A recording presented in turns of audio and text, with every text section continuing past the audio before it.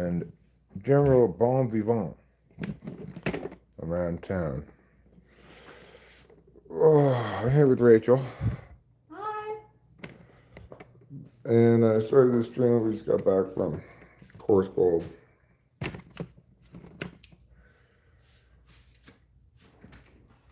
Partially because there's a couple of SE things I want to do, and generally speaking, live streaming facilitates my doing of SE things. So just bring the trash cans in, do a little cleaning up in the living room, maybe.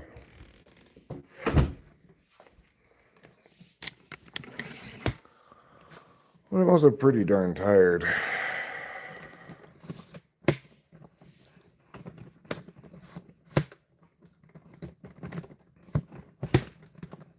I was rather distressed this morning about.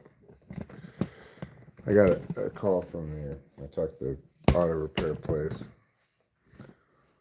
And it's going to cost another week and another $1,500 total when I factor in the car rental.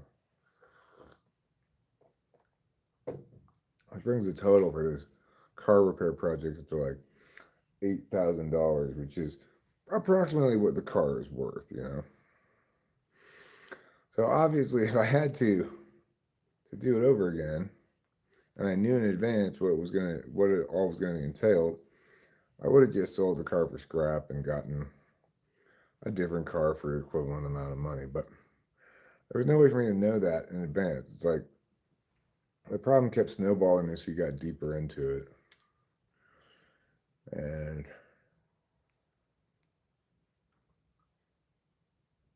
there was a certain point where it might have made sense to pull out and say, okay, I'm going to scrap this car, I'm going to get a different car. But had I done that at that point, then I still would have owed the car repair guy some money for the work he had done, you know? So ultimately, I guess this is the only real way that this was ever going to play out because I made the right decision every step of the way based on the information I had at the time and didn't learn the full picture here until the very end.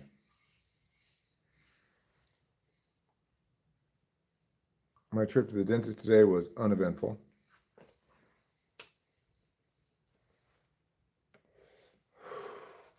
Said everything's healing up nicely, and he took out some stitches, but he did not take out this denture and put it back in like I thought he was going to. He said, no, that stays like it is for the next 4 to 6 months.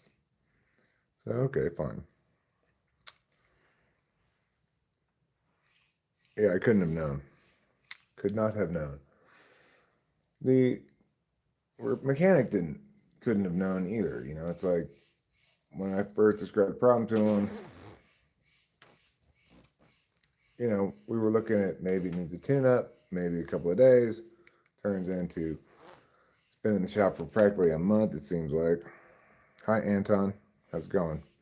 I heard a great idea today. Financial consideration aside, have a group of 5 schools form their own division and have a playoff to stop inviting them to play against the Power Five.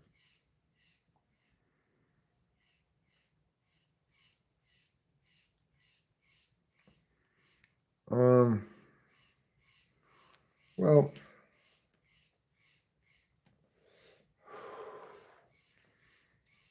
I mean, I wouldn't mind 2 CFPs, but then at that point, you need to stop having Division One, right?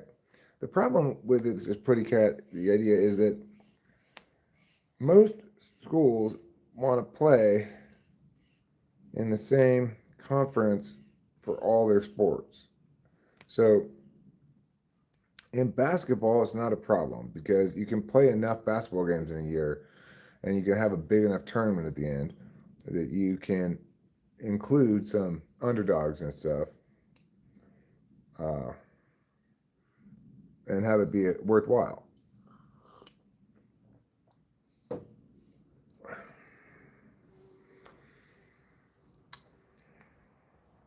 I mean,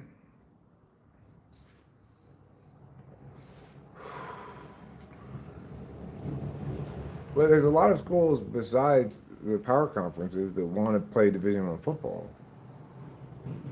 They're big sports schools, that have really big, you know, basketball teams, for example, like Duke or North Carolina.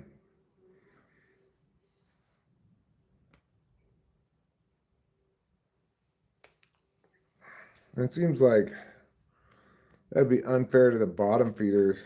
I mean, it would be like unfair because it's not like the James Madison couldn't have beat the bottom feeders of the SEC or the Big Ten. So why should those bottom feeders have a chance to make the playoff, but they don't? Notre Dame's a special case because they uh, they don't want to be in a conference for football. And now I think they're probably thinking maybe we should be in a conference, but they get special dispensation every year no matter what, just because they're Notre Dame. So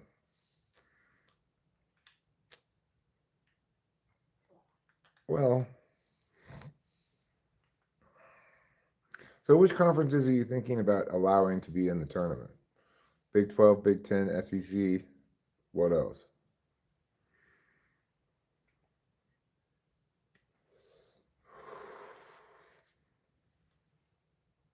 You watch football to see your team do well, but you don't understand the team can only be better when you don't support it. I mean, I don't think my support of a given football team makes any difference one way or the other. In theory, if I were at the game live and the crowd was loud and I contributed to that, I might have some minuscule impact on a penalty at some point in the game or something. But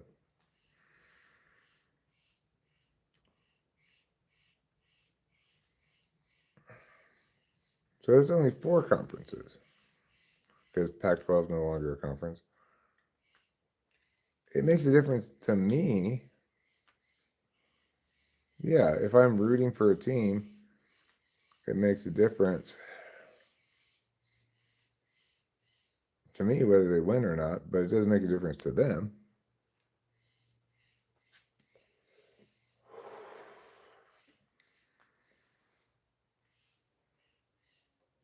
Why don't you just make everybody else the fifth conference?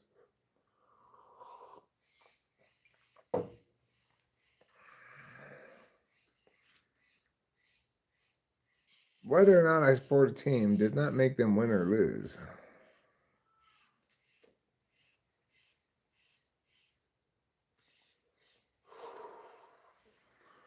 Sure, it's the case that teams with a ton of fans and a lot of revenue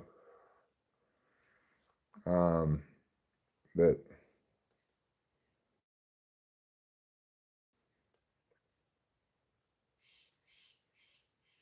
well,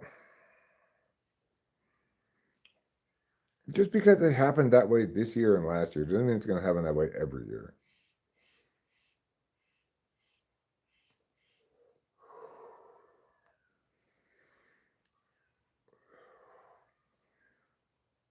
Well, I mean, certainly money has a big factor in the negotiations for stuff like this.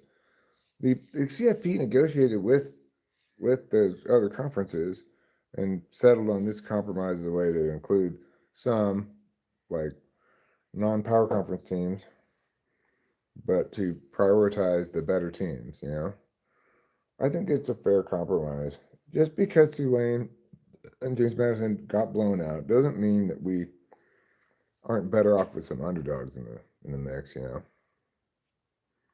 Well, it has failed 2 years in a row.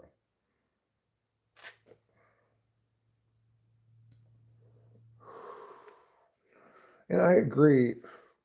It's more important to not have blowouts in football than in basketball. So, like at the March Madness tournament, I don't think anybody laments the fact that you got some 16 seeds and 15 seeds in there because you got 64 total teams, and occasionally you get an upset. If you got uh, 8 16 versus ones and 15 versus two, then there's a decent chance that one of those will hit. one of those upsets will hit.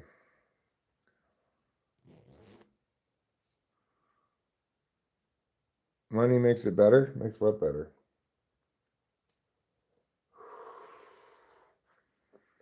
Life? Well, being broke doesn't help. But I agree basketball is different. I'm sort of arguing your side right there. I'm saying I do get that, you have a much smaller number of total football games you can play. And so, we're only going to get a small number of total playoff games. We want each of them to be good, ideally. I mean, it doesn't make everything better.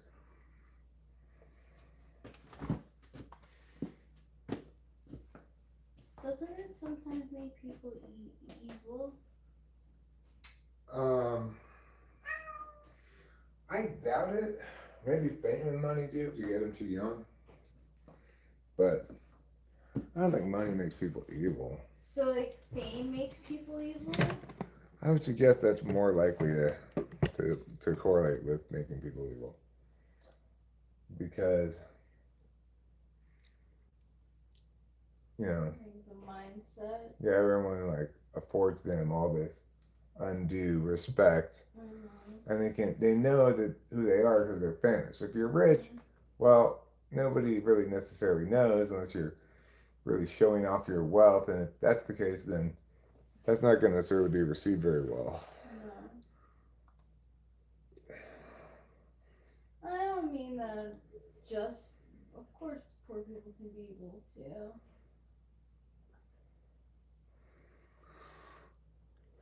Money makes sports interesting. Well, I don't like sports and money. I think that the NIL money in college sports has certainly changed college sports. I think it's possibly more interesting. I don't know. The thing is, like, if your team loses players that you like to the transfer portal, that kind of sucks. I'm an audiophile. It sounds worse than it is. Yes, we know what an audiophile is.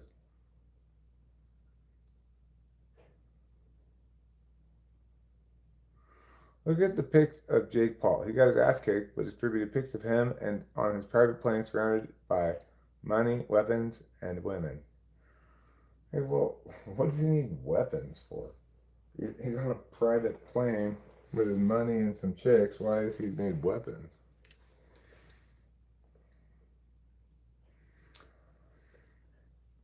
I don't think committing crime is something that makes you evil. Evil people don't necessarily commit any crimes, although they might. If the players want to play for free, then they don't need to pay for tickets. Yeah, well, they don't. They don't want to play for free. At least they prefer to play for money. Well, it's like that, like, from that rock movie, Christmas movie we watched, like, with the witch. She, like, everyone who did anything bad, which even minuscule, like, would get punished. Like, not everyone who commits a crime is cruel. Right. So I think that there are plenty of things that are technically illegal that don't correlate with real moral decisions per se.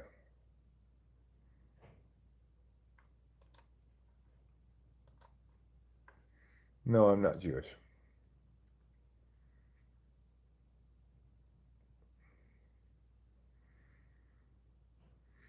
Well, people might need guns or weapons, but I don't think Jake Paul needs any when he's flying on his private plane on the way back from his No way. make-believe boxing match.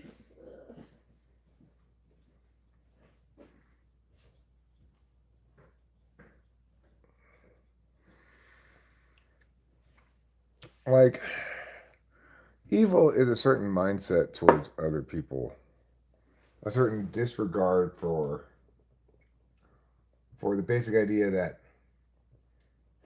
two wrongs don't make a right or something like that. You know, like that troll who was coming in defaming me. They may feel as though I wronged them in some way. They must, I guess. But they,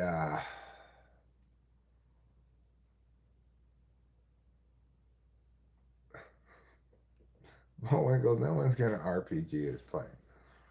Um,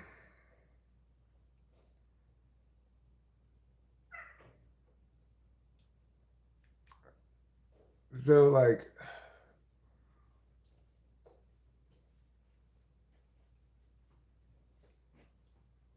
I mean, I don't think you're even allowed by federal law to have guns on a private plane.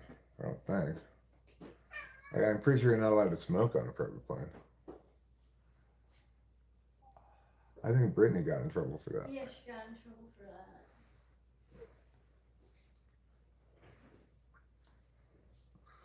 that. And I mean, I might agree with you that if it's your private plane, you should be able to do what you want. But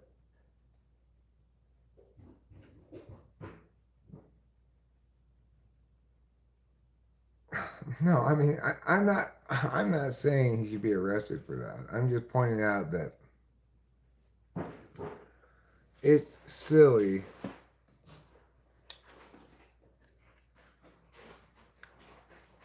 to have guns as some sort of symbol of success.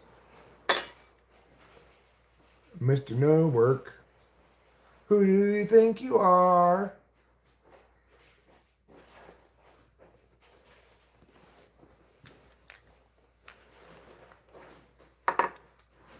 I mean, people have plenty of good enough reason to be um, to think that they might have cause to defend themselves at some point, you know. That's not necessarily fear, it's just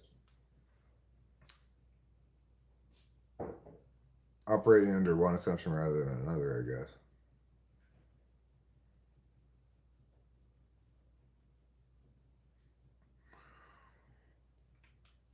Well, look, Buddy Cat, if your point is that I don't get to decide how somebody else should spend their money, you're right.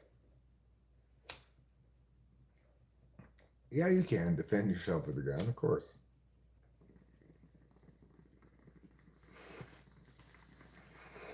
I don't want to have the blues. Do you have them? Well, it's hard. Yeah, I guess I do. Because, hindsight is 50-50 or whatever you say. Hindsight's 2020. Yeah. Well, why are you feeling the blues about it? Because you're feeling blues about it. I'm feeling better. It took me a little while to process that. But, like, it's the holidays. I don't want to put pressure on anyone to feel bad, but I know I want to feel good. Then feel good. You don't need to feel bad for. I mean, I do though. It's hard not to, because there were times where I was sitting in the fucking car, like in the rental car, being like, why don't we just get a new car if it's cheap? We didn't know at that time what it was going to cost, but I just. Yeah, I mean, look, the thing is, we would have spent the same amount of money as we're spending getting the car fixed no matter what, at least. Like, yes, this car repair bill has gotten ridiculous. We're looking at around $8,000 in total with everything. Oh my God. Yeah, it's ridiculous. But at the end of that, we'll have a car that hopefully will drive fine for another 100,000 miles or something. And we would have spent minimum 5, 6 or so on junk or replacement. So, yeah. you know, and like I said, we can only expect of ourselves to make the best decision at the time with the information we had. And that's the decision we made. No, but I don't know why I kept it to myself. Like why I was sitting in the car, being like looking at the car, and being like, well, if it's a good price to get a new car, why not just get a new car? Like, I don't know why I didn't just suggest it. I would have said because it's going to cost more money than getting this fixed. That's Yeah. why. It is Monday, yes. Today is Monday. It's a Mini Cooper Countryman 4-door stick shift. It's got 150,000 miles on it.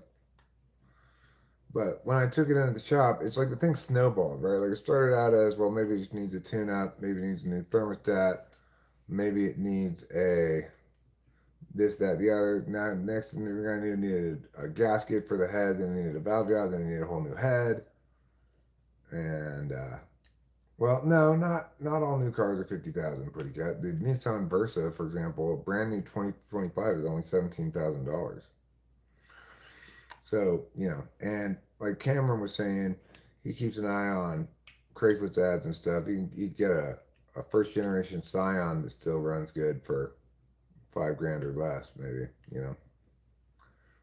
So that's not really true, Putty Cat. I was surprised as well to see the Nissan Versa is only 17 grand. Yeah, I was surprised to hear that myself. Put up a Christmas tree, Acacia. That's your fortune.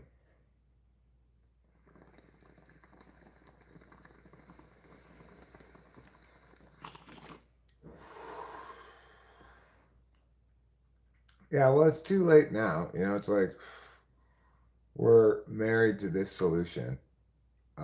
And it's not a Yeah, sunk it's not a we're sunk too deep cost fallacy in. either. It's not a sunk cost fallacy because uh, if I had pulled out at some point prior to getting approving all this work, I still would have had to pay a couple $1,000s for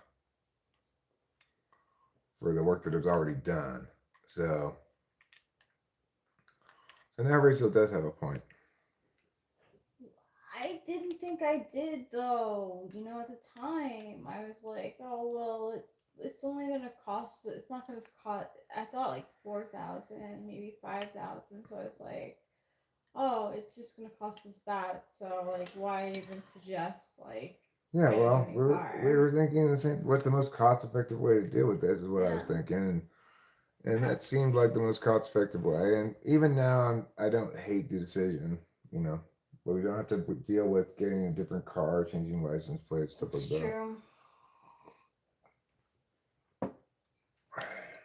Hopefully, all the stuff I'm getting done with the car, because I'm replacing the timing belt while I was in there, and the water pump, a whole new head. Hopefully, it'll be uh, reliable for another long chunk of miles. Yeah. So, do we know how many settings are on this tree? I'm kind of feeling maybe switching it Yeah, up. switch it up. There's, I think, at least three. There's white, colored, and switching back and forth between the two. There might also be white on and white on off like this. Okay.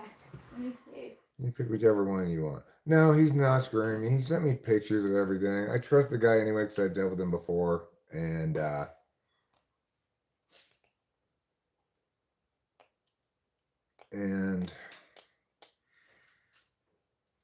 it's consistent with the symptoms of what happened, and you know,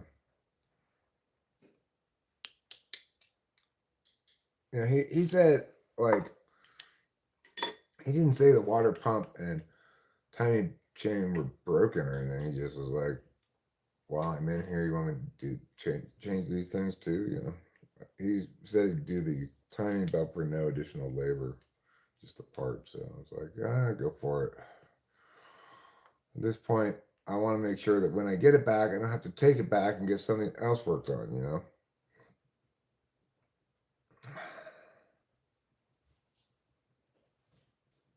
Oh.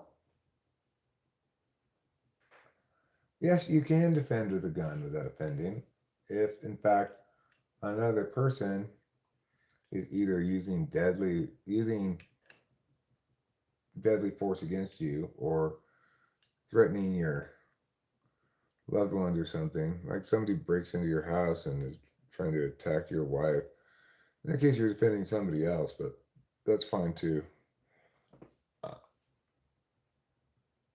The thing is, you assume that, man, John, that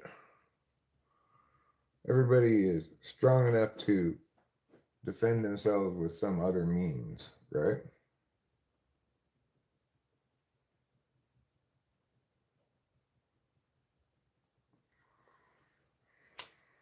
Okay, man, John.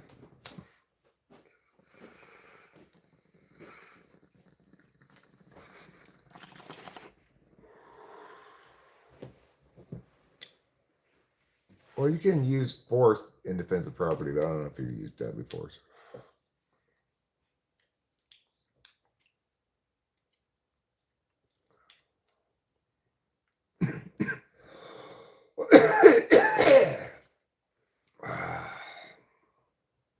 Yeah, he did.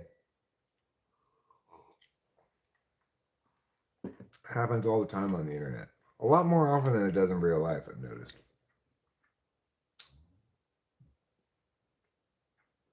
Happy holidays. Happy holidays. Happy holidays. Happy holidays. Merry Bells keep ringing. Happy holidays to you. Yeah, I'm not a huge fan of stand your ground laws because I don't think there's a lot of need for them. There are very few instances where an aggressor gets injured by somebody and the person doing the injury to the aggressor gets punished in some way. It's very uncommon. And that's what it's purportedly there to prevent. Like by and large, yeah, I have the right to stand my ground, so to speak. In other words, nobody has the right to intimidate me away with threats of violence or physicalities and stuff. But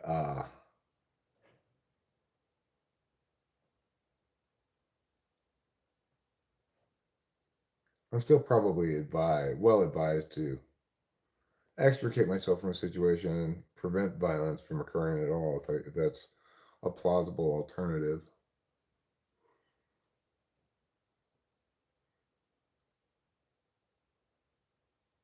I'm hungry as hell, but I don't have any cheap microwave burritos on hand. If someone breaks into your house, you should be able to defend yourself and your property. Well, you are, and you can.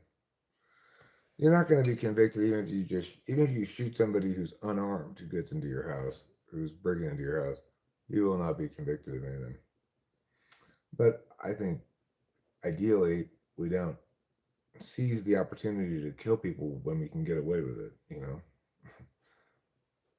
I feel like my reflexes are slow and I would be dead. Um. Well, hopefully my reflexes are fast and you'll be alive. Thanks. Well, I would do my best to save you, of course, but I think I would be dead. Right. Often people break into a house to steal stuff, usually not to do harm to the inhabitants. So accordingly, So scary. my take on things would be like point the gun at them Oh my god. rather than just shoot them So, and tell them to go away or get down on the ground or something like that, um, that's a very Dewey thing to do. I'm proud of you. Um, Benny Blanco, Selena Gomez's husband's mom recently had a break-in, and she ran upstairs and locked herself in the bathroom, and she peeked out to see, and like the robbers saw that she saw, and they ran out of the house. Huh. Yeah, but I was like, oh my god, that is so scary. Hi, Cindy Prim. Hey, Cindy Prim. Are counterplans Merry supposed to be Christmas. logical or non-topical?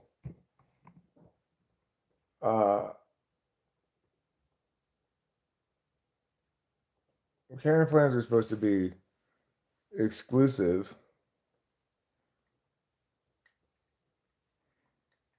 and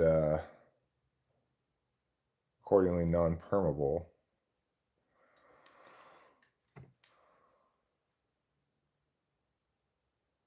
See, in my mind, counterplans should not be an alternate way to affirm. Okay? Some people will run counterplans that actually affirm, but if I'm on AF, I would just say, okay, well, let's do his affirmation instead of mine. We still affirm, but for me, I'm the F. If, conditionally, I'd say that. Like, even if you don't think my plan worked, then we should do his counter plan, but we still vote for me because it's an AF plan fundamentally. It affirms. So you got to have a counter plan that doesn't affirm. So like if the resolution is something like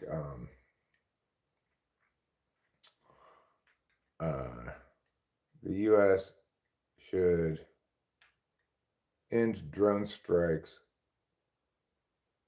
in the Middle East or something, you could have a counter plan that says, no, the U.S. should invest instead in real IDing the entire population over there and thereby making sure you hit only the targets you mean to hit. There's kind of a ridiculous example, but that would be an example of a counter plan that's exclusive of the plan, which is said by the resolution, and you can't permit and you can't say that it affirms.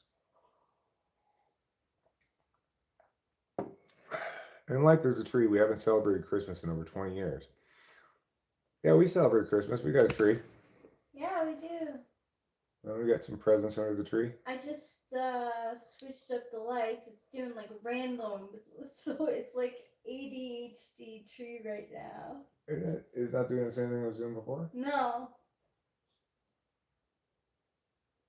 Are you sure? Yeah, I'm positive. Look, it'll go white, right? Oh, it's sudden white. And then it's gonna be sudden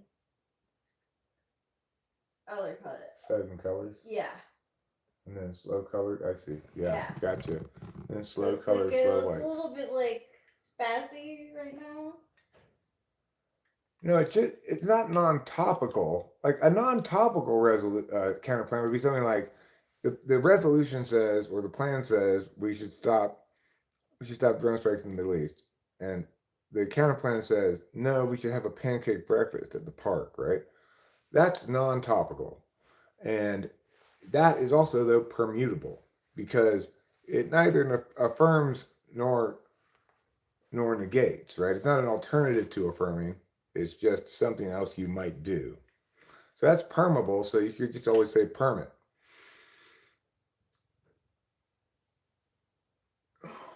Well, if it is non-topical, then you'd argue there's no reason to do the counter plan because it doesn't have, like, for example, in the example where I said, let's instead real ID everybody over there so we always hit the right targets, that is a plan to basically a counter plan that says you don't have any inherency if we never hit the wrong people. And I've got a plan to do that. So it solves like it addresses the it addresses some reason why the app's affirming.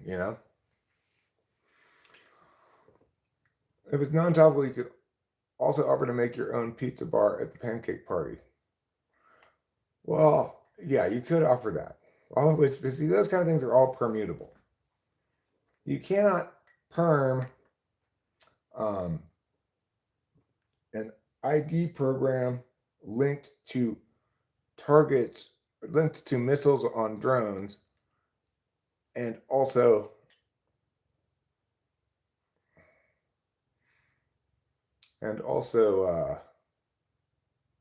have a plan to stop drone strikes. Right?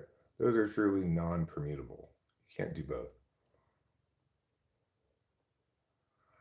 You might say, well, you could do both,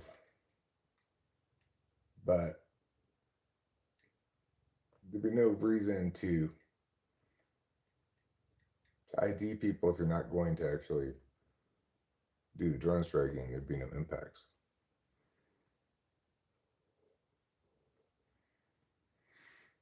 Hopefully, he took these stitches out over here. I'm a little wary of that. I just felt my sinus twinge a couple times real quick,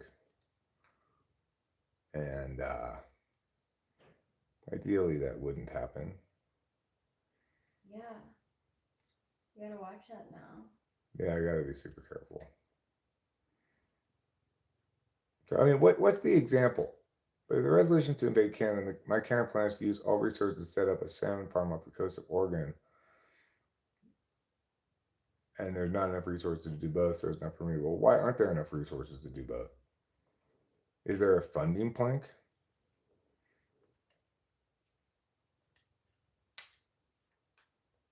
No, I did mention it. He didn't. He asked about my sinuses, and I mentioned it, but he didn't seem to make much of it. I don't know if I described it very well.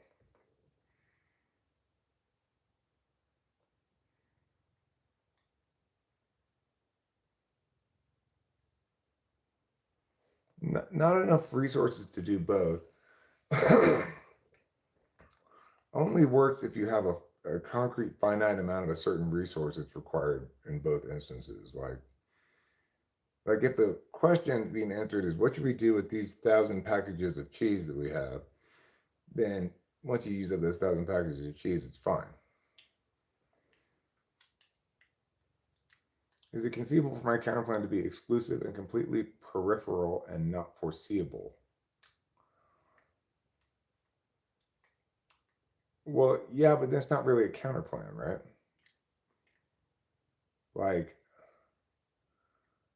topicality matters because the counterplan needs to still win the impact calculus, right? Like,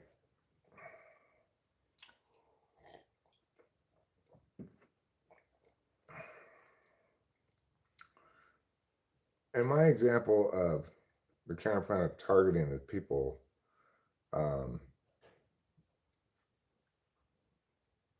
the impacts of drone striking presumably are eliminating America's enemies, keeping America safe or something.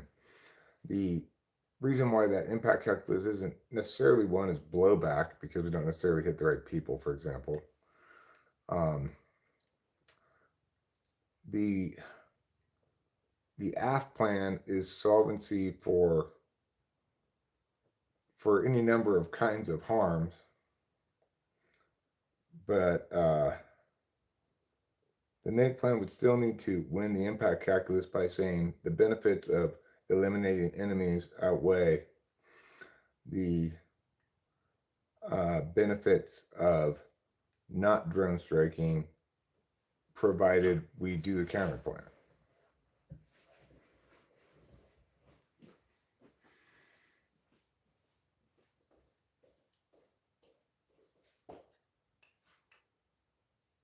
No, because you're trying to slide past the permutability issue.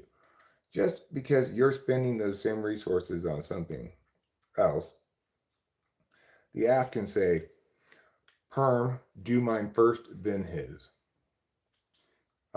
We may not have that finite amount of resources right now, but we can still do both. We just have to wait till next year to do his. You know, you can perm on multiple angles like that.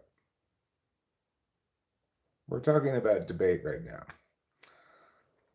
We're talking about plans and counterplans. No, the point is that if your impacts, if exclusivity, like for example, your plan is not exclusive of the other plan, right? Your thing, the only way it claims to be exclusive is because it uses the same resources twice. But there's no reason why we have to use all those resources right now. We could do one then the other. We could also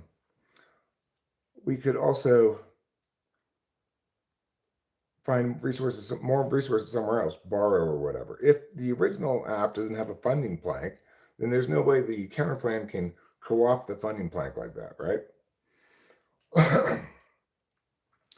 And the counterplan. Oh, the other thing. This is the other limiting factor, Brian. It's important to remember.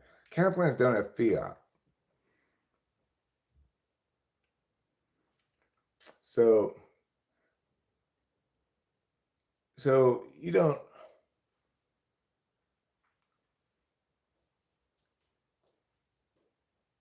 You have to say that. You have to also win the idea that it's plausible to attain that. Whereas you don't have to do that with apps. Apps have fiat. Randy Ranchman. Hi, Miss Matthew Clark.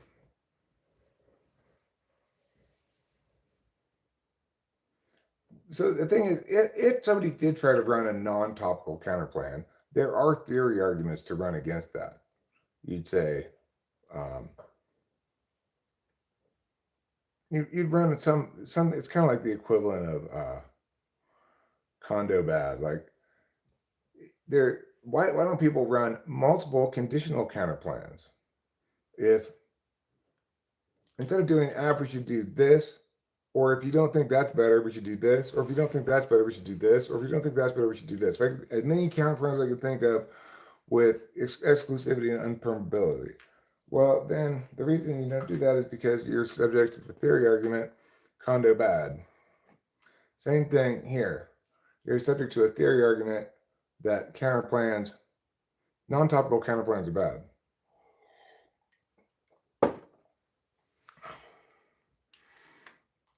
I kind of remind you of your buddy Carl. Good to know. I'm sure this Carl guy is a wonderful man.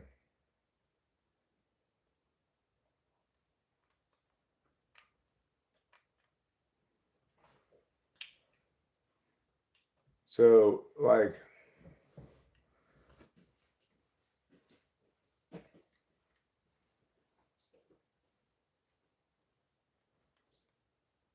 but it is the case that you can win with squirrely shit sometimes, right? It's not impossible to win with some squirrely counterplan. Oh, you're back, huh?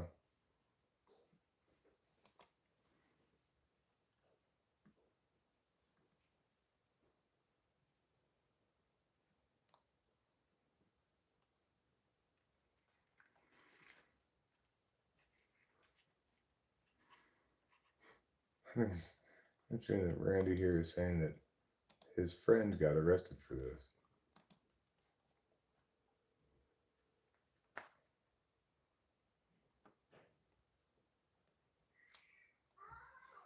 About what dude being a wonderful man?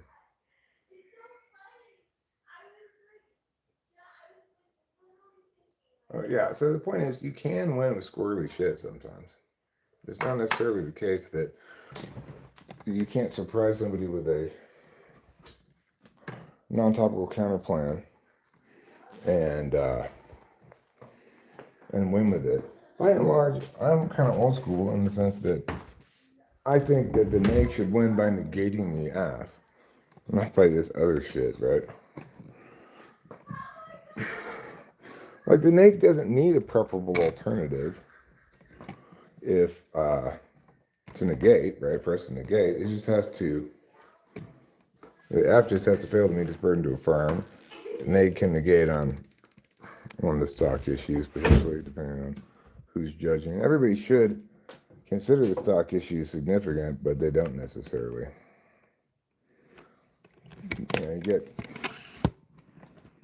You get some postmodernists kind of judging sometimes, where they'll take anything. I'll go up here and get them now.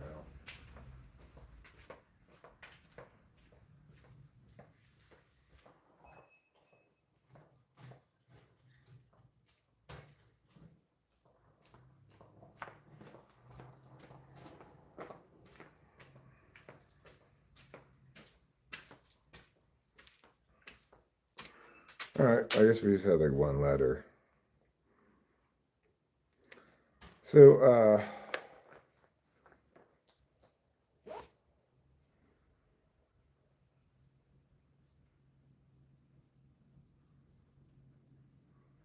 yeah, you might get, like I had a assistant coach, Jim Freeman. He likes to run arguments called narratives, which basically say instead of really making arguments, I'm going to make the argument that the best argument I could make is to point to a real life example and tell that person's story in a way that's revelatory regarding that the resolution or something would have solvency for.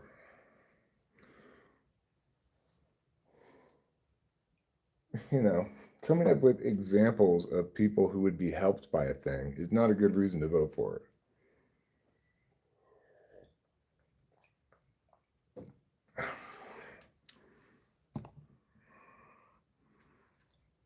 Thank you.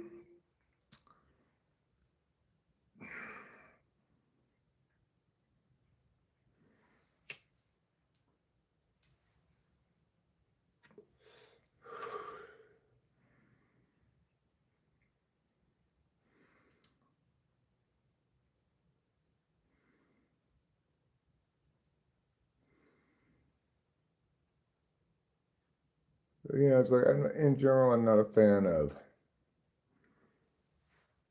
K's, and I'm not a fan of counterplans. I'm not a fan of theory arguments unless they're appropriate.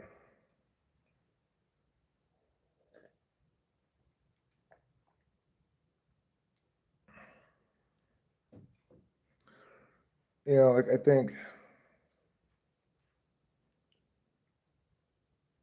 I'm open to theory arguments that oppose time shit a lot. Like look, all my opponent did was run as many different bullshit arguments as he could, hoping that I'd drop one and try to impact that.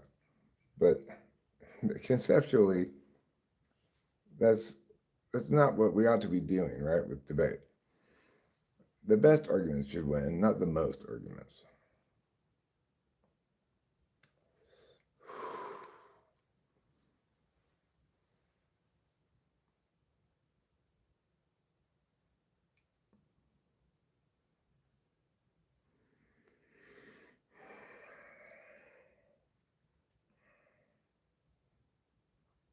So now I feel like I got to be maybe a little extra careful with this part back here. I should have told him to leave the stitches on.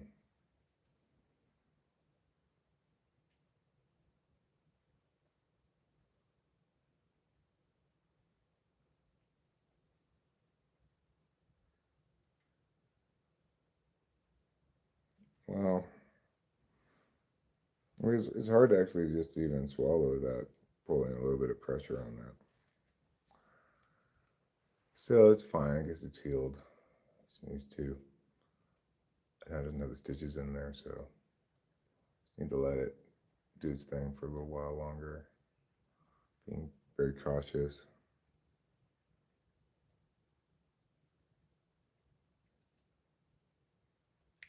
Salt rinse today? I should salt rinse, yeah. No, he didn't mention any graph artists. He just said everything looked good. And he seemed relieved that the sinus thing had healed over properly without me having serious sinus issues.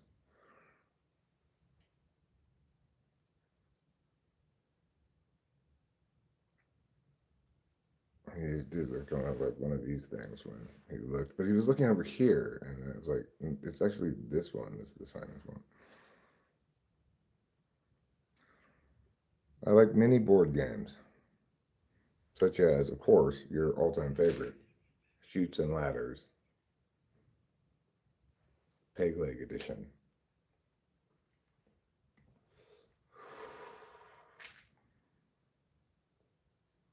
You're a fan of Chutes and Ladders. You're a fan of The Game of Life. Sorry. Is a Ouija board considered a board game?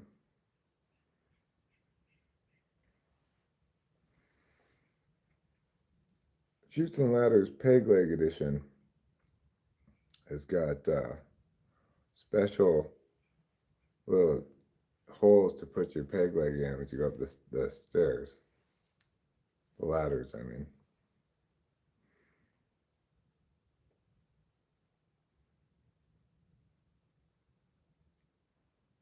Of course, you better have the correct leg because otherwise you got to go through the ladder backwards.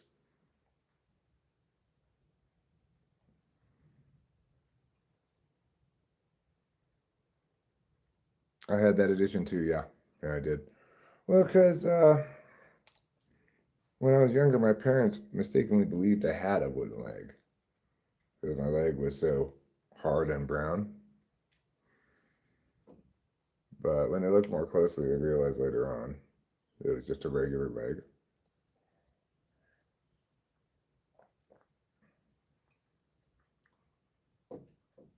They put two notches.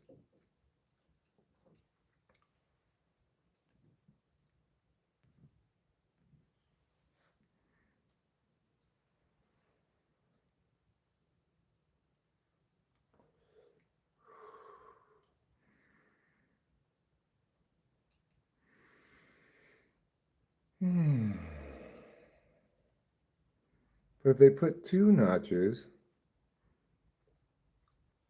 then little children won't be able to go up the steps because their little feet will fall through the notches. I guess they don't have to go all the way through. They probably shouldn't go all the way through unless they taper down such that. Well, but what about children, Acacia? What about children? Their feet are small. Conway's Game of Life is a cellular automata simulation.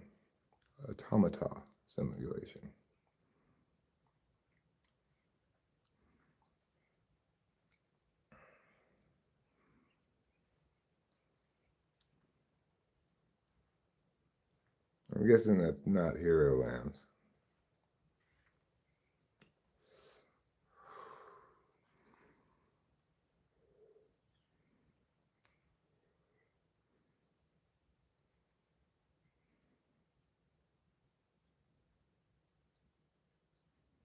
Yeah.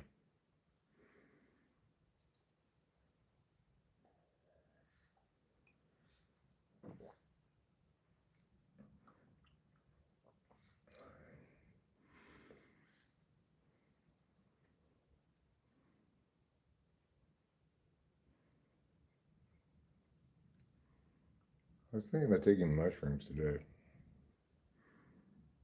but now I'm a little worried about my sinuses. I might be a little not careful.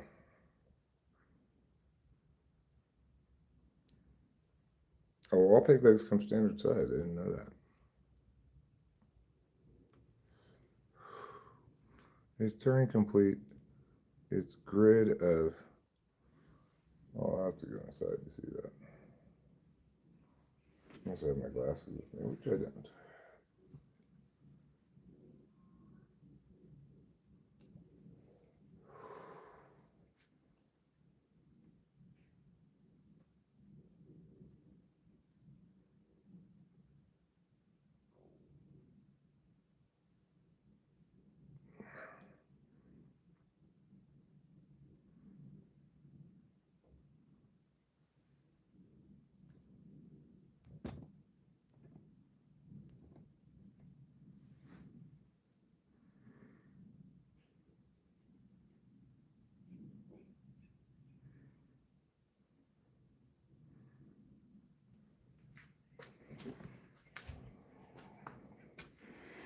Basic rules lead to complex emergent behavior. Huh? How do you qualify it as emergent? The fact that you can't trace the causality back?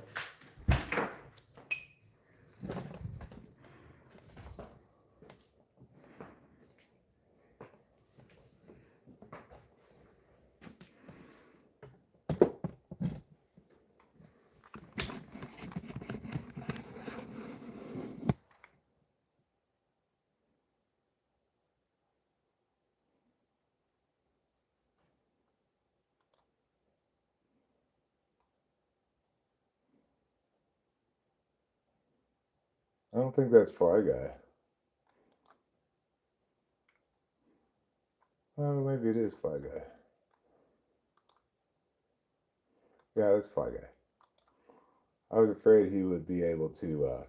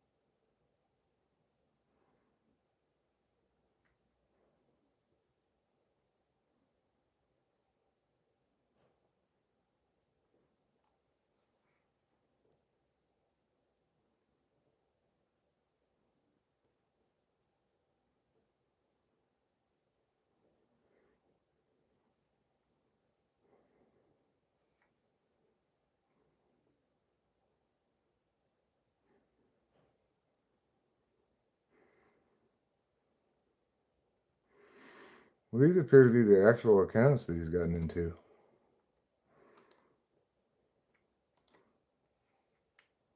I guess they may have gotten hacked.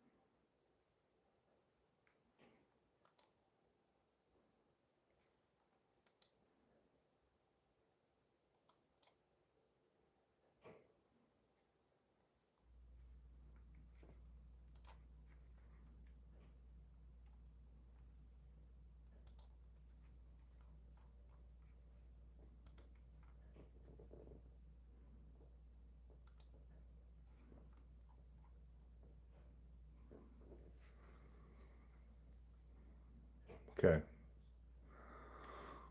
Well, Hold on. I mean, I think it's their real accounts. I think they got hacked.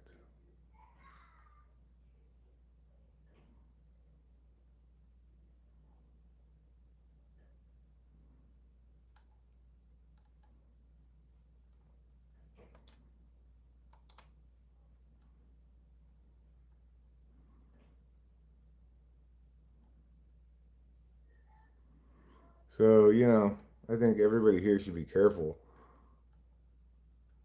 Hopefully, everybody's got um, multi-factor authentication. Yeah, we should report, but I don't want to report those accounts.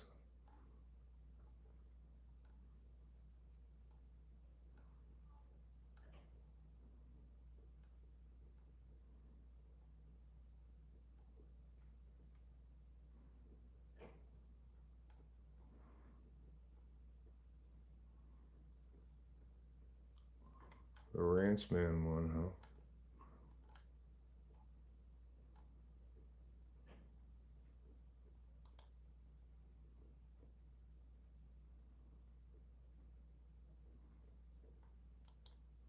Doesn't let me hide. It doesn't let me report. Oh, that's right. You gotta go to the channel to report it. Yeah, I heard that, Buddy Cat. I saw that. I'm trying to deal with this shit a little bit right now. This person's really a menace.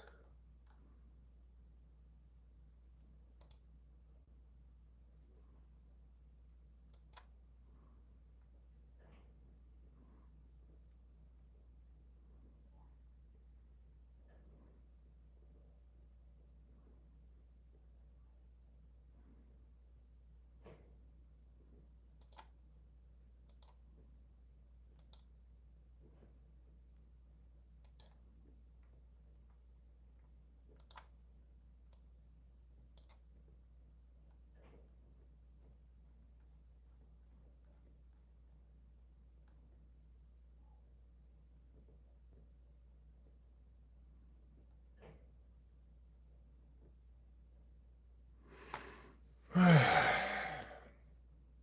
been a heck of a day. Not a great day.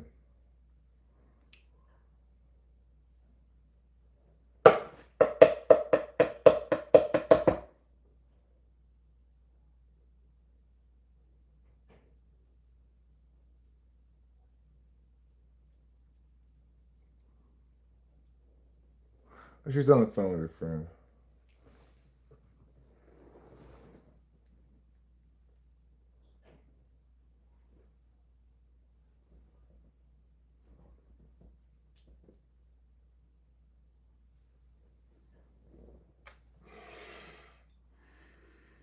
I guess that's.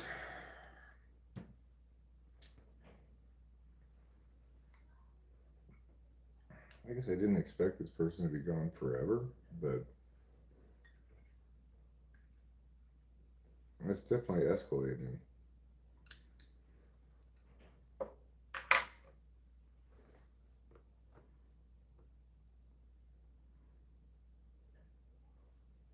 It would seem like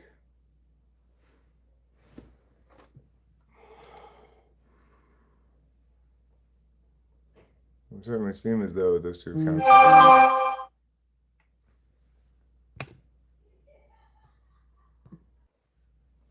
Well, it was definitely not Fly Guy.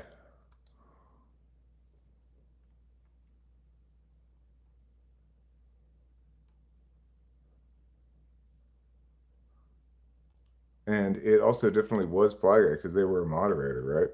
And they were a moderator. Well, star power to you too, her wolf.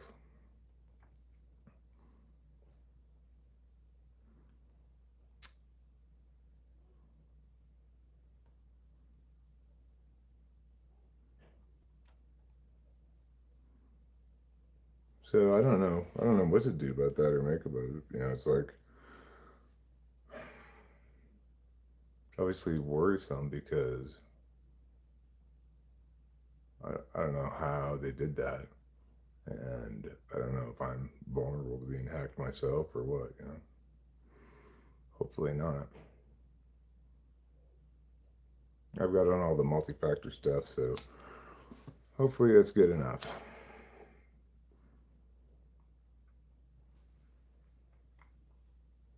I went to the channel dashboard and I messing around with the settings and stuff.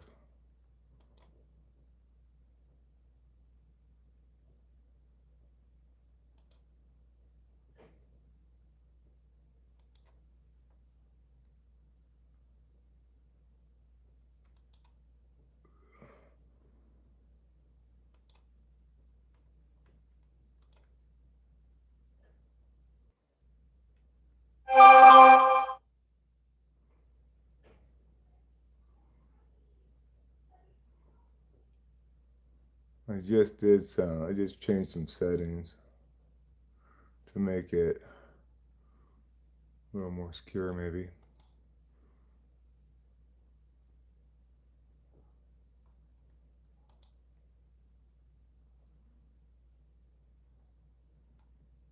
Hmm.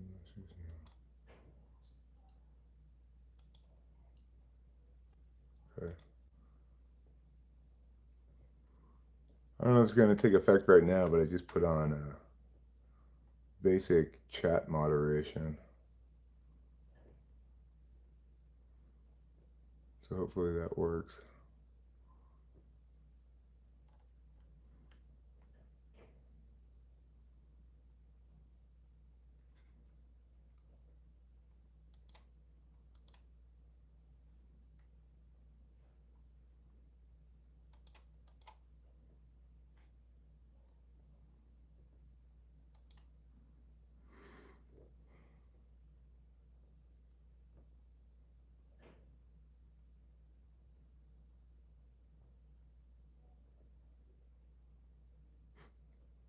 What a dumbass.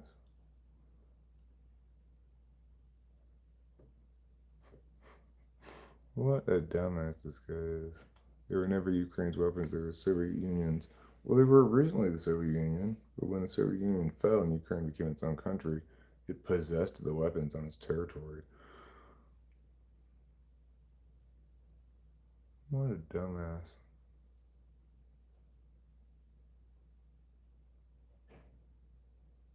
It doesn't matter that the Soviet Union originally made the weapons.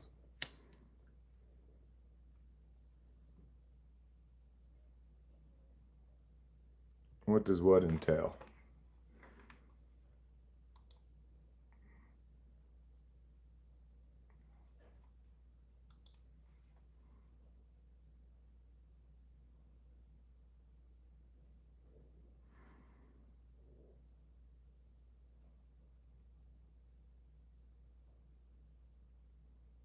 The mod settings I set? Uh, it, it's it just lets you set the chat to either no moderation, which is what I've had it on typically, or basic moderation, or more, depending. I put it on basic. This is what it looks like.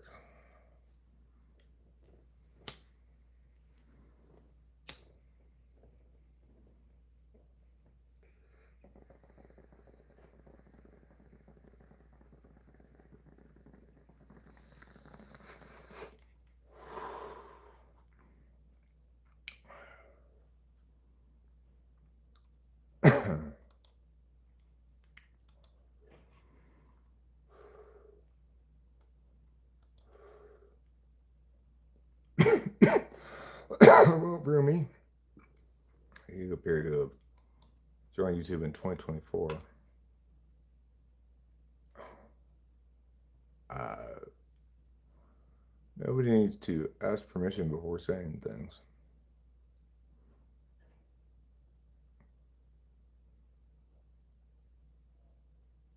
I think,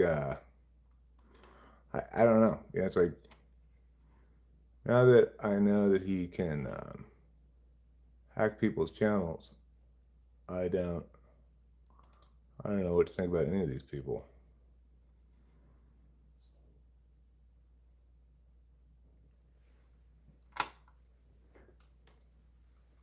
I know that you are you, Acacia, because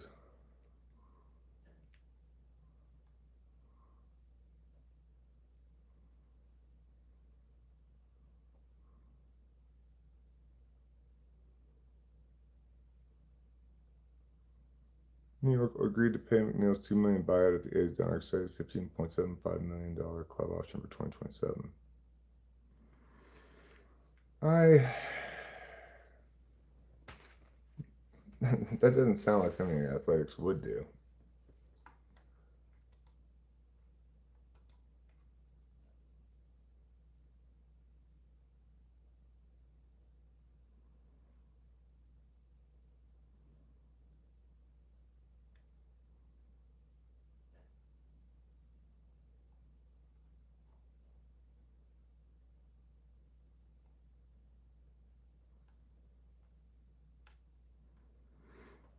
Well, we just have to let things play out and see how they play out.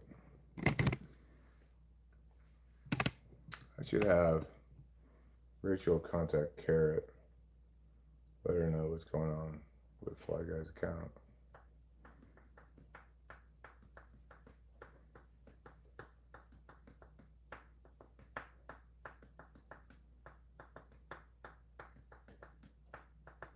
Oh, you're talking to him? Cool. I don't have any way of contacting Hero Lamb.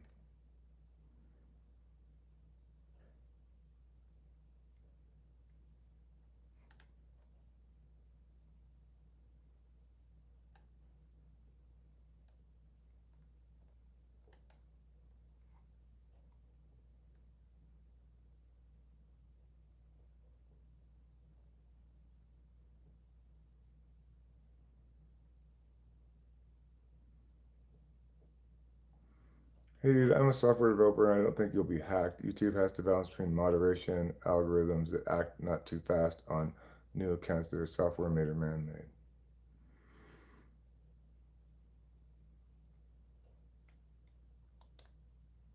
Well, I mean, the thing is, Bruce Moose,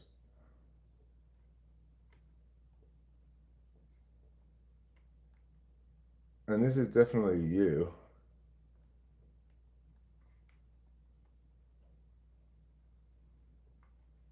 I'm subscribed to this channel. But the thing that happened here was no, but I mean it's surprising. I was planning on giving this person no attention at all, but what happened here is very surprising. Um, he came in as Fly Guy and as another Hero Lamb, I guess it was, um, as their moderator accounts. Like clearly, and we went to their channel. It was actually their channel.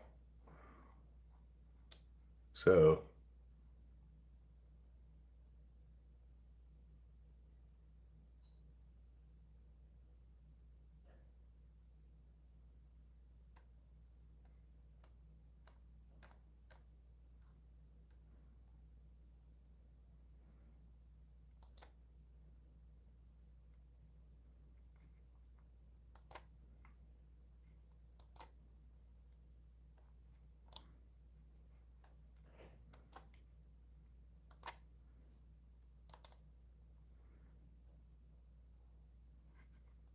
yeah, that's Hero Lamb's actual account has no S on the end of it. That Hero Lamb's actual account does not have an S on the end of it.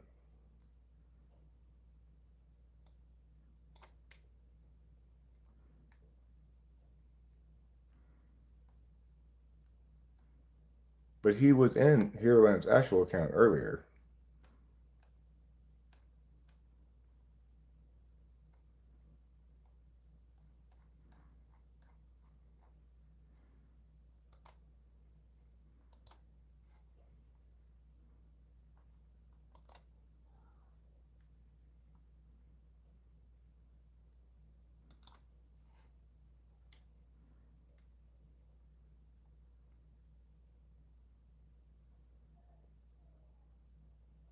So yeah, somehow this guy did successfully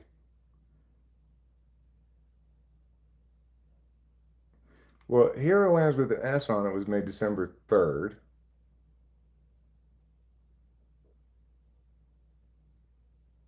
No, I mean they came in as their moderator accounts, as those moderator accounts.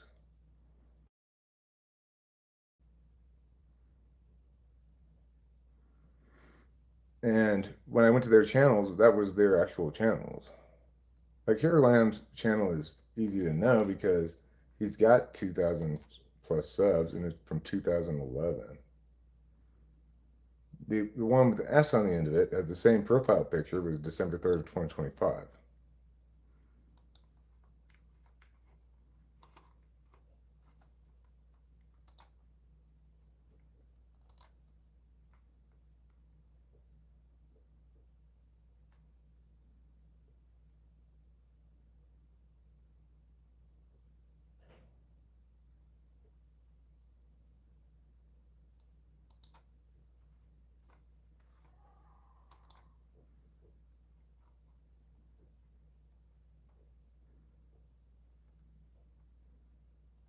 Okay.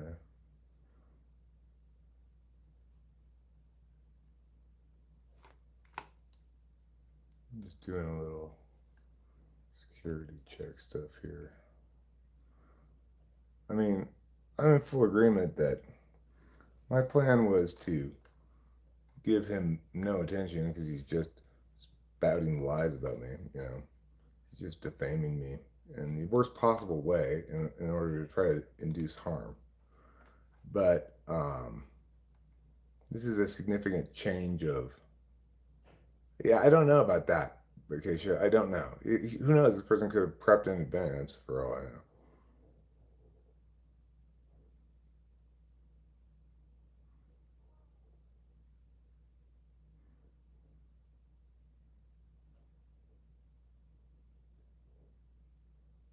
Yeah. Well, it's high drama because at this point it's not just spamming, you know, meaningless lies about me, which is bad enough. But he's also he's also successfully apparently hacking people's accounts.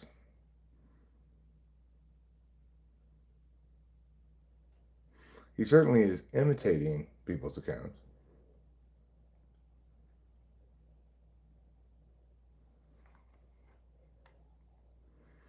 and I think he's doing both separately. You know, it's like he's on the one hand he's trying to imitate people's accounts, and that's within the realm of stuff I expect to be possible. But I did not expect him to successfully be able to log to be in the chat and Fly Guy and Hero Lamb's moderator accounts. So, you know, that's enough of a significant escalation that I can't help but end up talking about it, even though that's what they want, maybe. But, you know. Yeah, I've had a bit of a bad day too, G. I found out this morning that my car repair is going to last an additional week. It's going to cost in total another $1,500, bringing the total repair cost for this car to about $8,000, factoring in the rental car and everything, which is about what the car's worth, maybe. Well, if I had, like, if I could go back in time with future knowledge, I would probably just say, let's scrap this car. We could get a kind of a junker used car for probably less than 8,000. That would cost to repair this, and that would probably be just a better decision. The car's got a lot of miles on it, but that's just not the way this played out. Like the problem got bigger and bigger as we went along.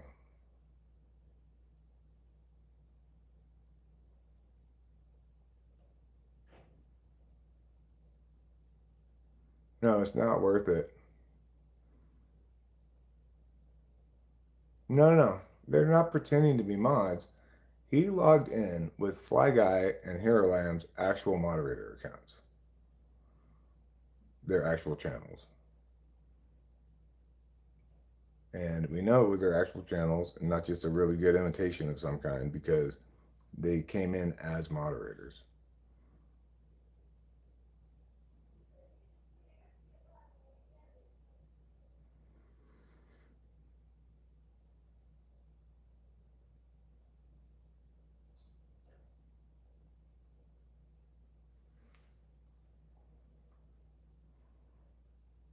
Subarus are actually better than Toyotas in reliability. I've always heard Toyotas and Hondas are the most reliable.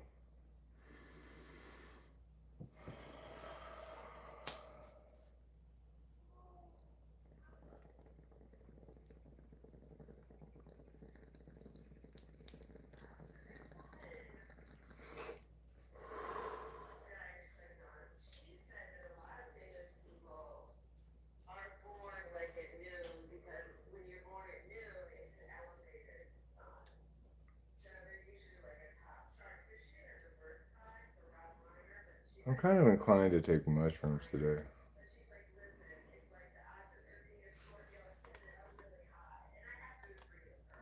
Oh my god.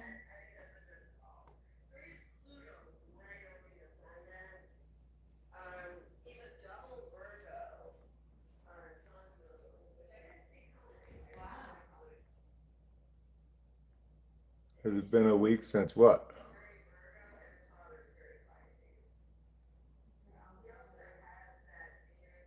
Since this guy's been around? I don't know. Possibly. I wonder who they are, where they came from, and what the fuck they think they're thinking.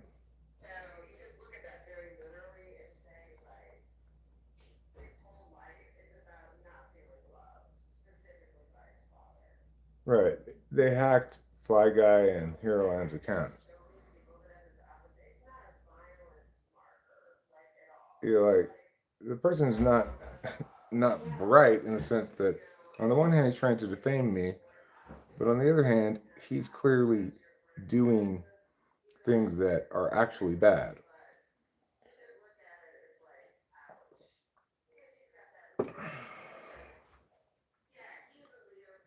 No, I know that, G, but I don't normally expect them to be able to log in as moderator accounts.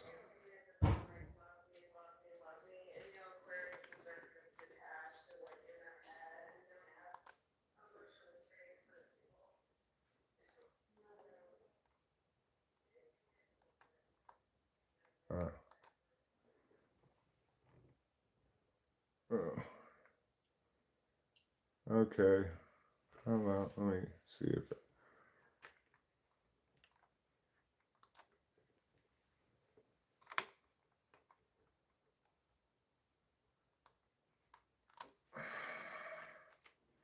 How about Tuesday at 10?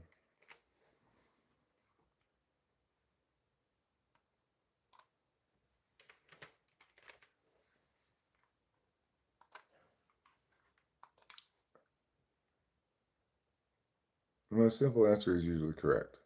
What is the most simple answer?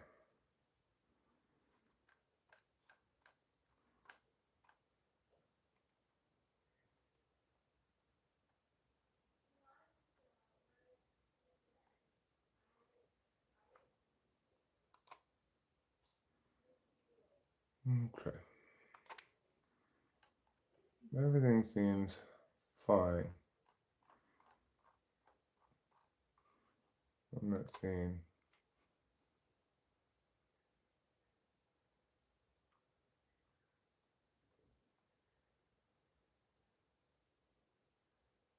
No, Casey Jones, that's not it. Uh, that's from Subway.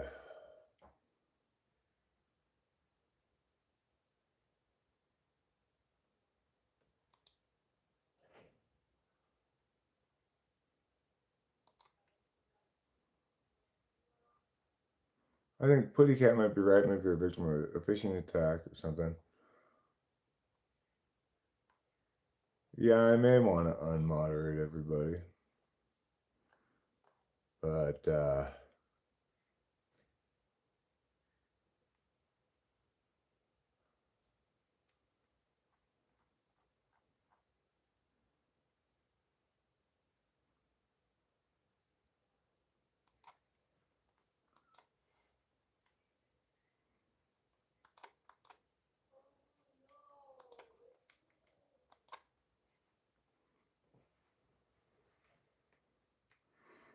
we're going to help is to set a message delay of a few seconds.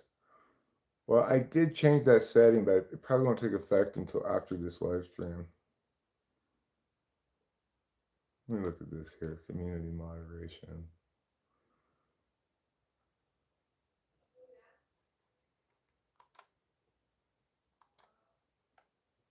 It does have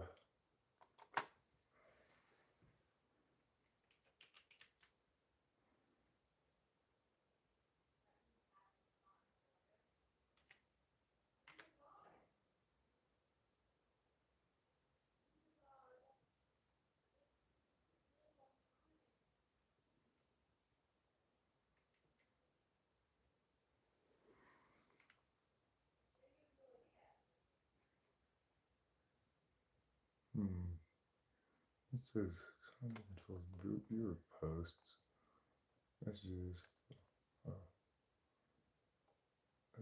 live chat.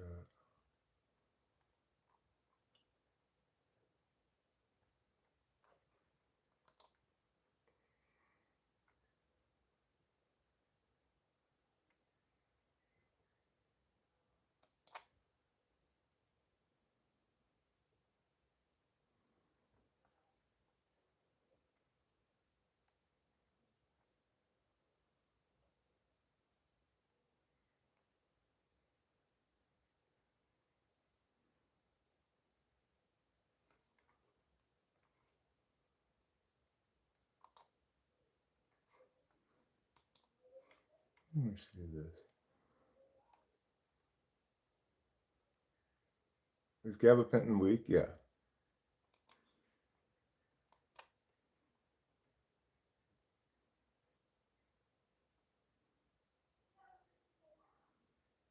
No, it's not. I mean,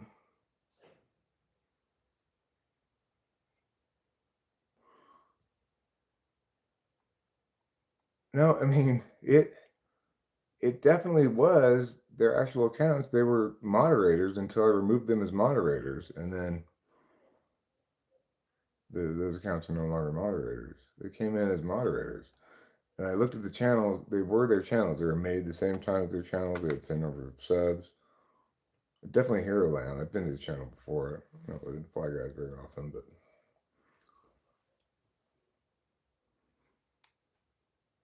like I'm not even sure that you're you,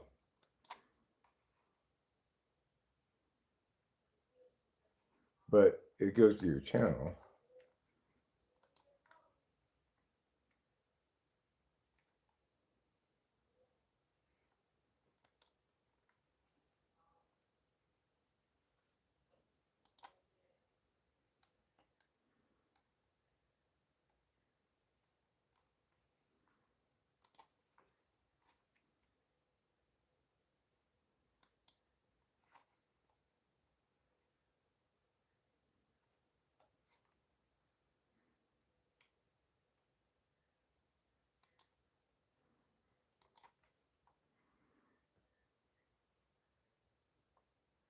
Yes, you have indeed. You have done that.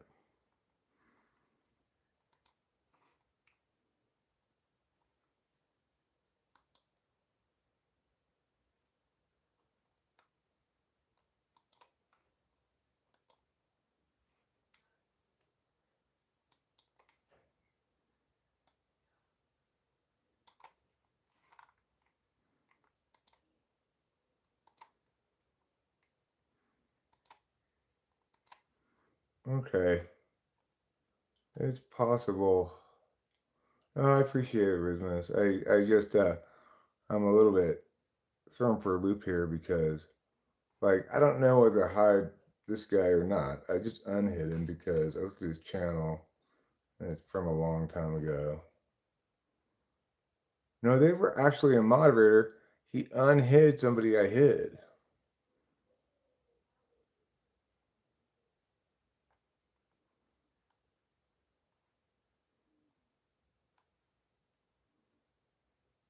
So what I want Rachel to do actually is talk to Carrot. Let me see if I can have her call Kami back in a second and see if we can get a line on this. But I'd like to have answers, as to if what happens if Flag himself actually tries to log in.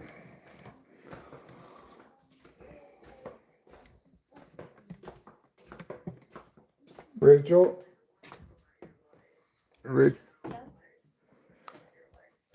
can can can she maybe call you back? Yeah. Because I need you to contact Carrot Okay. and find out if I think Fly Guy's account's been hacked. Really? Yeah, his YouTube account. So see if you can get confirmation of that. Okay. And then maybe call Kimmy back after that. Yeah, sure. All right, thanks. Can I call you back? Okay.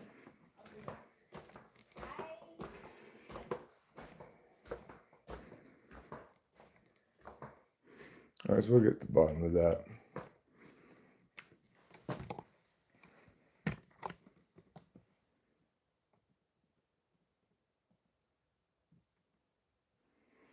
So yeah, it's like it's one thing if I just have to continually hide that shit, right? But it's it's another thing if they are they're successfully um, hacking people's accounts.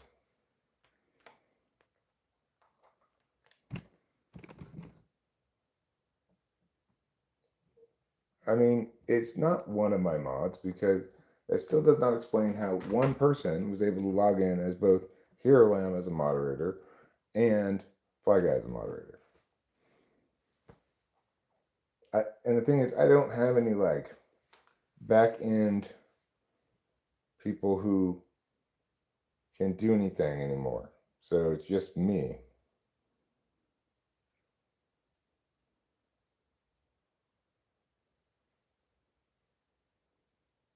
Well, I don't have ChatGPT on my phone. I could ask Google.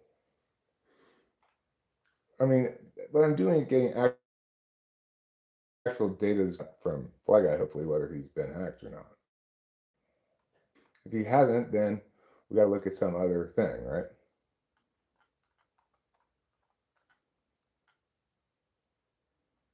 But for the time being, at least everything that all the data we have points to the fact that that was the actual accounts of Fly Guy and Hero. So no, but no, it's not spoofing, right?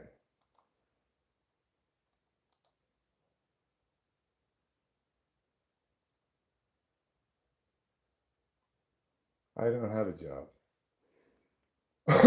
You don't even know that, huh? That's interesting. So what makes you have such antipathy to me if you don't even know anything about me? Oh yeah, we have it again. I mean, I don't, but I'm hoping that it is.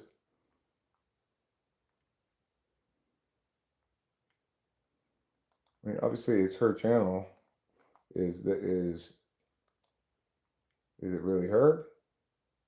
Uh, Kind of seems like her way of talking a little bit.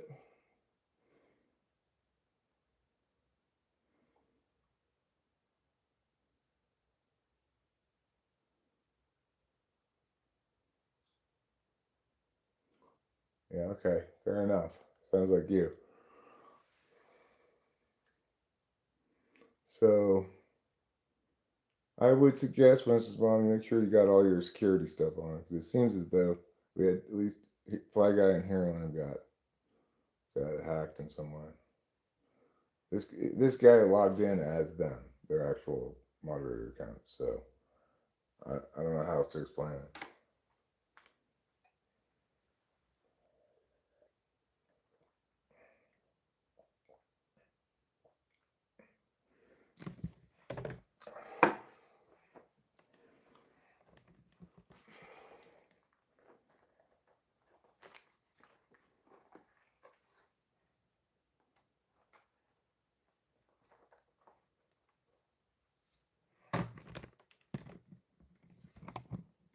Yeah, it's bananas, right? Like, you better hope I don't find out where you work.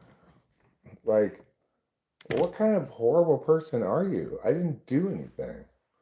No, I don't know who you are. I have no idea. You want to tell me?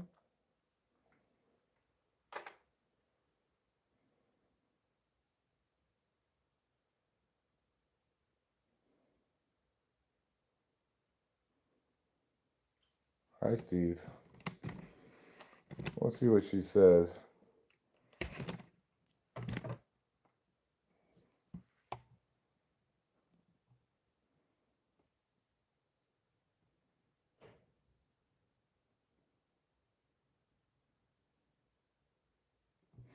Whoever you are, obviously, there's something terribly wrong with you.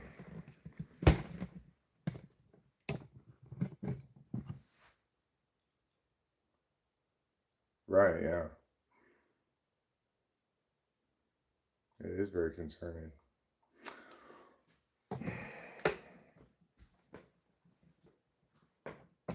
But I have no idea who it is. I've had plenty of haters, plenty of spite monkeys over the course of the channel. But right, that last message was weird.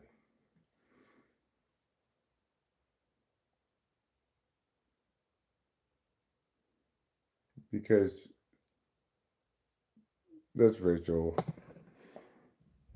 Right? That's you in the chat, right, Rachel? Rachel? Yeah? That's you in the chat, right? Mm-hmm. Yeah, that's her.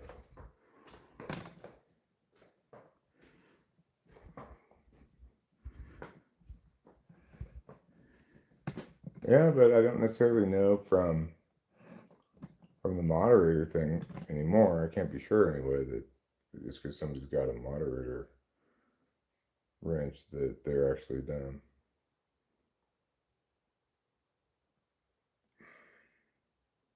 And at least until I mean, I won't feel confident about that, perhaps indefinitely.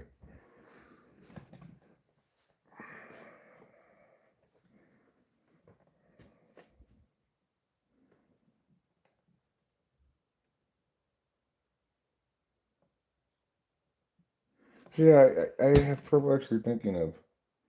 I can think of people who have hated me in the past, channel beefs and stuff. But this level of antipathy, threats of violence, whatever, threats of defamation, just trying to do damage to me, etc. It's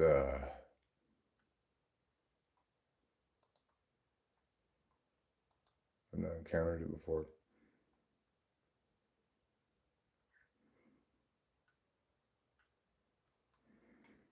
No. I mean, things I probably wouldn't even. I might not even know or remember who it is, conceivably.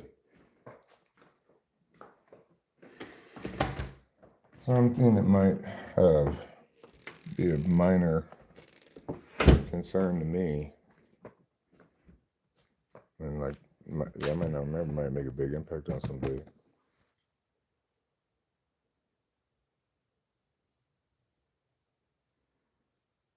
Obviously, whoever they are, they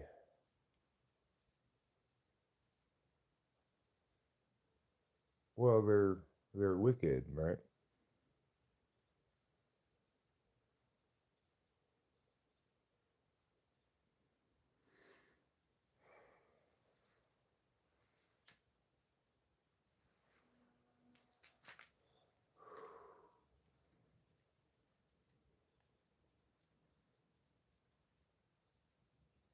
If somebody's that determined to be spiteful and do harm, it's hard to prevent them from doing so, I guess.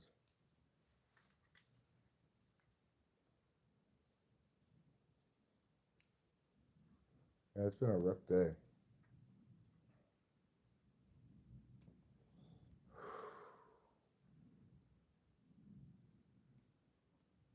Mostly because of the mechanic thing.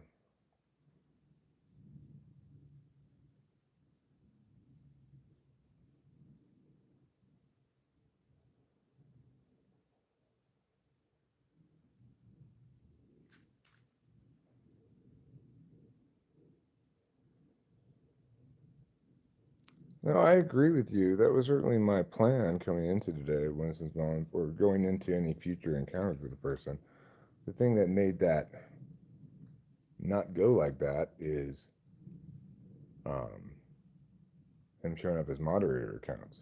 There was like an escalation because it was a higher level. It was mimicry well above and beyond anything that he had done before as far as impersonating somebody. So he either hacked their accounts or he leveled up his game or something.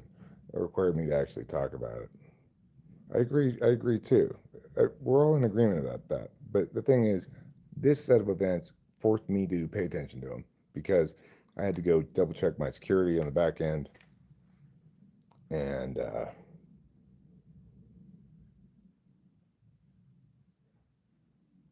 and I had to check. I have to ask Rachel to check with Carrot see if Flegger actually has been hacked, and it's concerning. So he successfully got some more attention for now, but obviously we're all on the same page about that. There's no good comes to giving credence to something that's just him being abusively like a vandal, defamatory vandalism. I'm gonna call it.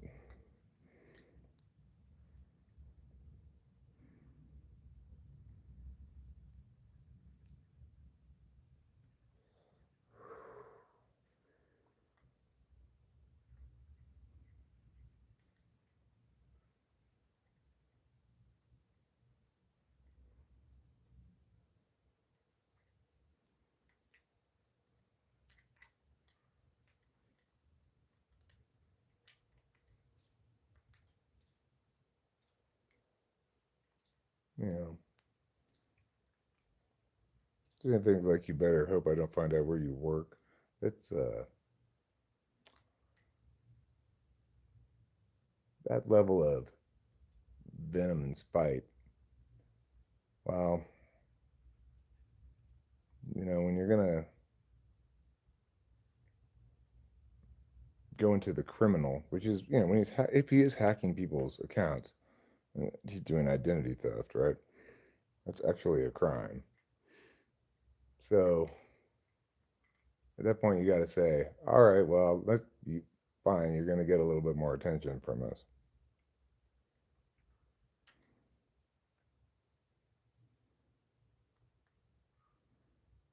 You saw this stuff happening on other channels too.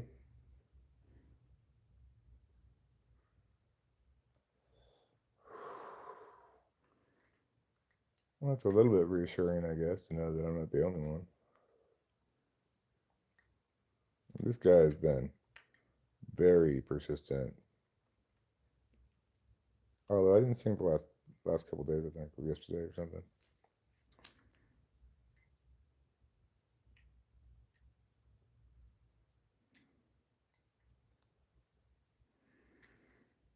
Hmm.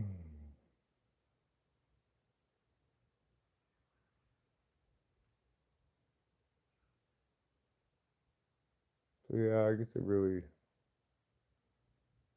doesn't do any good to speculate as to who it might be, because whoever's going to do that kind of thing is not going to be like the person who has the most reason to hate you. It's going to be the person who's the most toxic who has chosen you as a target for whatever reason.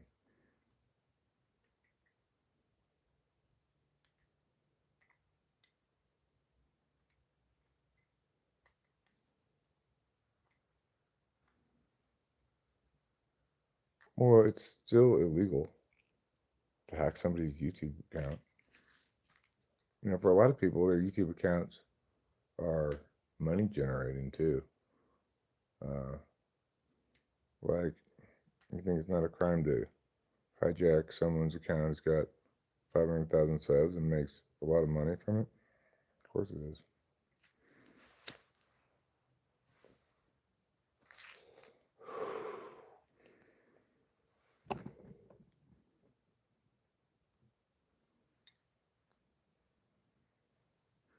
And the thing is, people's bank accounts are tied to their YouTube accounts, like mine is.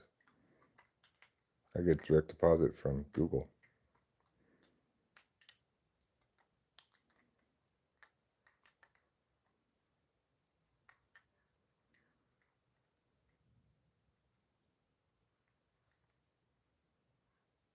That's possible, Winston's mom. That is possible. It could just be a random target.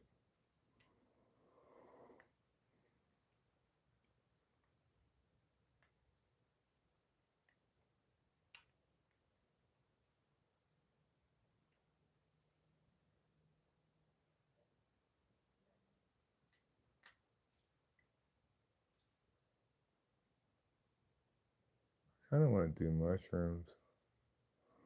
I don't know if it's really a good idea because I don't want to be.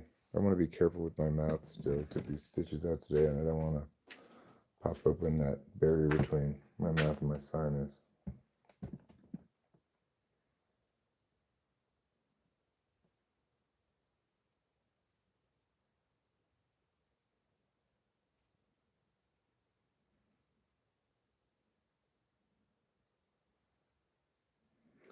Fair enough, Winston's mom.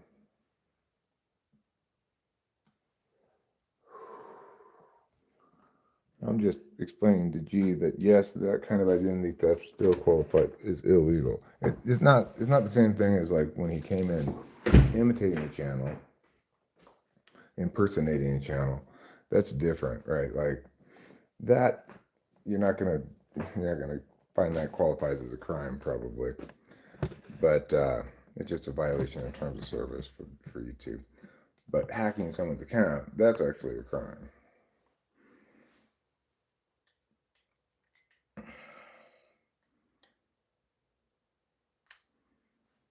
All right, I'll Google it.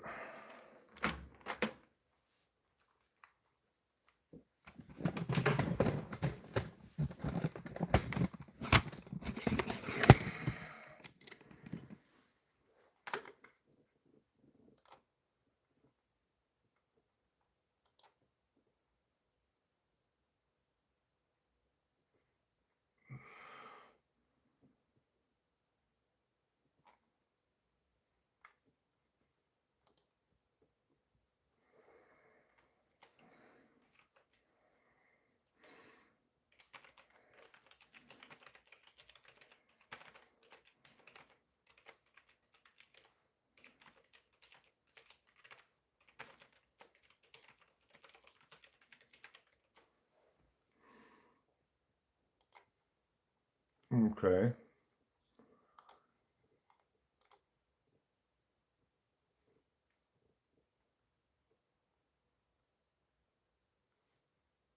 Okay. Well, okay, I'm Googling this. Uh,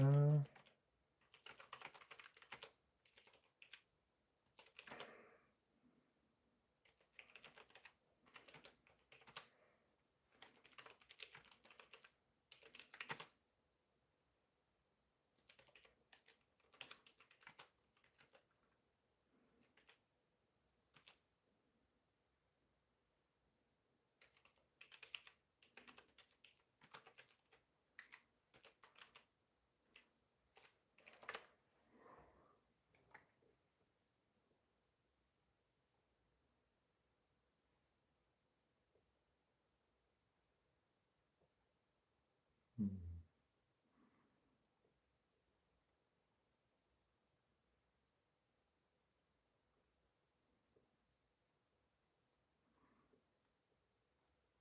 I don't really see. Why is this Going in Yahoo. What? How did I get in Yahoo?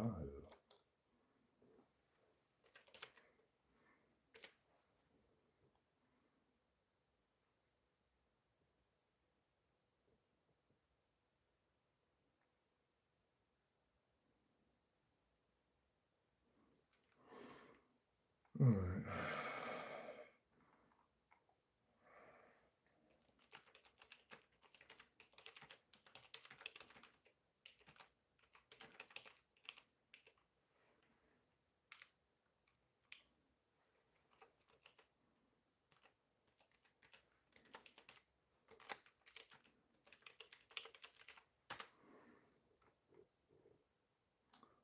No.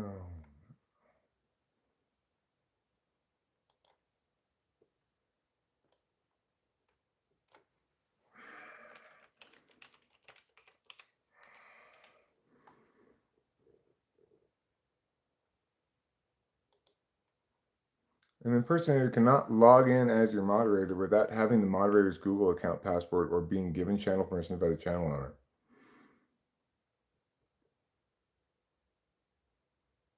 Instead, impersonators mimic a moderator's appearance in chat by creating a separate YouTube channel that uses the exact same profile picture and very similar name or handle. That's not what happened here, though.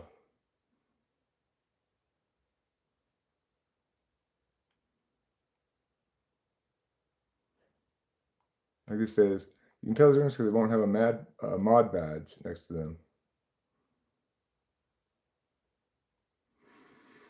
So, according to this, the only way that he logged in as those accounts is because he hacked those accounts.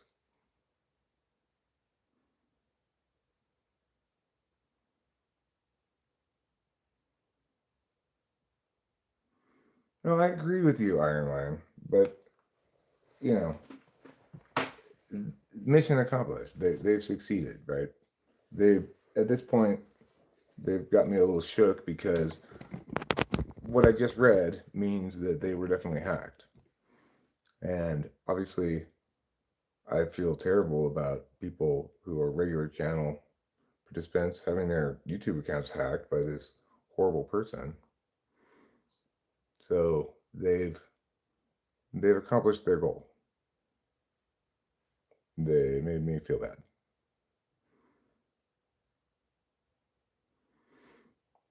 And just because it's what they want doesn't mean that we need to lie about it.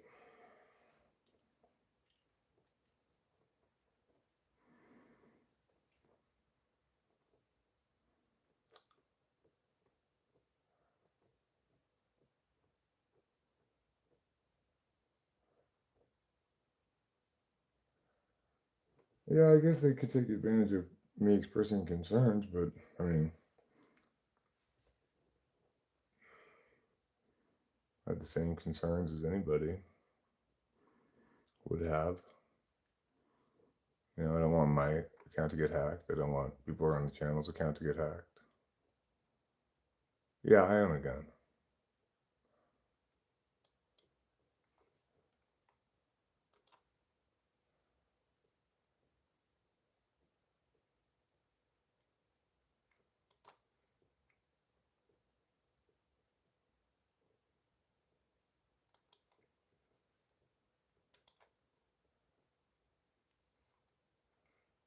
Okay.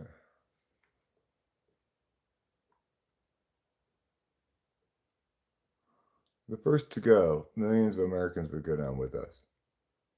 With whom? You want to meet a woman that will be a good mother? Well, just because they're a good mother doesn't mean that they're going to be a good partner for you. And also, just because they're a good mother during some parts of the child's life doesn't mean they're well suited for motherhood during all parts of the child's life. ISFJs do generally make good mothers, though.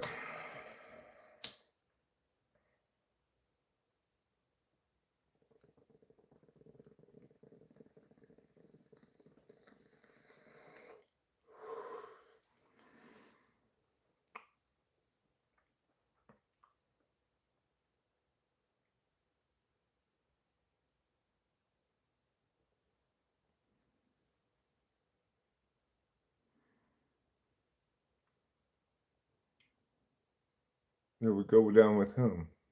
Just.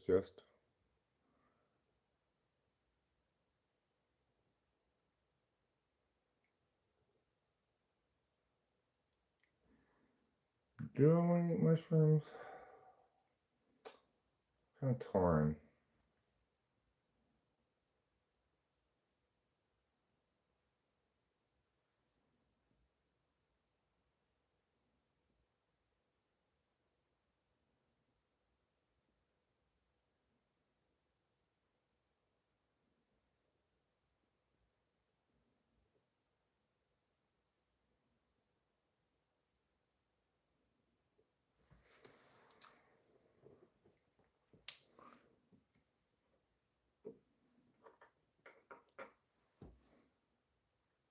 Hmm.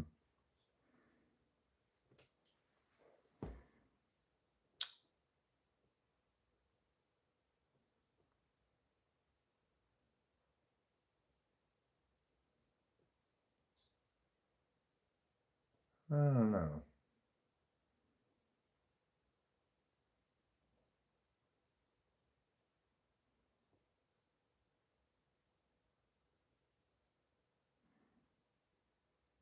Hmm.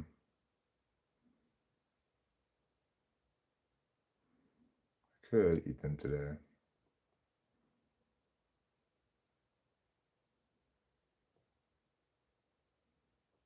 It's been a rough day. Probably it would be nice.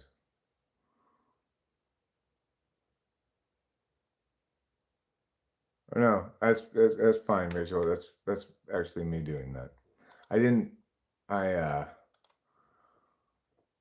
didn't know that. I wasn't sure that this was the same account as the one that I was messing with some stuff in the dashboard, and it has it had you under a different name than this in the dashboard. I wasn't sure what was going on, so I just decided to. You were the only one in the managing moderator box, so anyway, I don't know. All right, now you're back. That is you, right, Rachel? Presumably it is.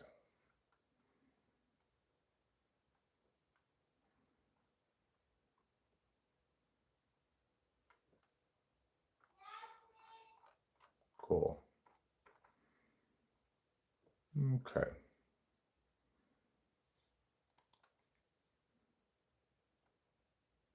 Guess we're fine. Yeah, that's kind of nice. Made a lot more shorts this past month and also had more revenue. Well, that may be 2 months combined. I'm not sure. There are two Rachel signed in? No, there's only one. She was not mod, and then now she is a mod.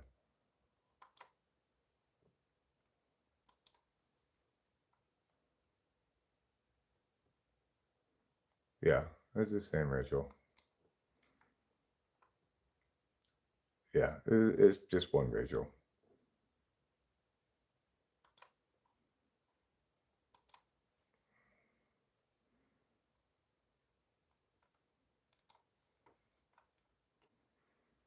Best father I know out there is an ESFJ. I have very little experience with a father figure, and so I'm only going with observation from my real world life. I mean, I think the best father depends on what type the kid is.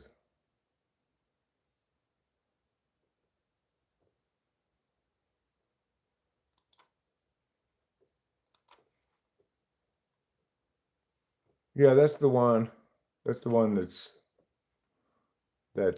moderated. They both are. They both go to the same channel.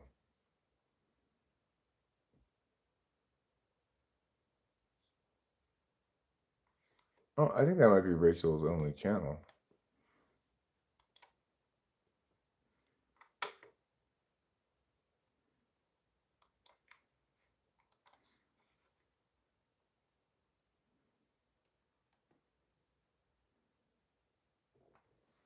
Yeah.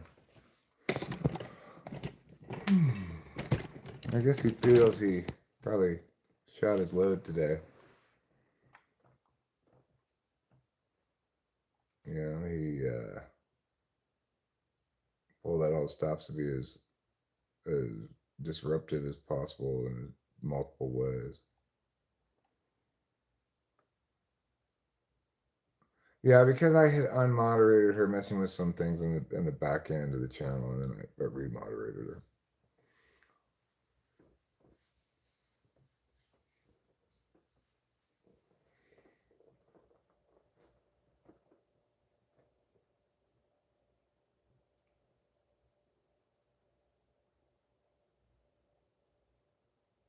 Well, I mean,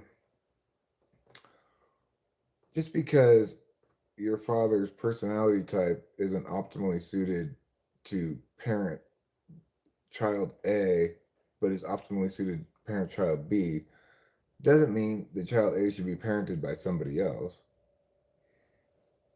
So, is he still the best parent for that child? Well, yeah, because the the father should parent his own child and not somebody else parent that child in an ideal world, right? But but presumably, unless the kids are all the same personality type, the father's going to be more well suited intentionally to parent some of them than others.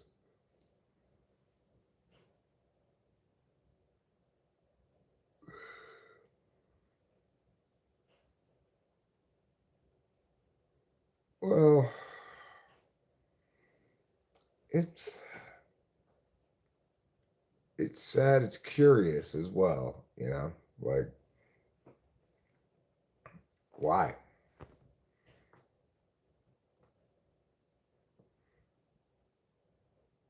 There's got to be.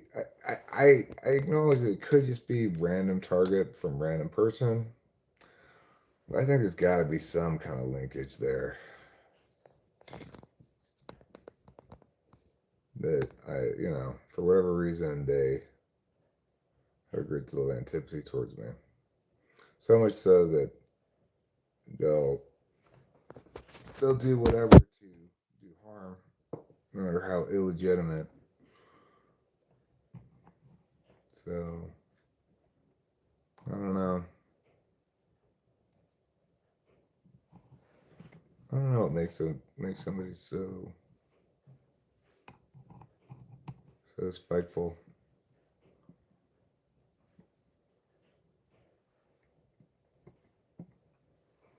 We should all have four types as fathers.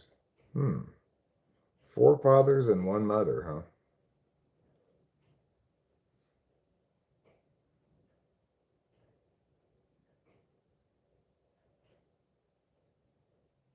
I guess I will eat mushrooms. Oh, I kind of think I should.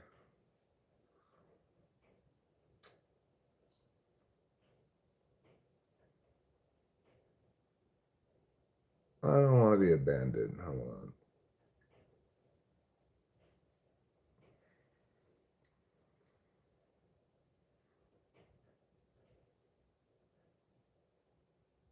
on. I'm the guy who's shoveling the sidewalk, according to people on the internet. I saw that movie not too long ago. First time in a long time. It was all right. It was better than Home Alone 2. Unlike Gremlins. Gremlins 2 was better than Gremlins 1.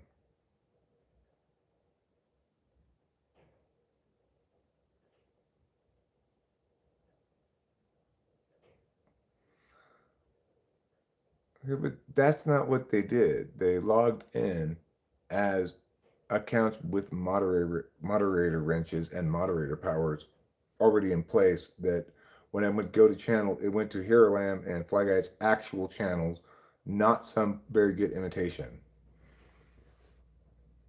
And um, as far as I know, people cannot fake being made years ago and having 2,000 subs.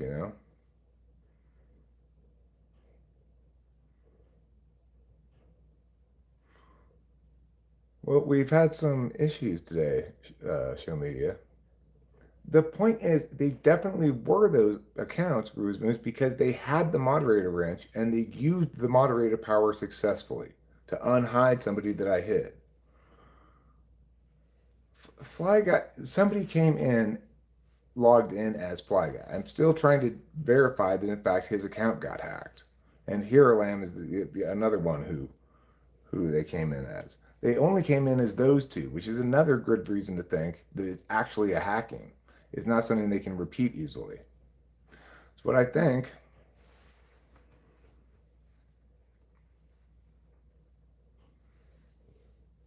We already put out feelers in case you did, and so did Rachel. If you want to try to as well, go ahead. No, that was not Fly Guy logged in as Fly Guy's account, and it wasn't Hero Lamb logged in as Hero Lamb's account. If it were just one of them, then you might be able to make that argument, but it wasn't just one of them, so it's not.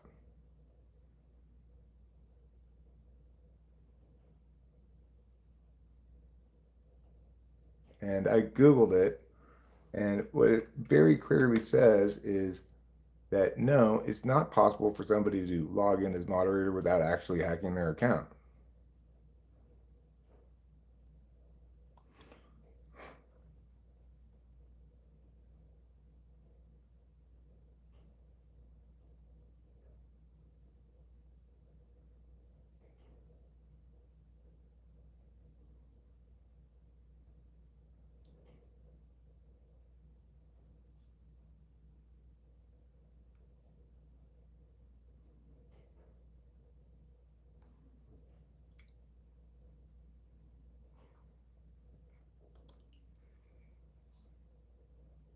Here's going to talk to Fly Guy. Cool.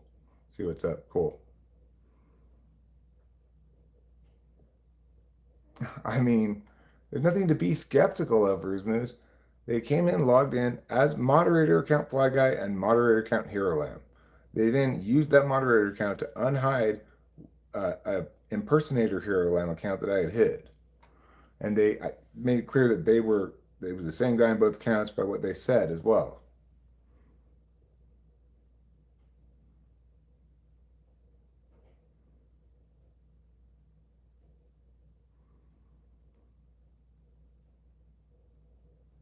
Well, I actually feel relieved in some sense that they must have actually gotten hacked because it would be very concerning if they could spoof an account so well that it gave them moderator powers.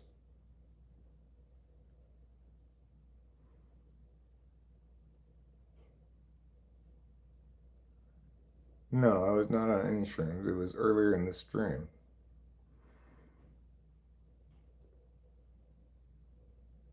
So,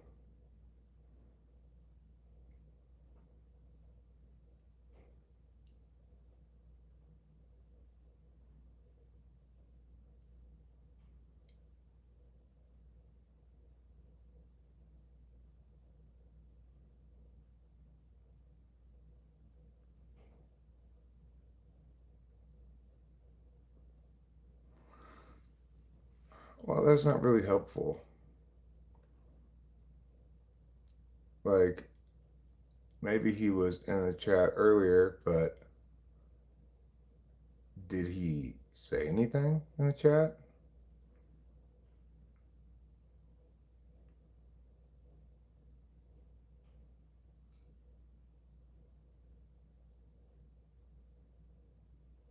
Yeah, this person's very unethical. I know. Well, it made me be like very security minded as well. Yeah, I suppose.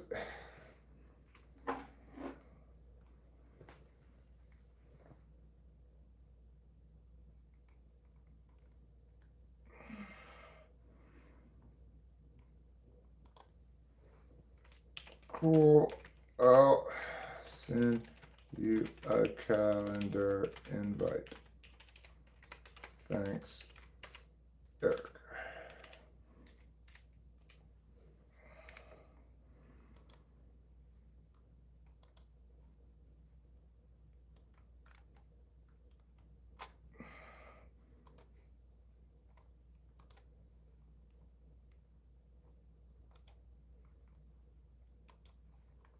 Copy email address, calendar, next Tuesday at noon. Tuesday the 30th at noon.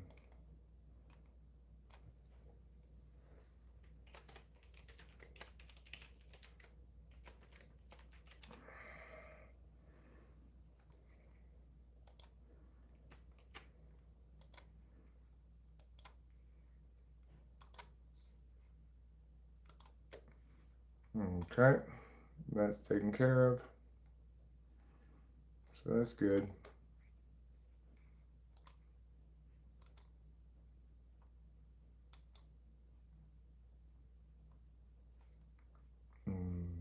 Okay, here we go. Get a Volvo 850. It's unbreakable.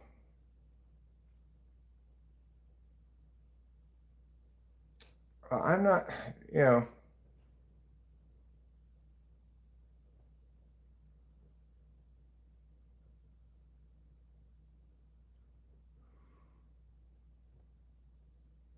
yeah, I've talked to him. Rachel's friends with his wife too. So I'm going through her to find out what's going on there. He should come. He should check to make sure that even if he used his account fine earlier, then that it hadn't been hacked in the aftermath. I don't know. Hairline will be a little bit more of a challenge to know.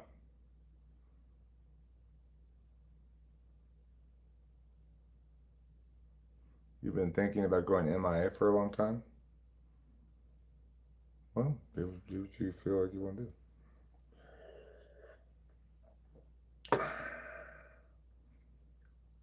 You know, I tend to tell myself, Eric, you should make some productive videos, not just live stream. But here I am anyway.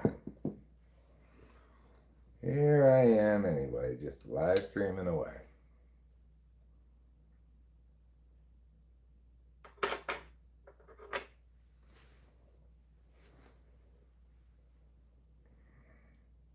You've been stressed with the media intake? Like you've been consuming too much media?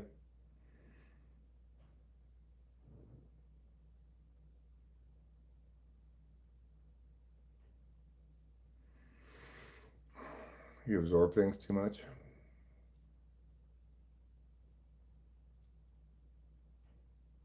Make a video series of me hunting down this hacker and bringing him to justice?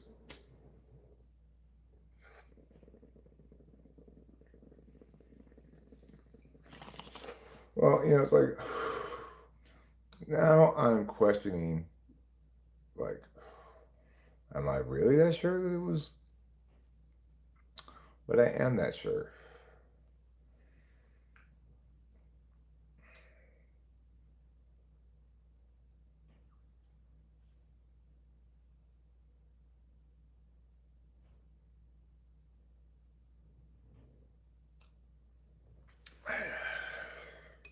Let's see what his progress says. And we'll see what what's up with Hero Lamb as well at some point.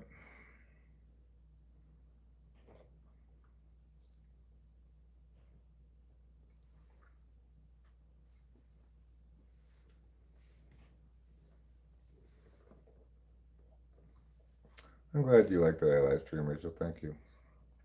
I like that I live stream too. I just it's just leisure recreation activity.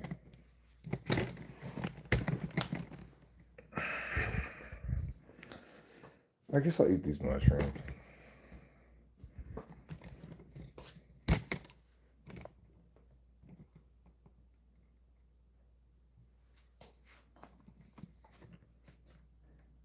Hi, all tricks. How long have I been gay? I'm actually not gay.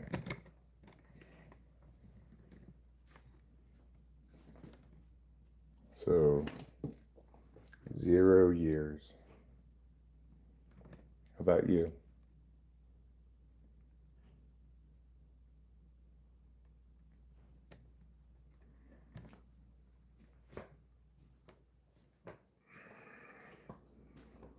I remember when I asked you what that name meant, and you explained that it was command, show media.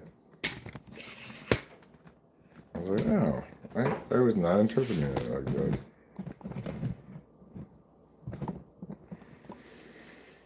All right. It's time to do the thingity thing with the thingity thing.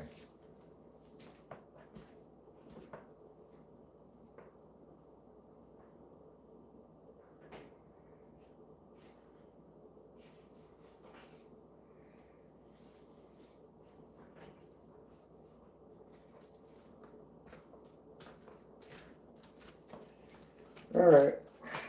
I think this is a different strain of mushrooms than I took last time, but I'm not 100% sure.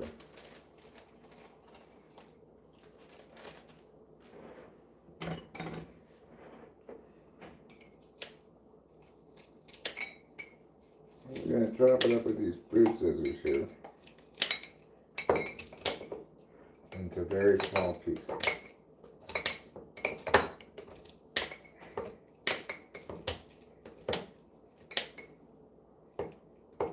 Pieces as small as the eyebrow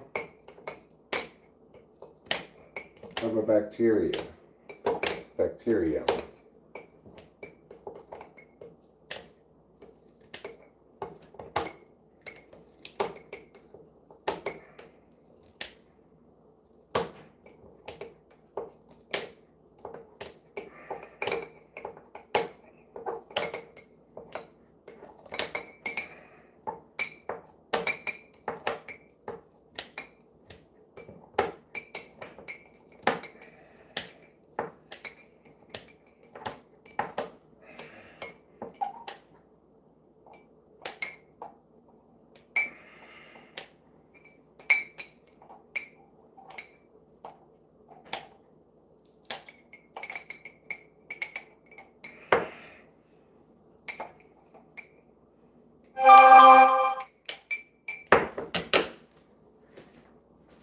Let's see what that was all about.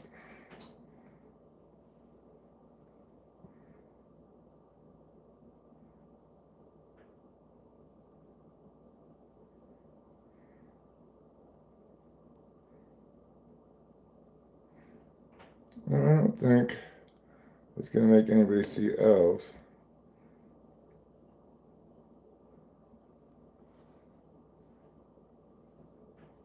You can buy a dedicated mushroom blender.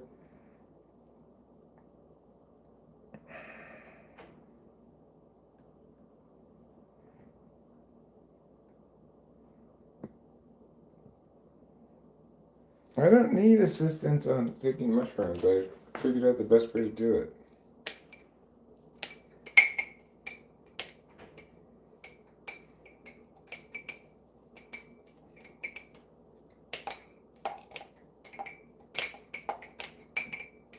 There we go.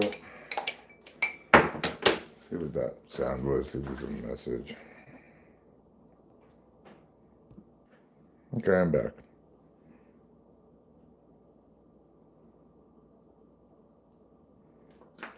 Well, I guess seems like a guy who would have a tricky password.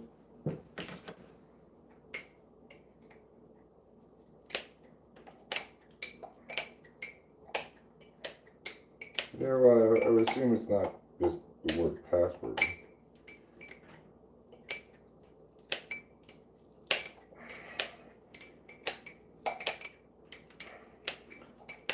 I would agree that Fly Guy doesn't seem particularly hackable.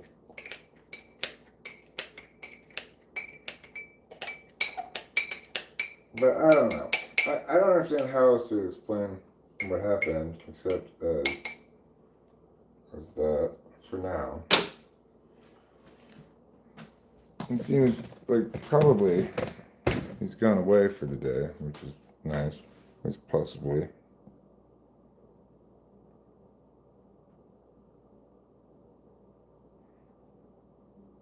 That's a good guess. Race lever.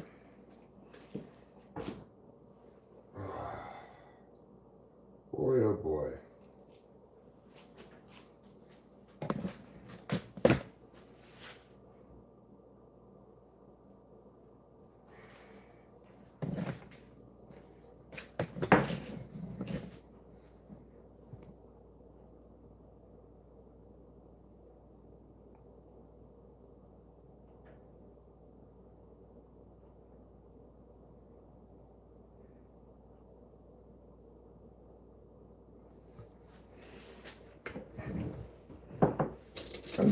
I'm trying to get it down as quickly as possible. Gee, I'm not trying to get all mixing it with flavors.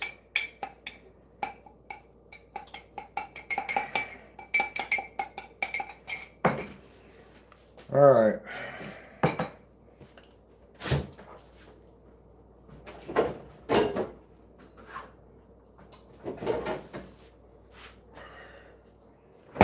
I'm gonna get one of these to chase it with.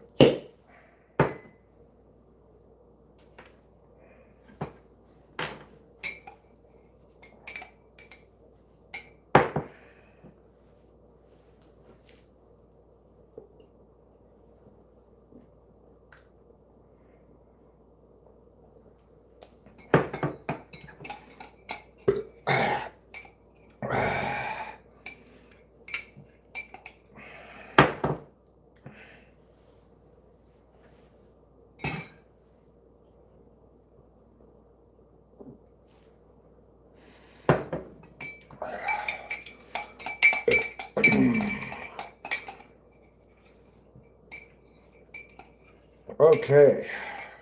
I'm a winner of the game of life.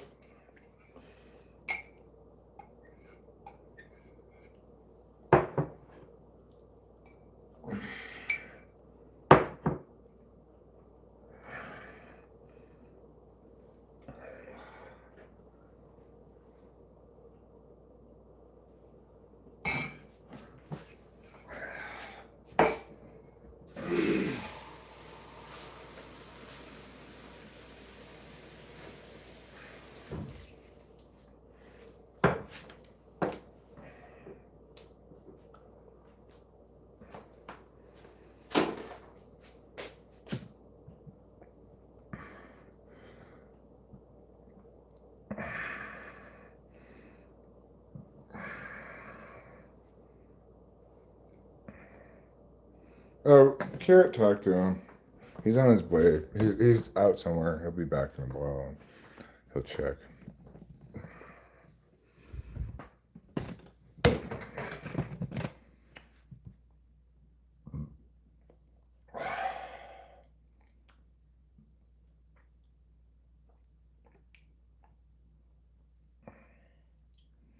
Yeah, I know. I've got it on slow, on like basic moderation of chat as well. I'll take it off now. Might as well. He doesn't seem to be here at the moment.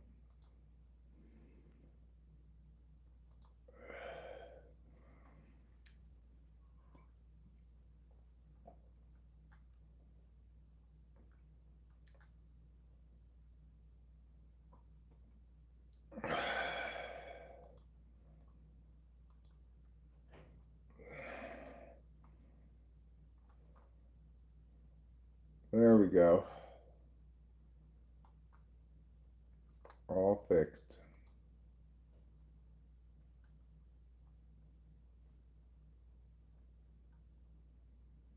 I changed the moderation settings back since he doesn't seem to be here anymore. But I'll put him back on if he comes back.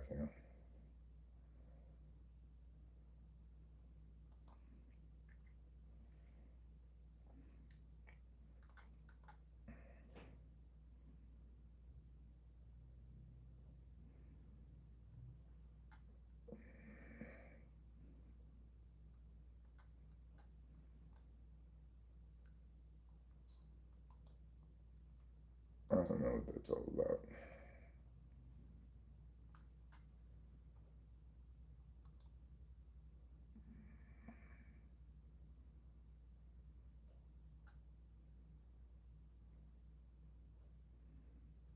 Okay, I read it, Ray Sleever.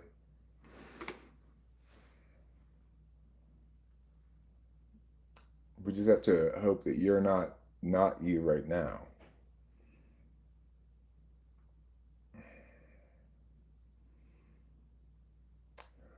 So we're just gonna wait for the drugs to take effect.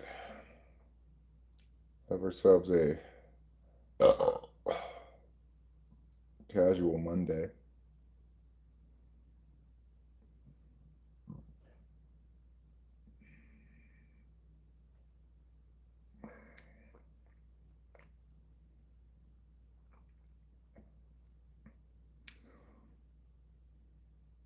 I think that's fine. Just ate the mushrooms today. Yeah, also that he wasn't watching that, right? I mean, one has to imagine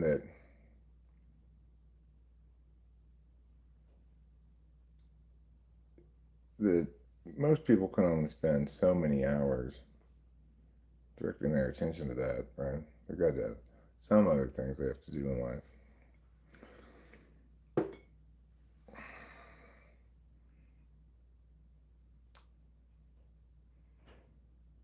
And of course, you imagine, like, well, how many hours would somebody want to devote to that? Well, it's like people sometimes get a screw loose. Like Michelle Schacht wants to devote shit tons of hours to spitefully litigating against people who are doing perfectly legitimate things with their music, like reselling a physical CD that they bought at the store a long time ago. She'll sue somebody for doing that.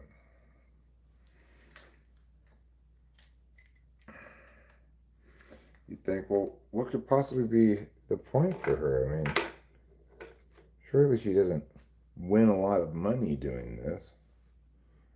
Well, the point is, she's fucking batshit crazy.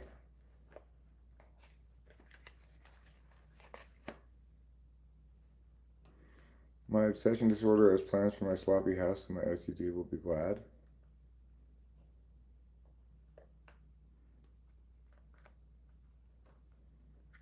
I don't know what you're talking about.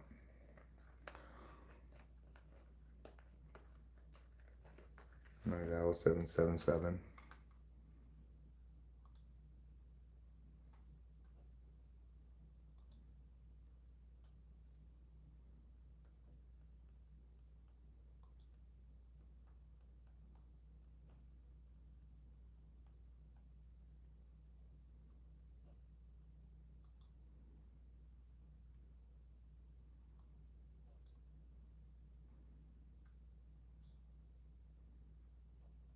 I mean, lawyers don't even take on her cases because she doesn't have a good case.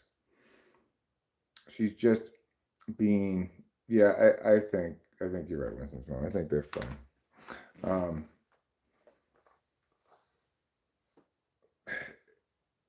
she lawyers won't even take these cases because they're fucking just nuts. Anybody who like says her name practically. So the point is, we got to be careful not to project a normalcy onto somebody else that they may not have. Like, I might think, well, nobody would spend all that time trying to enforce completely bogus copyright claims.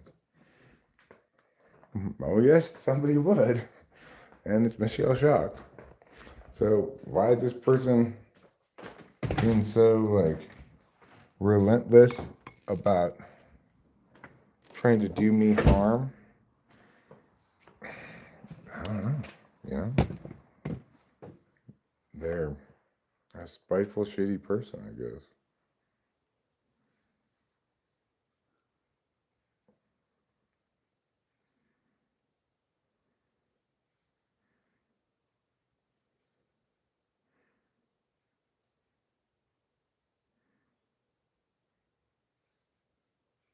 Yeah, I think you're right, Winston's mom.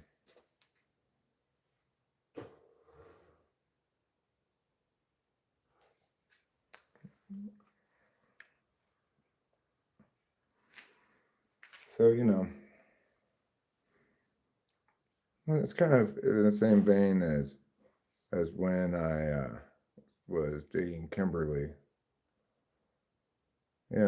For some stretch of that relationship, I thought, like, no, I'm not going to let evil win. This is how things ought to be. You need to behave accordingly, etc. Eventually, I realized Broken has got way more dog in the fight than normal ever will.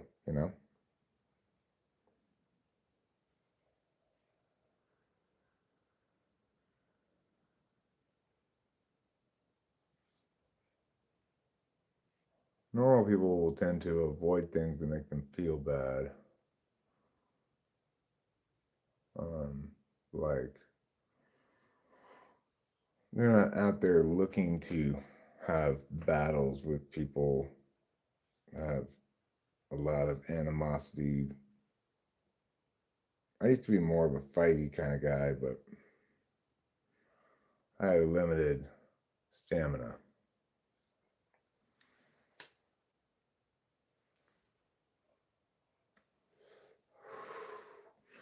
Because it's easy to be motivated to be fighty when you're all mad, but you're not going to stay that mad for that long.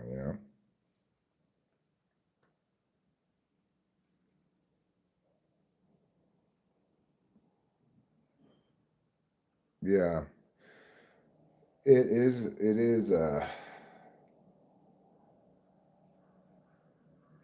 try to understand it, but there's nothing to understand. It's just some broken person being as spiteful as possible.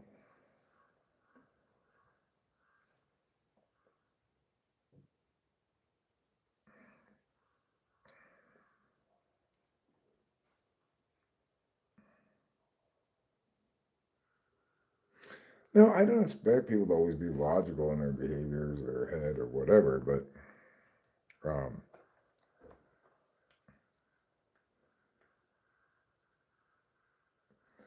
you know, it's it's an uphill battle for the attacker because we have all the tools to hide them and such. They have to make new accounts, etc. Um, so one would imagine that if somebody persisted for a very long time to that, or for not for he's not been at it for a very long time. It's like been a week or so maybe, but um, on at least a couple of those occasions he was here continuing to do it for a long time. You got to wonder, well, why? Like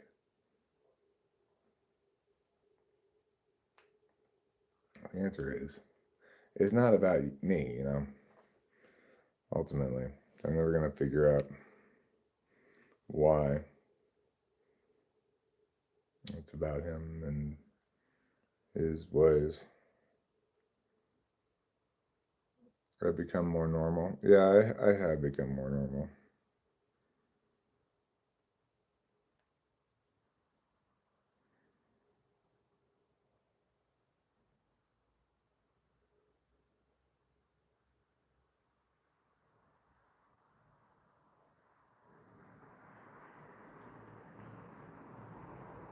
How much chicken can one man eat?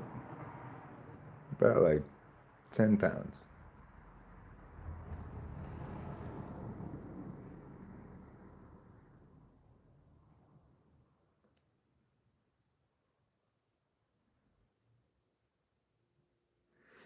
Yeah, it could be a woman. There's a woman or two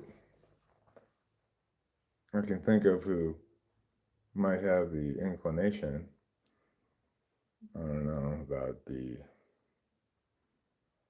actuality of things, though.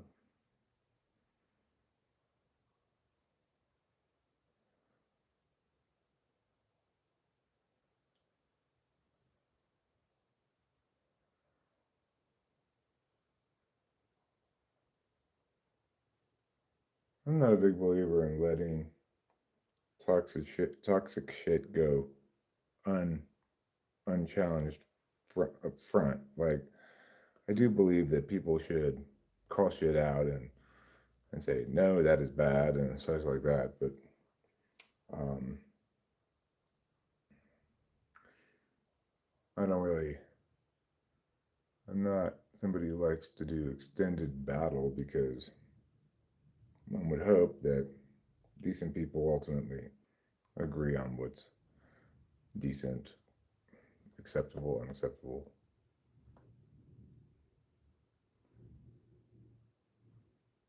And behave accordingly, but indecent people don't. So those are the ones you got to worry about.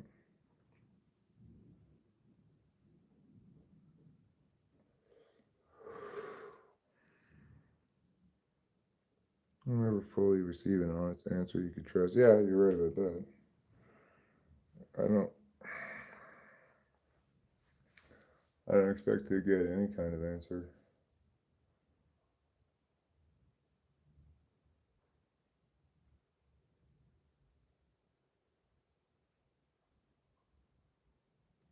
Who knows? That's the mystery of the internet.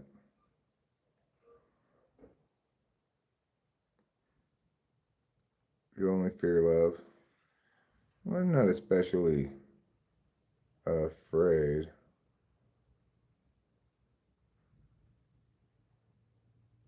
Everyone believes that toxic should be called out unless they're in the wrong. Well, a lot of people don't believe it should be called out by them. Like, I'm not going to say anything. It's fairly common, I think, position to hold. Some of us are more likely to call shit out than others. I'm pretty likely to call shit out. If you're loving the weather, that's fair to fear the weather.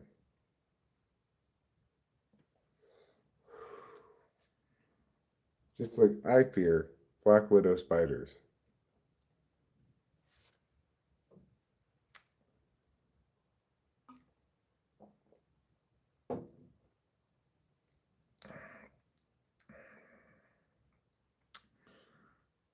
They'll bite you, or it won't be good. So you never love the weather?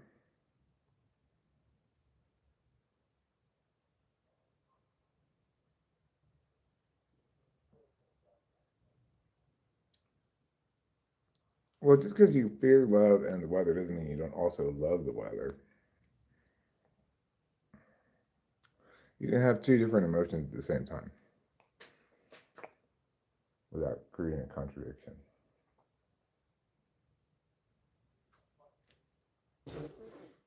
Oh. Mm. I leave black widows alone and they leave me alone. Fair enough. In general, bugs are a little bit like. There's a few kind of bugs that I like, but mostly I don't really like bugs that much. I like worms. Worms are good for your garden. And I like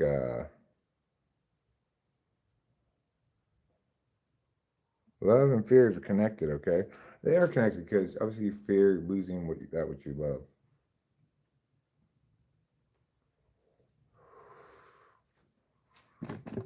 Preciousness comes with attachment. Attachment comes with fear.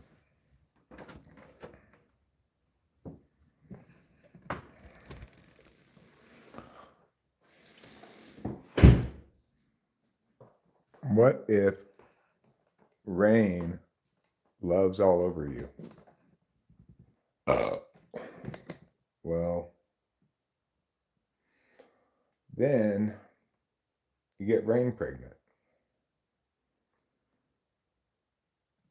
In 9 months, you'll give birth to a small lake. Okay, maybe a puddle. A big puddle, though.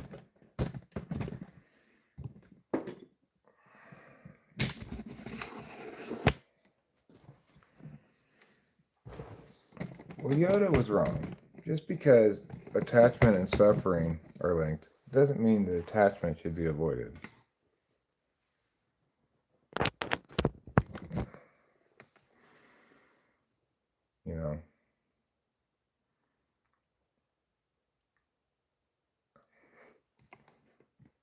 My droplets names are dew and damp. Dew, damp, and moisture. I want to fall in love again, but I'm afraid it's not possible because I stopped drinking alcohol. No, it's more possible because you stop drinking alcohol. If you stop drinking alcohol because you drank too much, because now you can actually be you across time consistently. You've just got to be brave, Casey Jones, and let your heart be open again. Love is overrated. You know, to each their own. Different people have different relationships with relationships. There are plenty of people in the world who are perfectly happy being single, and there's nothing wrong with that.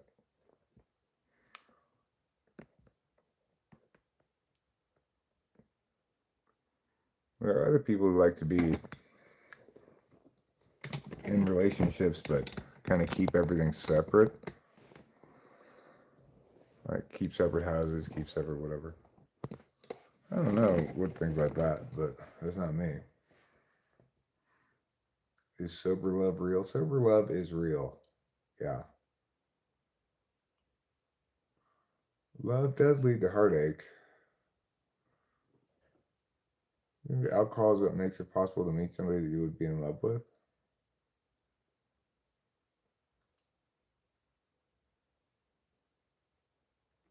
I guess the idea is that if you have alcohol, you're gonna go start a conversation, see if it's gonna maybe work, and maybe if you don't have alcohol, you'll be too nervous to do that, or you won't be as smooth or as comfortable doing that or something. Yeah, inhibitions. I guess that's the idea of alcohol helping you to find love. It is scary, trying to meet somebody new and see if you're compatible and try not to feel like bad about yourself in the process. Because it's easy to feel bad about yourself during that process, especially, well, I mean, I don't know about a woman's experience, but from a man's experience in a heterosexual relationships context, um, like if you're using dating apps, you'll you'll send out things to shit tons of women and get very few replies. Alcohol is a gateway drug, a gateway to marriage. Well, good for alcohol. Alcohol's fine. I think it's good that alcohol exists. If for no other reason than it's an important thing to cook with. A lobotomy could curb your inhibitions. Yeah, but it might also just generally give you less dating capital overall.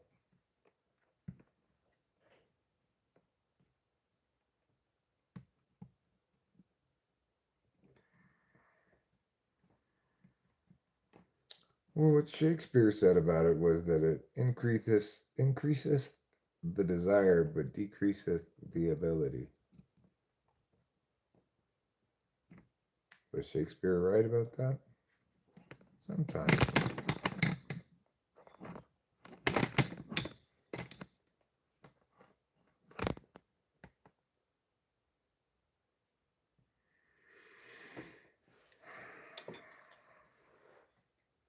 You know what you could try, Casey Jones? Try having non-alcoholic beer and see if that helps you to um, feel fewer inhibitions.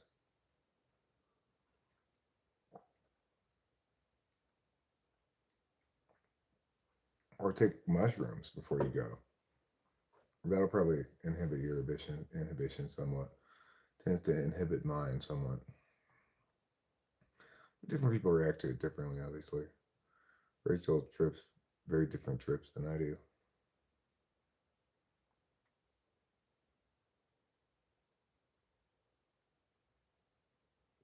Non-alcoholic beer leads to pretend sex. Well, that would be only fair, I suppose. You can flirt with women easy. I'm afraid they will actually want you to hang out.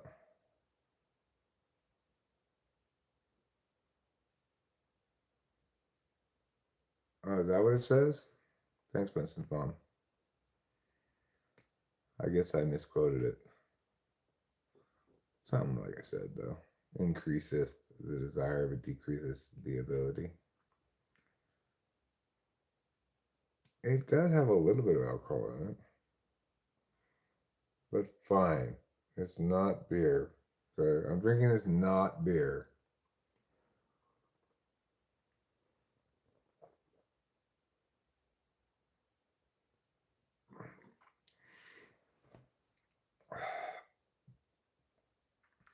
No, I would suggest that maybe you don't do the mushrooms before the first date. I'm thinking you do the mushrooms and go out and meet somebody and get their phone number and stuff. But then you show up to the first date sober, so you can actually make your judgments you need to make. It tastes like a Corona too. No, weed doesn't really affect anything. Might make you want to take a nap, but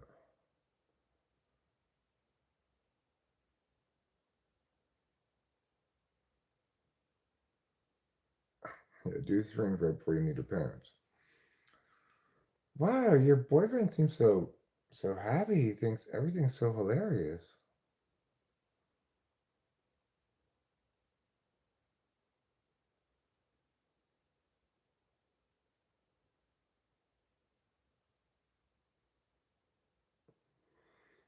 Oh, because you don't want to let back Casey Jones?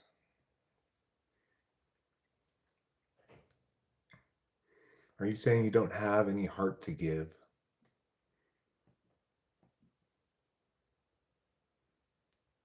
Casey Jones doesn't give his heart, just his penis. Is that what you're saying?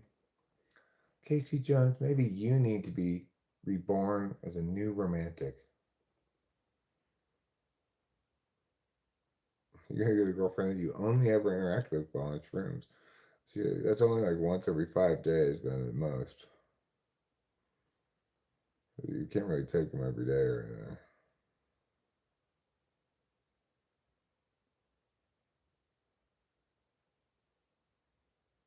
I think I got 6 days between this time. And that's fine. That's good enough. I had a hard day. I'm ready to just chill out. We'll see if these things hit. Meow, meow, meow.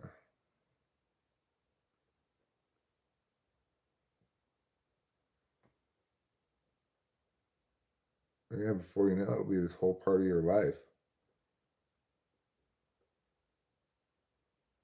I can't really take any of my girlfriends every day either, so it's fine. Ba-da-ba-ba-ba-ba.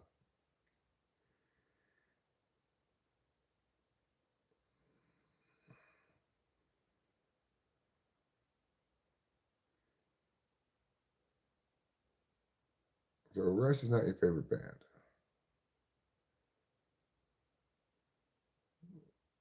Well, the only one I know really is Tom Sawyer, I think. I probably would recognize a couple others. I've heard more than one Rush song, but none of them have struck me enough to be memorable.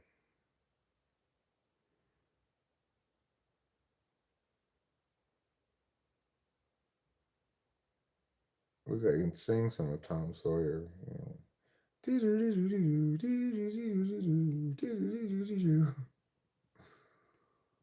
Maroon 5 is cool, huh?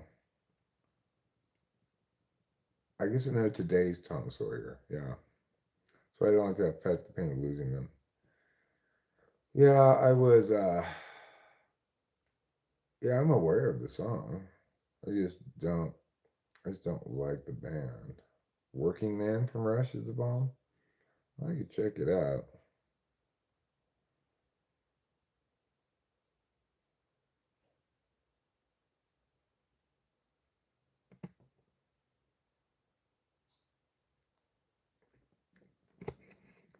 I know that lyric from Pavement that says Something about Geddy Lee. I wonder if he talks like an ordinary guy. And then the other one says, I know him, and he does.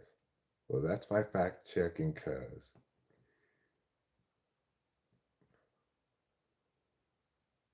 Listen to Wham like a real man. I don't have any problem with Wham at all. I think they're fine. They got some good songs. You know, that guy, what's his name? George Michaels. He also wrote Faith, which is a really good song. Even though that's not Wham. Because you gotta have faith. Bam, bam, bam, bam, bam, bam. Bam, bam, bam, bam, bam, bam. That's a good song.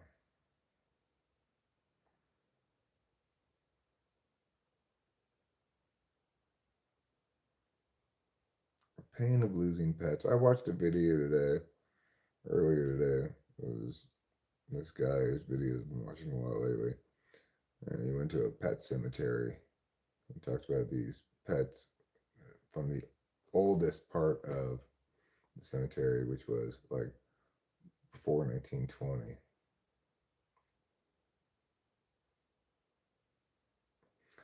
Typology wise, could you discourse out there a bit about FE validation in regards to music?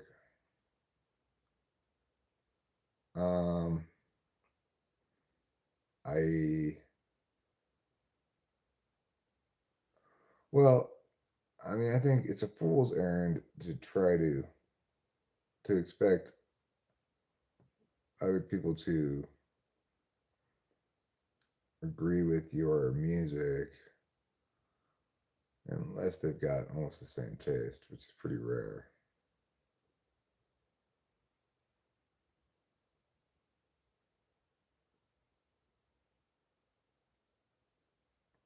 I don't doubt that I would have joined your D&D parties. I also don't doubt that I would say, could you turn this shit off, please? I probably would have said that as well.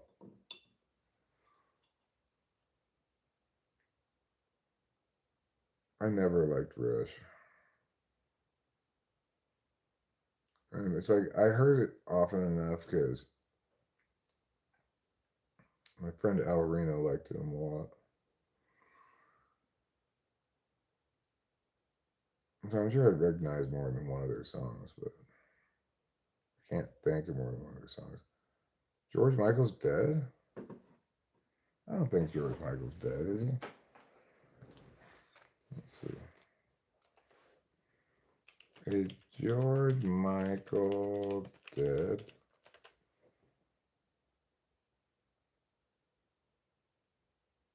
Yeah, he is dead.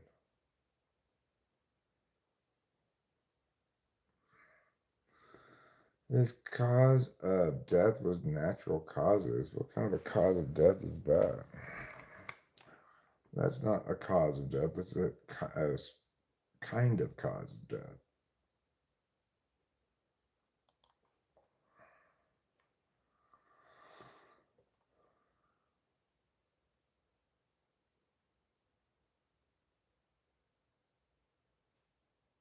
He died in 2016. Wow, that's a long time ago.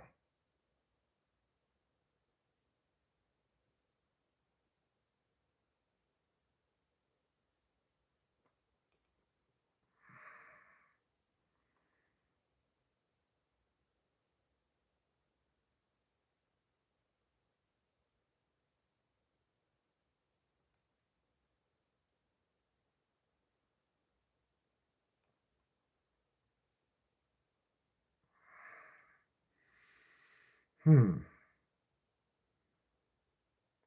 Unexplained but not suspicious death.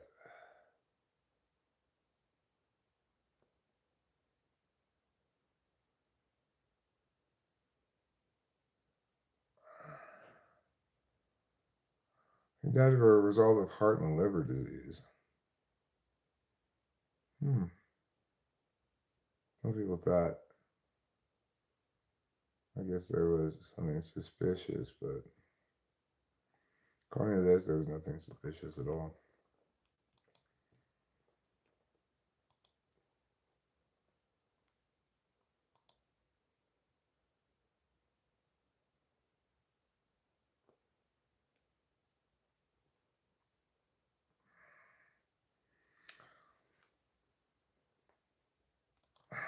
Okay.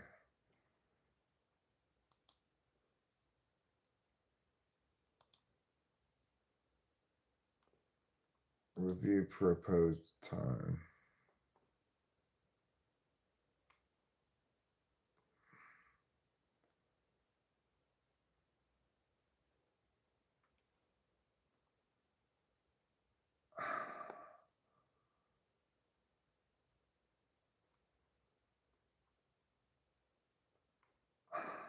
Wait, what is he?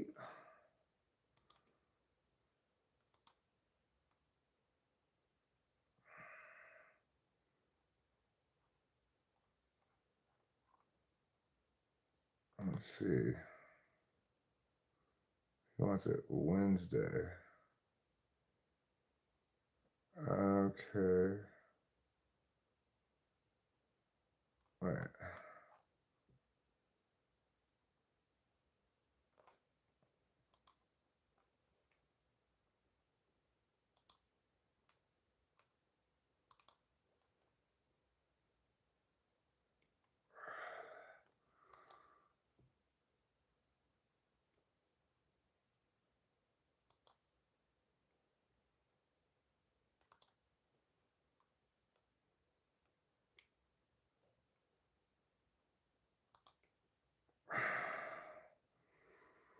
I don't understand what's going on.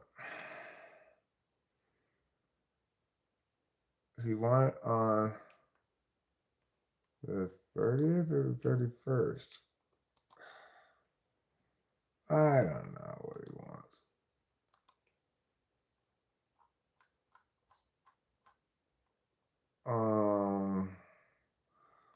Whatevs, whatevs, McGivs. Oh. Oh, my bad. I just put it to Wednesday, thinking you wanted to change it to then. I'll change it back to Tuesday.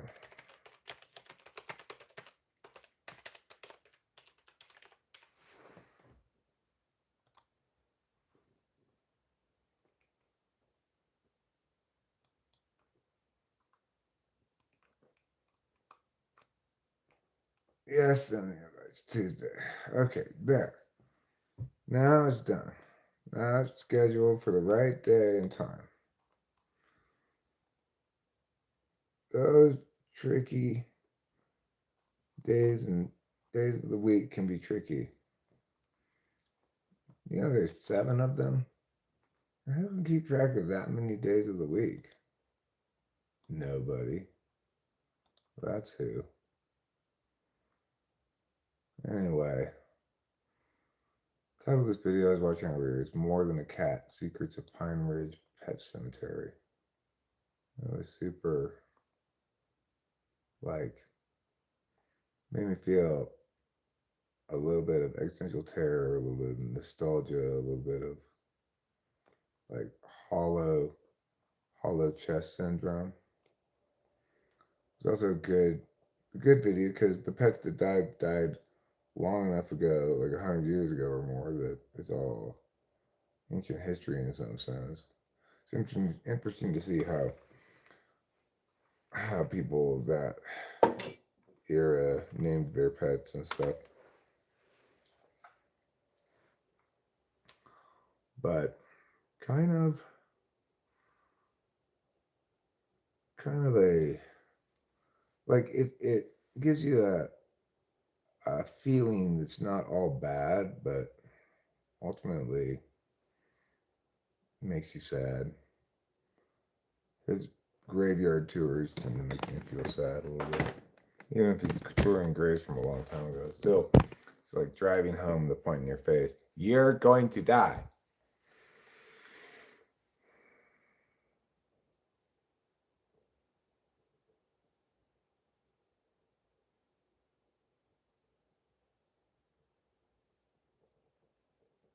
Day After Tomorrow was an 80s nuclear war TV movie.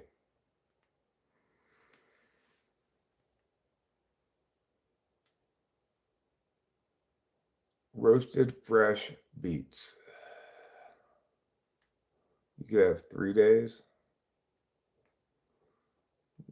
Are we going to change the idea that I think the week should only be 3 days long? Is that what you're saying?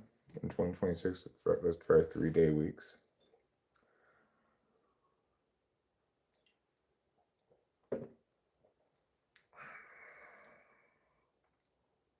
You're not sold on nukes? Well, you can't afford to buy any, so that's fair. I mean, what do you mean by you're not sold on nukes? Like,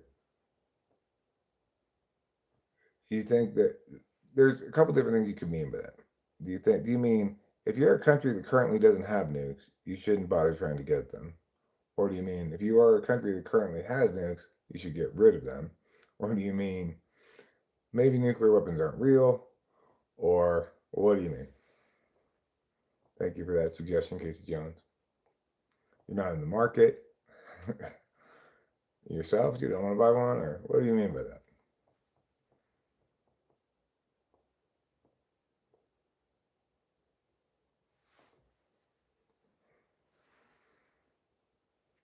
A nudie flick. Like volleyball. What's that nudie flick in that movie called?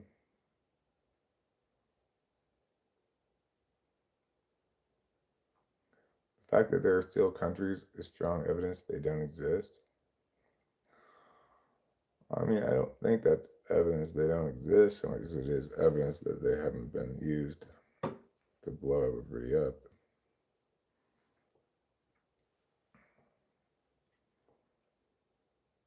Three-day weeks, 56-hour days. That's I like that. That works out well. And so, you just have like a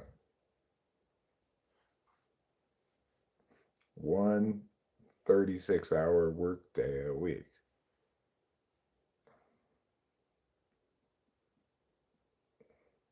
Now, those were nukes, pretty good. But I just didn't say since Hiroshima, Nagasaki.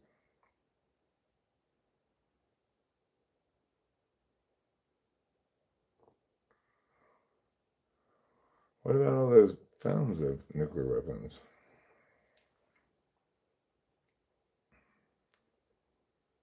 I mean, a lot of physics would have to be bullshit too for nuclear weapons to be bullshit.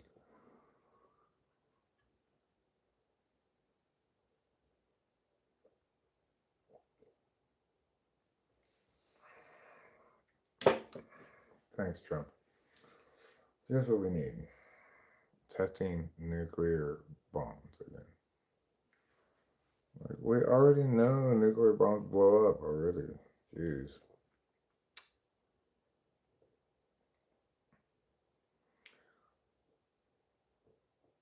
Um, justified.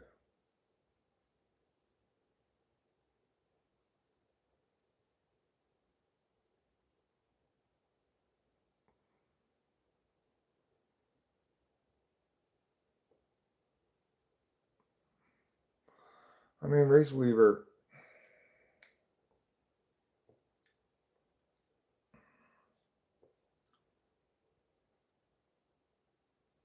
I've looked into nuclear weapons a lot, and there's nothing there that makes you think that they don't exist.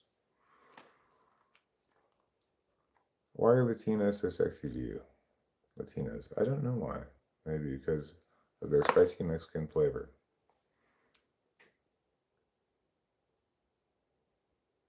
Trump's doing that in response to Russia's nuclear tests? I don't know about it. But just because I don't know about that doesn't mean I don't know plenty of instances of nuclear tests that were undertaken. And I also understand how nuclear bombs work more or less. Like,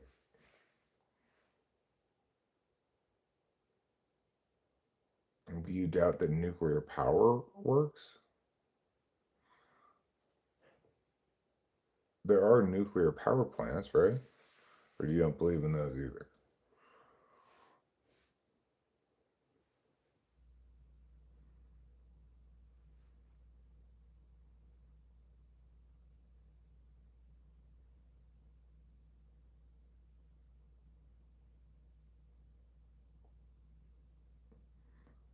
Was was it justified using nuclear bombs in Japan at the end of World War II?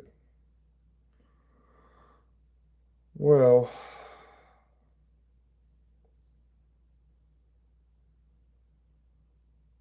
I mean, it was no less justified than the firebombing that preceded it.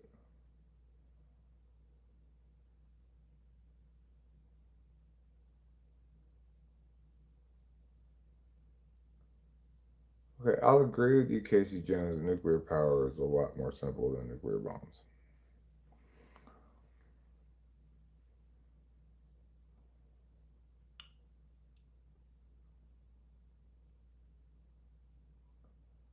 But just being the minimal death plan doesn't make it justified. I mean, the minimum death plan would have been we don't topple the regime and let them remain a sovereign nation.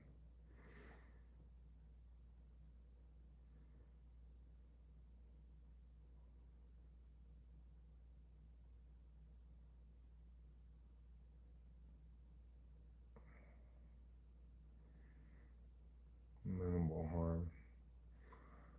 That's why we can't really determine legitimacy of things based on impact calculi because, well, what would be the harms of not conquering Japan?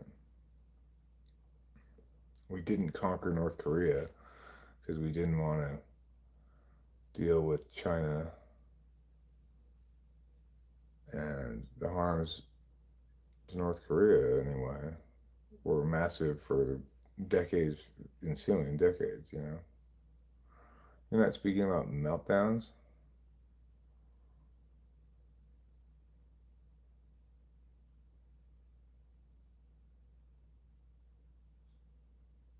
Nucleus, a kernel, a little nut.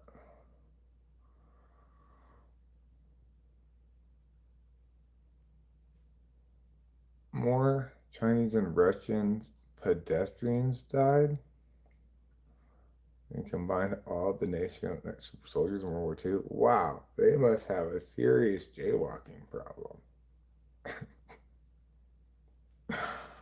That is shocking to hear.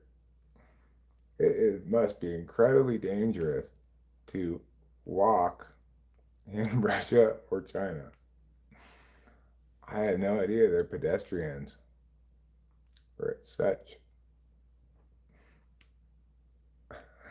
risk.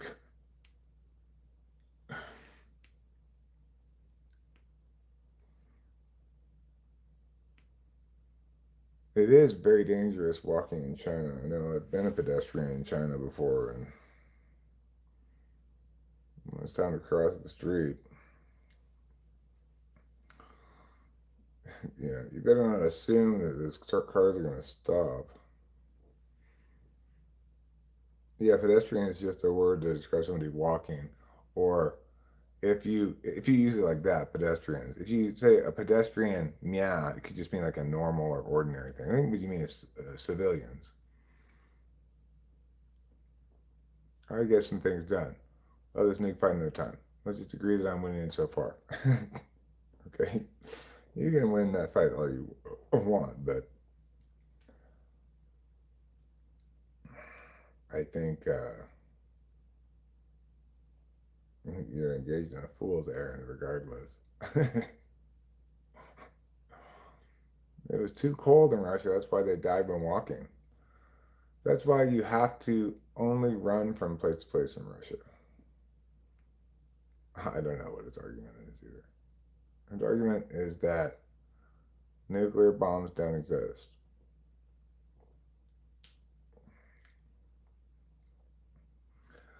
Because, yeah, okay?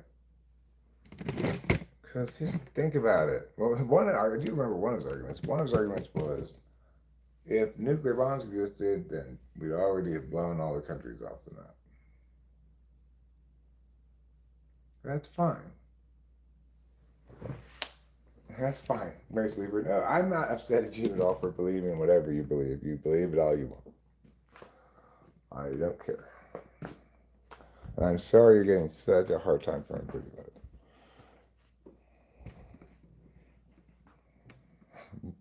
In the argument, I'm not sure the argument has gone far enough for anybody to claim any victory.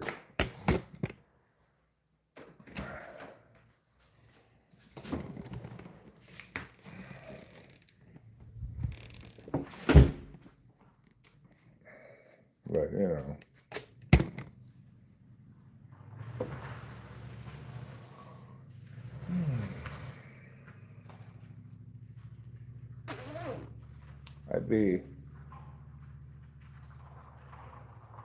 I'm possibly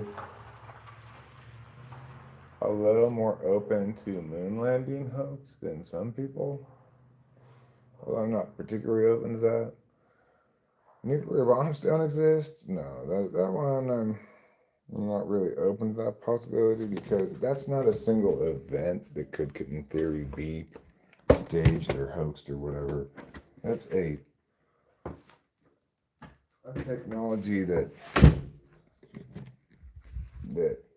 physics predicts should exist. You know.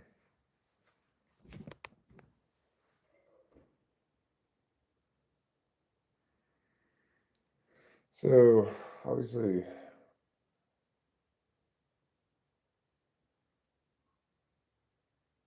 but you know, everybody believe in evolution, so who knows?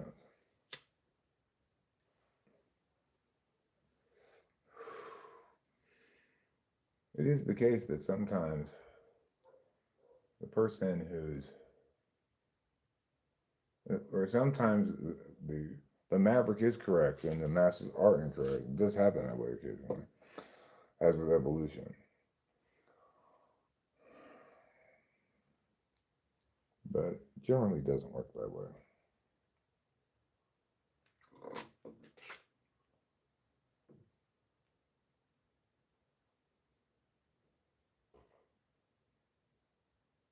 The only way it can work that way at all in biology is because people don't expect biology to make predictions and act like a regular science.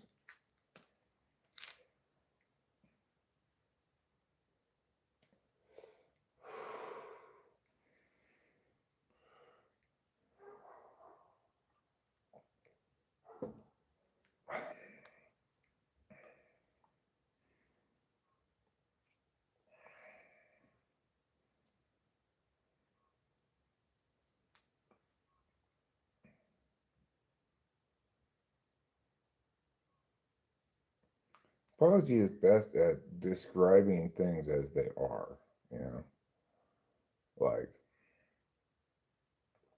describing the vascular system of people or something.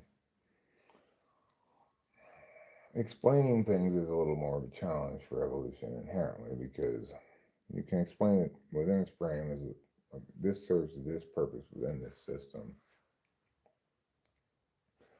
but you don't have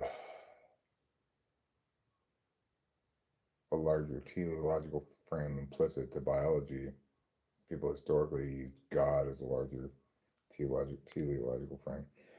Evolution neatly replaces God by saying your genes have interests, or perpetuating that metaphor, right? And um, that we can understand why things are the way they are through this evolutionary lens that explains, well, it was preferable for them to be that way over time, and they originally started off as something less that way, right?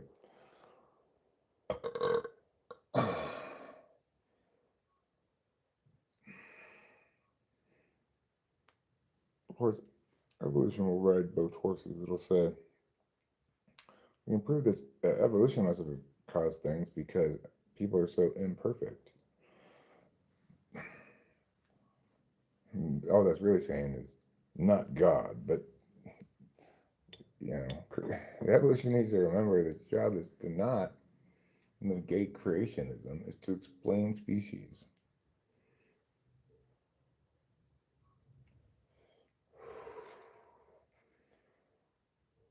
Oh, goodness.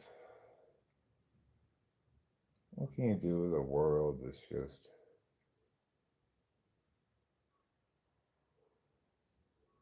not very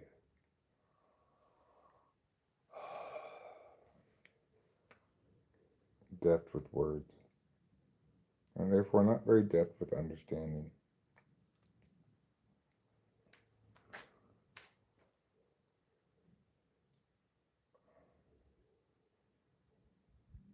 Some people are, obviously.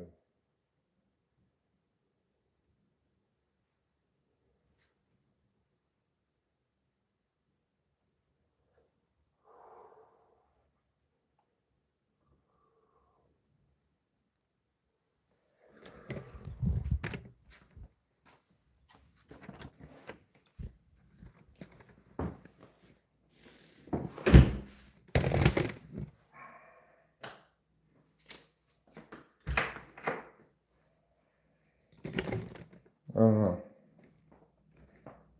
When being me isn't enough, I just generally try to be more me. Still not enough, huh? What's plural of rendezvous? Rendezvouses. Yeah, I am. I was elected president of the Latino Federation, the Latin X Federation, I mean.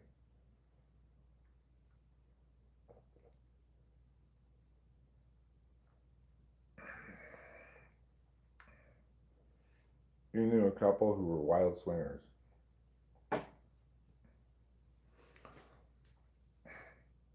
How can you be a couple and be swingers? You're not really a couple if you're having sex with other people.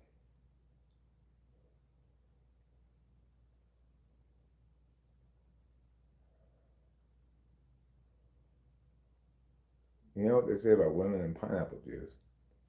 Women like to drink pineapple juice? I don't really think that's necessarily true. I think most people like to drink pineapple juice, probably. Fresh, delicious pineapple juice? Who wouldn't enjoy that?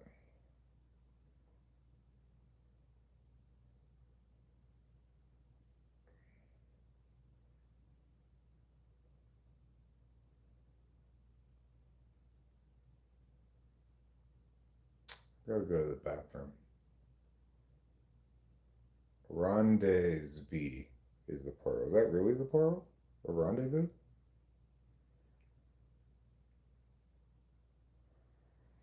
Nudists are weird.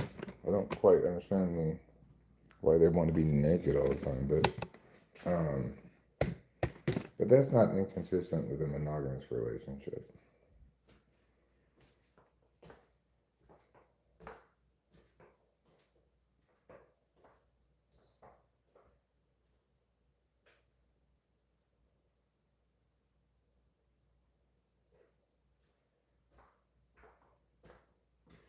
All right, so I'm going to the bathroom. You guys stay here.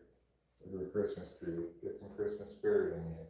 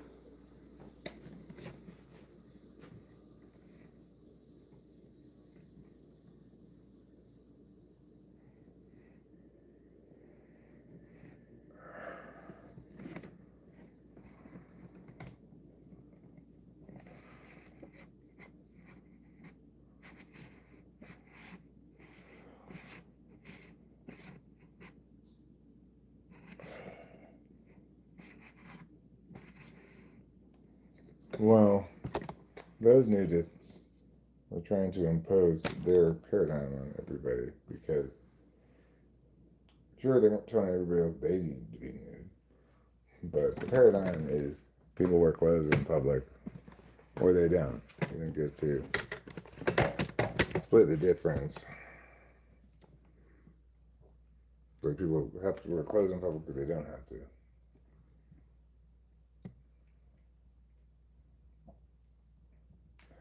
Yeah, it seems a little bit dangerous when outside their colony because, you know, certainly makes you stand out. Potentially makes you a target.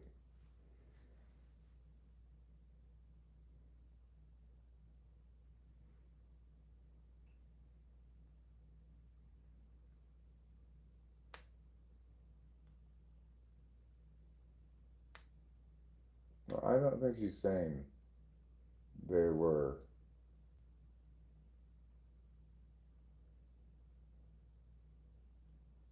engaging in orgies, but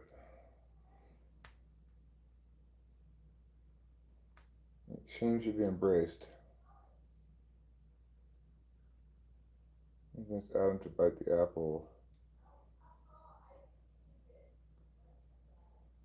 I mean, I don't think people should be ashamed of their bodies per se, but I do think that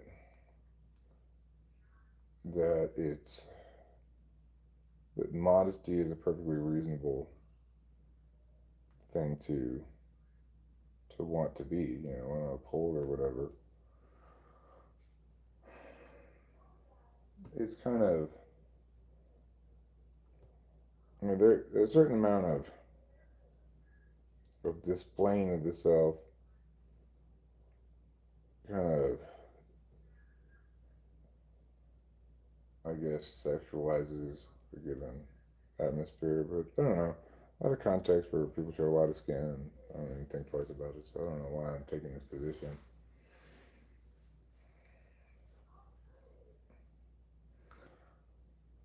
No, I mean, it's not just because people want to do private stuff in privacy and you don't really want to see other people's private stuff necessarily, doesn't mean that people are ashamed of it. Like, I don't necessarily want people to watch me poop. It doesn't mean I'm ashamed of pooping.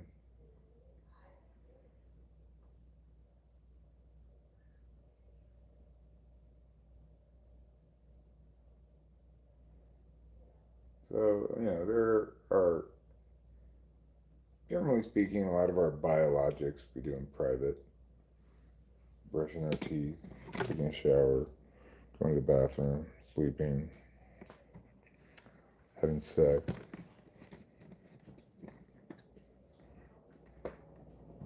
In some cultures, that extends to things like blowing your nose and stuff.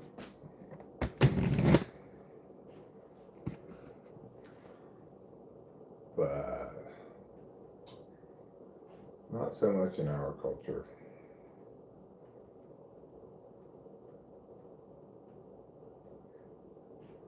I think I'm going to take a little bit of this weed syrup to kind of co to work together with the mushrooms.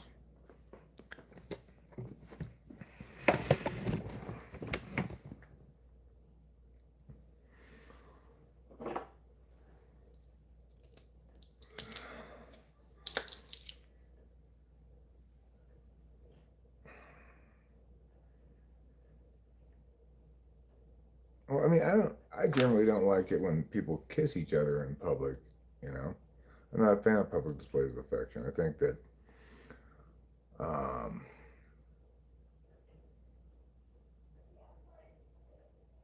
it's just that stuff is for the private space, right?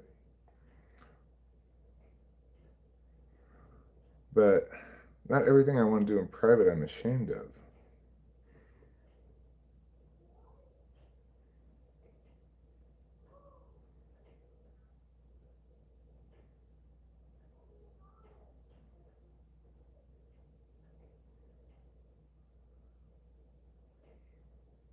Yeah, this one's empty pretty much, but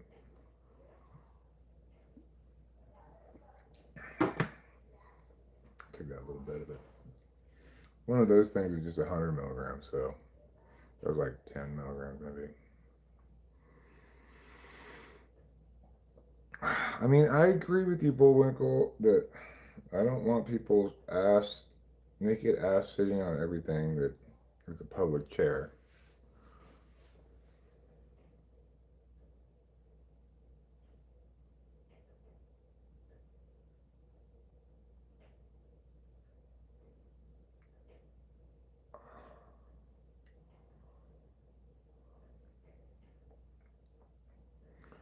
And Winston's mom makes a good point also that one of the main reasons we wear clothing is because it's rarely just the right temperature for being outside naked. Like, if it's hot, you want to cover yourself so you don't get sunburned. If it's cold, you need to cover yourself because it's too cold outside. And regardless, I want people to engage with me, not my dick, right? So, like, without having information about my genitals at their disposal, I want them to engage with me because, um, obviously, if everybody had their genitals hanging out all the time, it would be a little distracting. And maybe it wouldn't be, but maybe you get used to it over time. But even like primitive peoples cover up their nudity somewhat.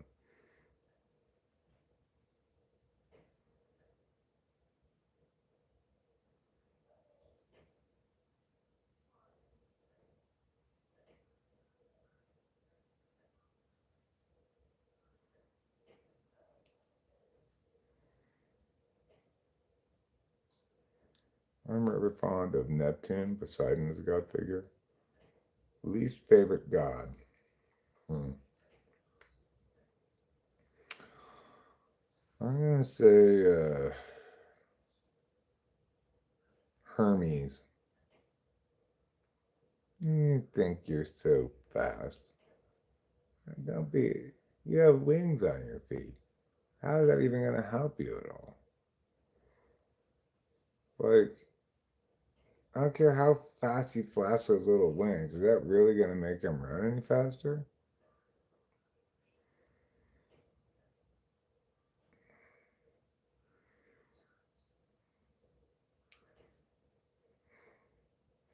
If you ask me my favorite god, I wouldn't include actual God in the equation. Like, I wouldn't think that includes God and Jesus and the Holy Ghost. I think it means every other God. Not really. He's not a god. Satan's not a god. He's just a spite monkey.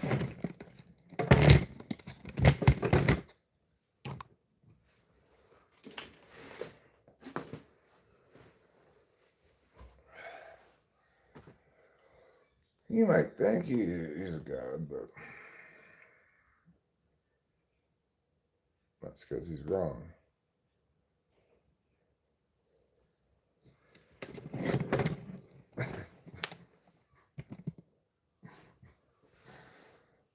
Are you trying to convince your 4-year-old to go catch a baseball that's dropped from a blimp?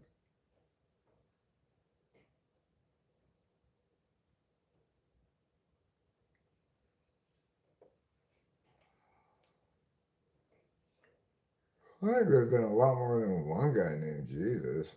That's wrong. I think we can establish that. There's been at least one guy named Jesus. Many, many more than that, even.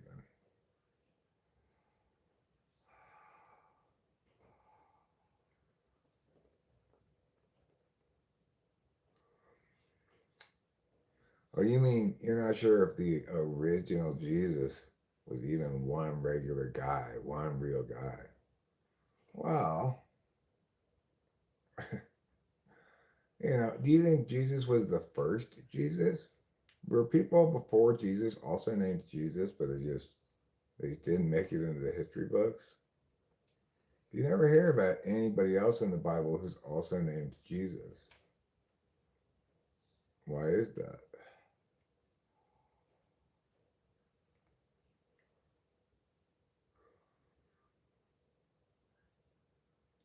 Joshua. Jesus is another name for Joshua? Those don't even sound similar at all. They both have J and S in them.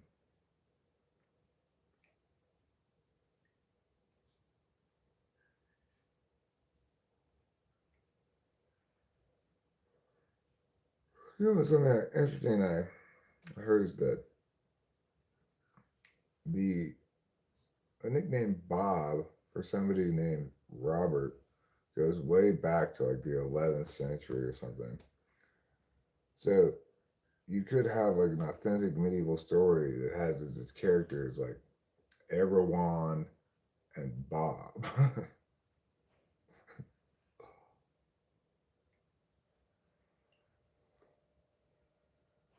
Well, that could be a real medieval story. The tale of Erewhon and Bob. Christ just means oiled, anointed one. So every time I oil and anoint myself, I should call myself Air Christ.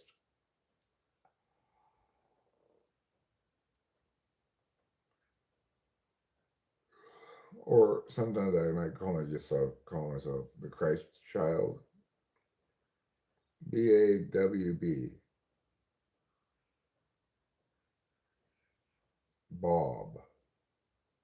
No, not like that. BOB. Okay. You confused me for a second.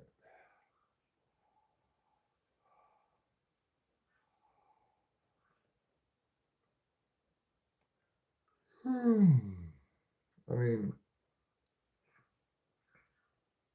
I don't want to do like shock stuff at all.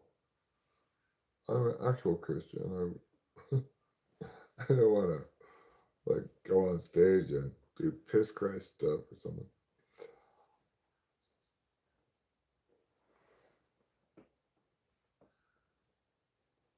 Yeah, I ate mushrooms.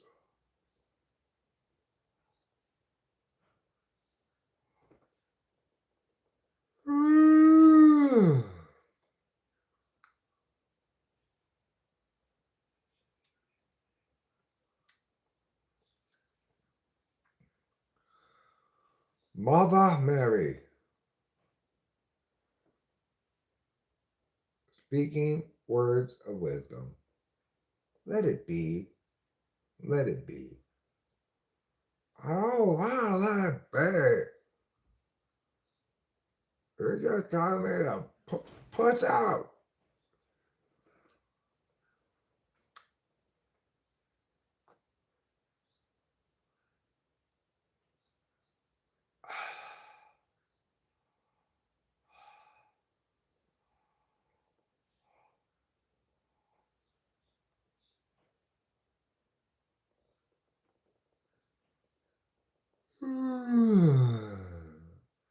Fear of the Lord is a good thing, just like nature is so powerful and awe inspiring. It inspires fear. God is a billion times more fear inducing. That's pretty scary. So you're saying God's a billion times scarier than like a tidal wave, an earthquake, and a volcano combined? That's pretty scary.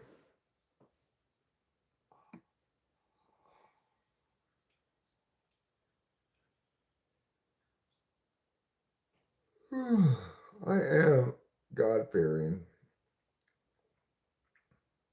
but I'm not sure this is the right approach towards God. God's never done anything to make me scared of him. I guess what I fear more is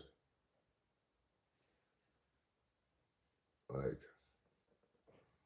the consequences of walking in the wrong path or something.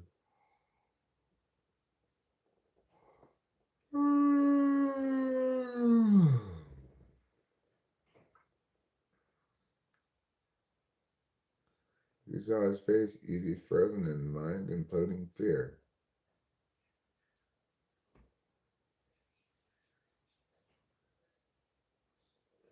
Okay, well, I like people sometimes like to say things like, instead of fear, love. But I don't know.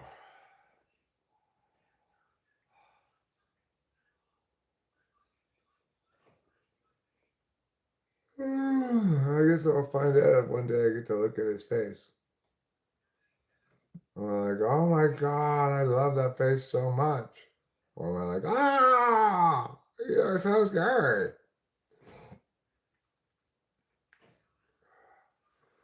Or both, maybe. Like, I can't believe how, like, overwhelmingly powerful you are. And also, I love it. I love you so much. Or, I guess God is not trying to make you scared, really. You're just naturally scared. Would that be the case, probably?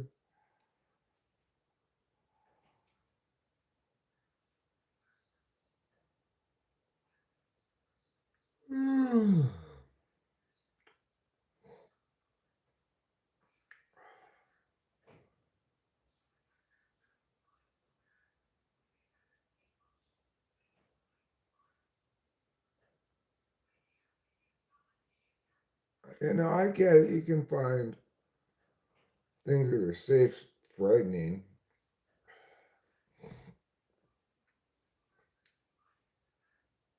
It's like people are scared to stand on the edge of high places, even though there's no particular reason unless they're gonna, trust themselves.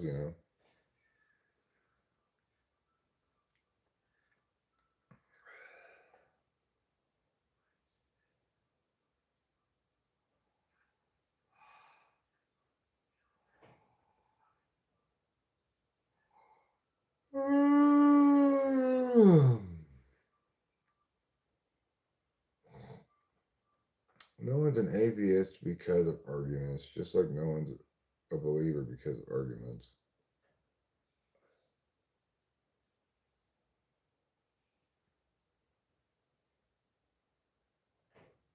People are atheists because they don't have any desire for that particular faith frame.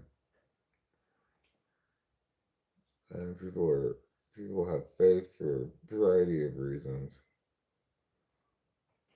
Only some people with faith understand what faith is, though. Almost nobody, apparently.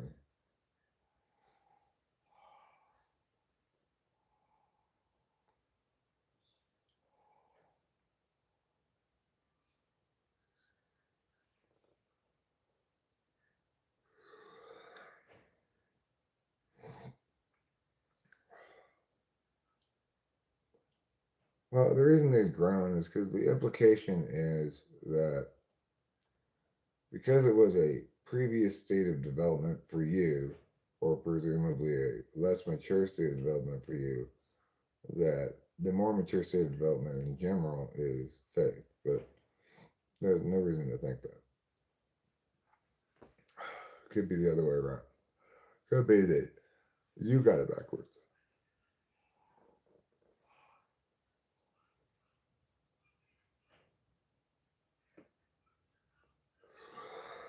Now, granted, you're not saying that expressly anyway, but that's the one of the conclusions,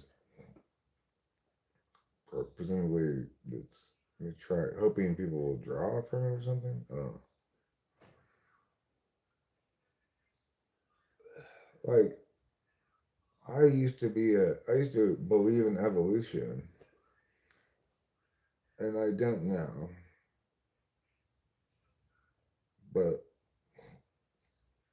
it's because it has nothing to do with like stage of development stuff. It's just prior to that, I had not applied my critical thinking to that particular science explanation. After I did, then I saw it was bullshit.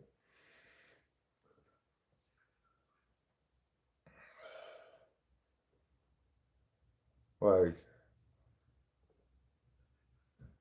isn't faith a conscious decision? Well, it's best termed a behavior. The behavior is prayer. Implicit in prayer is faith in the sense that the thing you're praying to, you don't have any evidence to believe it exists. So that's what requires faith.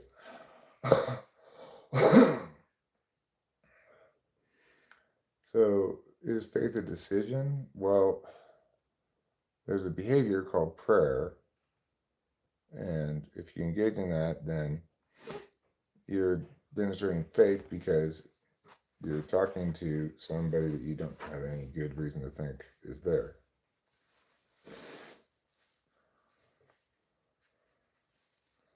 And that's the whole point of it, right?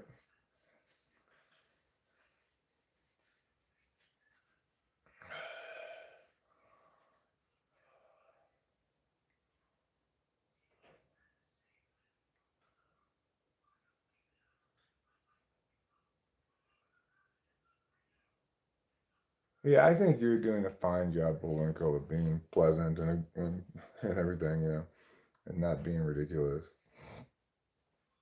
So,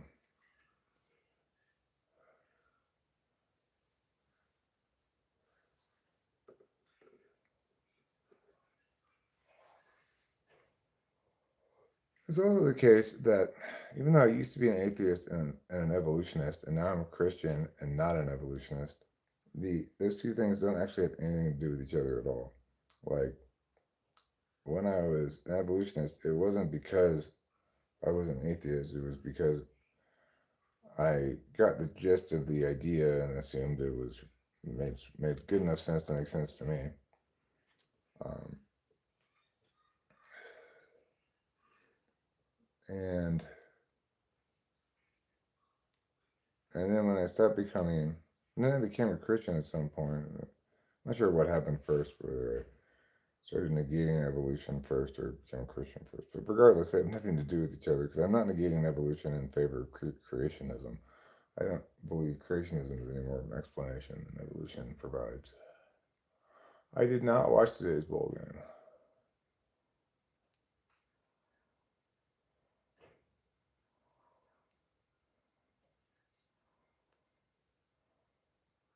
I always thought of faith as a belief. Everything we think is a belief because everything's totally knowable. So everything is faith based. No, it's not a matter of knowability. Like you can know things or you can determine them. And just because you know something doesn't mean it's correct.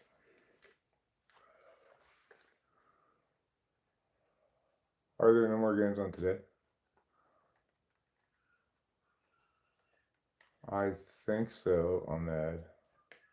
I think I do remember you actually.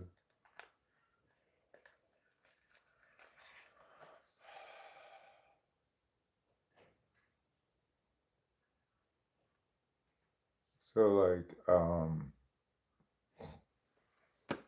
we don't need to have proof for something for us to not need faith in it, right? Like, I mean, we can have evidence for something, not have proved it logically, for example, or you know, other than that, you can. The point is, if you have evidence to believe in something, it's not faith, regardless of whether you have evidence enough to qualify as a proof of something. Um, there's it's not like in the absence of faith you have to be skeptical, right?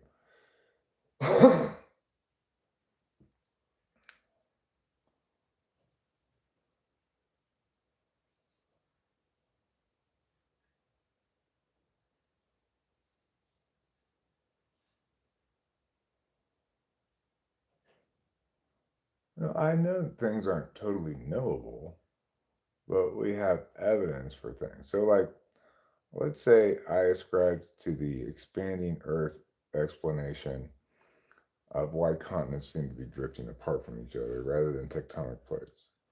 I would be wrong, presumably, but it still wouldn't be an exercise in faith. I would have a good reason to assert that.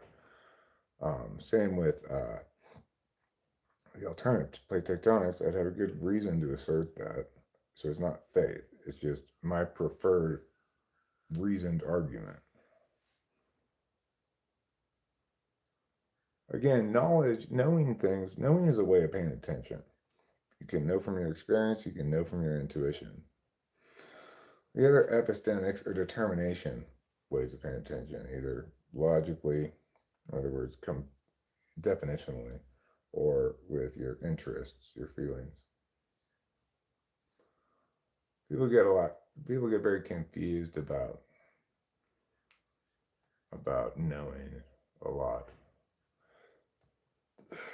because our cognitive functions. It's very difficult to understand what's the difference between, say, a knowledge and a belief. With cognitive functions, you recognize that um, the distinction is made by people based on how much they feel certain about it. Like, I believe I was there on Tuesday. It expresses less certainty in the person than I know I was there on Tuesday. But either could be wrong.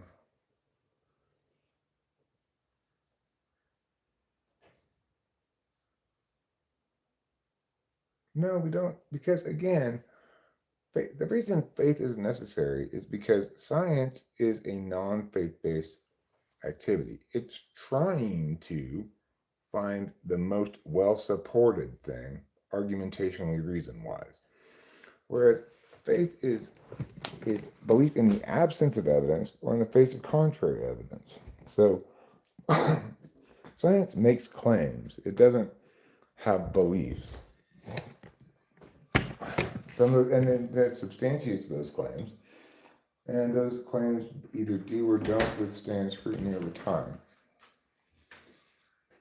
Regardless, there's no faith involved. Because they're not asking you to believe they're correct because of no reason at all. They're saying, believe I'm correct because of these specific reasons that you can critique, examine, etc. And science also makes a claim this is only correct pending new information that updates us to invalidate this explanation. So it's the opposite of faith-based activity. Because you got to remember that, like, you're existing in a world of infinite necessary but insufficient burdens where before I can do any experiment on this, I have to prove it exists. That's not how the world works.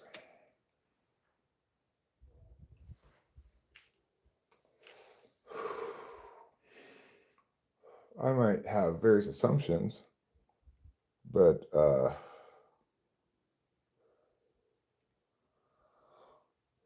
most of the assumptions are observationally justified rather than based on faith, right? You need faith in God because you can't see God. You can't talk to God. You can't do anything to God that you can normally do with another agent, but you're asked to believe that God exists as an agent anyway if you're engaged in the behavior of prayer. And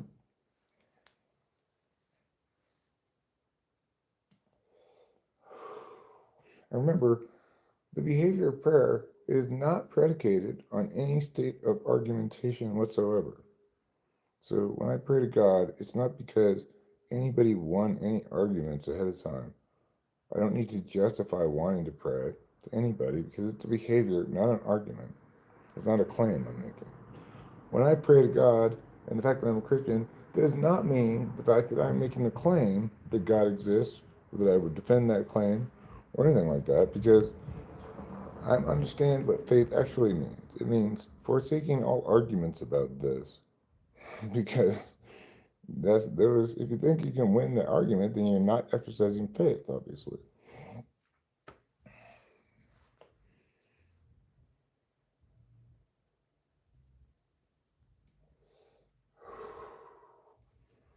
Like the reason you're religious is not any of the reasons you think. It's not like because your reasoning is convincing or somebody's reasoning was convincing about this. It's for some other reason. I don't know what it is, but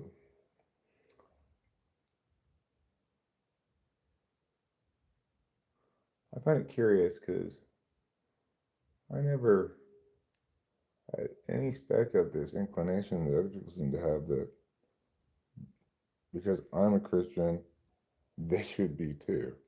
I don't understand where that comes from.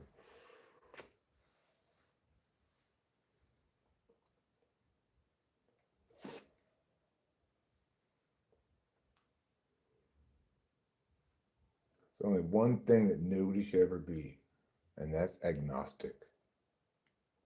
You take a goddamn position on things one way or the other.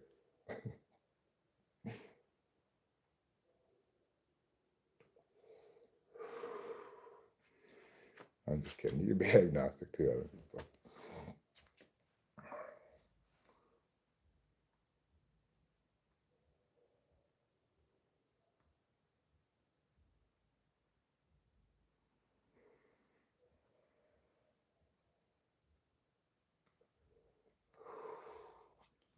However, I am not above saying things like, well, here's why Christianity is better than this other religion. Because then in that case, you're saying if you're going to exercise faith, let's sort of look at the impacts of the friends, compare them against one another. It is the case that Christianity is right about the topmost value, justice, and the topmost virtue, forgiveness. I don't think any other religion is right about that. But that's not why. Maybe that may have something to do with why I'm Christian. But is it abandoning logic or argumentation or admitting that there never was logic or argumentation?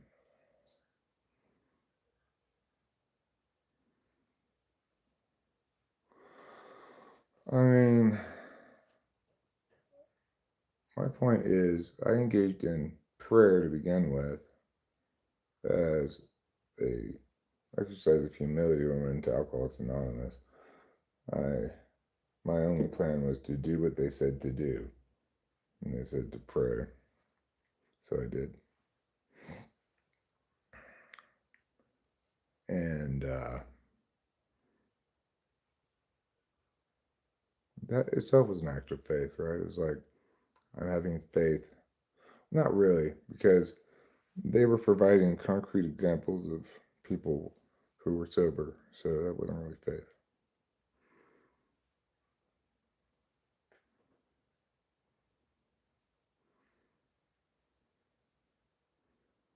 No, it's absolutely not the case, because just because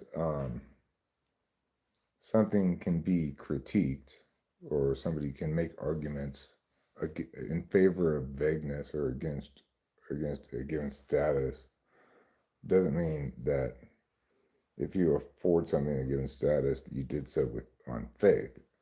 If you did so with reasons, even if they turns out to be wrong, you're not exercising faith. You're saying, I'm evaluating the evidence. Here's the best conclusion I can come up with at the time based on the evidence that I have.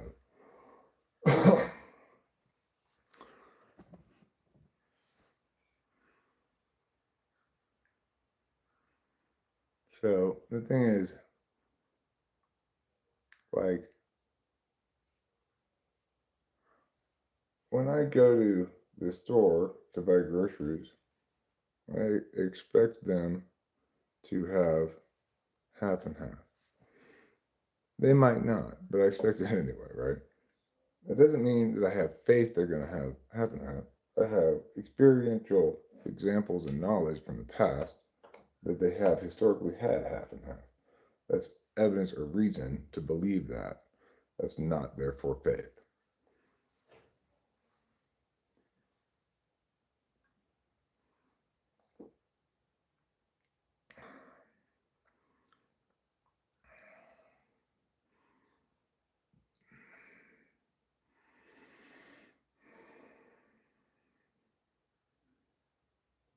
I don't know if that's faith either, Casey Jones. I think that's uh, a reasonable like linkage to make that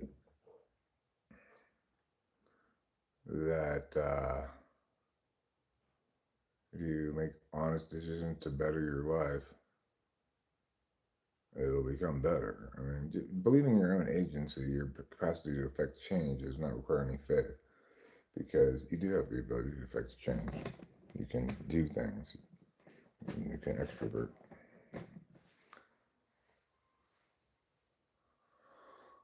Now,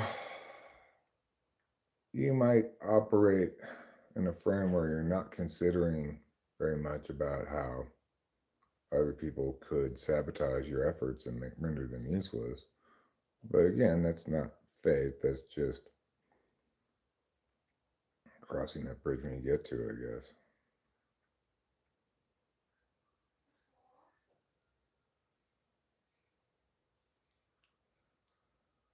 And in general, I think like skepticism ad nauseum is a worthless endeavor. Like,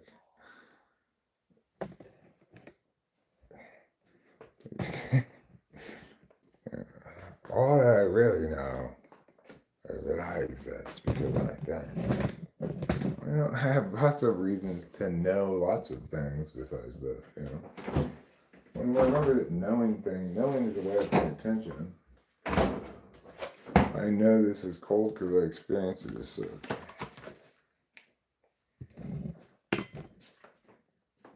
If I wanted to be precise, I'd say what I mean by cold is that it's colder than the inside of the room.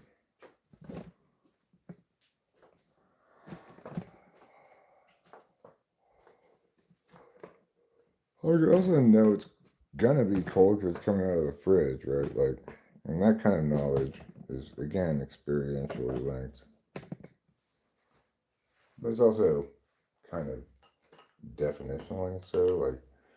Like, if assuming the fridge isn't broken, it's what it does. It makes things cold.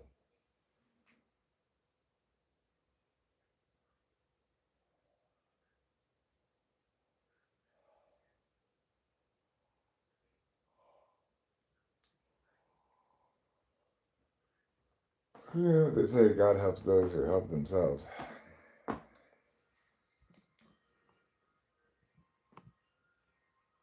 I think in general, it's helpful to have a magical thinking frame to understand things as happening for a reason, or the idea like, God never closes the door without opening a window. Something like that. It's generally a good frame of reference to keep you grateful for what you have and helps you to understand that life presents some challenges, but they aren't just all.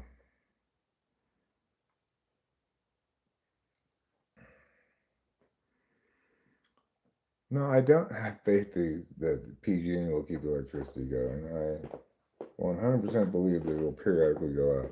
That's why we have a generator. It is true that I'm operating under the assumption. So you keep mistaking assumption for faith, right? I'm operating under the assumption right now the electricity is going to continue. I'm not making preparations for going out. Even if I did anticipate it was going out, there was nothing would do differently. But just because we operate on certain assumptions, that does not mean that those assumptions are faith based, even though they are sometimes wrong. You know.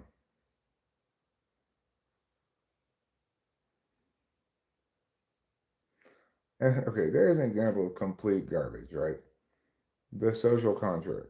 There is no such thing. Contracts require distinct parties to sign them. It's like the idea that somehow being born in a society is the same as signing a contract is insane. They're not the same at all. It's just metaphorical garbage.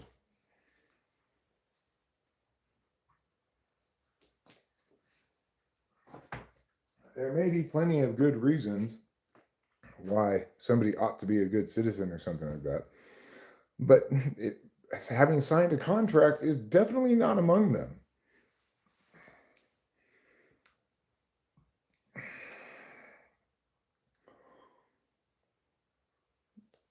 Right? Nobody agreed upon this.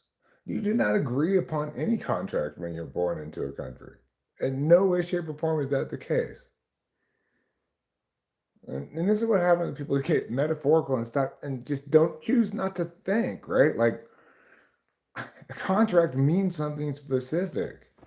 It doesn't just mean whatever you feel like making it mean, so that instead of having divine right now, we have the right to govern ourselves because we all signed a contract, except we actually didn't, right?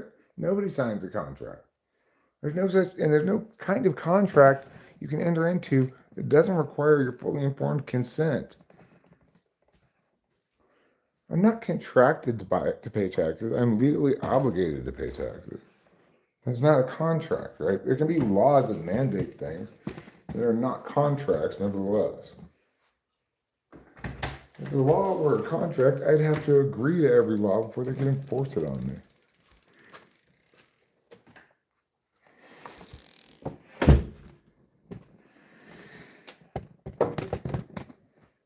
Contract is a word that means something specific. We shouldn't just throw it around to mean whatever the fuck we don't mean by it. It's insane. We wrote a whole book on the insane notion that everybody in a society does something that they factually do not do. Like, what is this guy thinking? It is factually the case that nobody enters into any kind of contract when they enter into being a member of a society. He wrote an entire book predicated on this absurd notion. T.I. Polar, what are you going to do?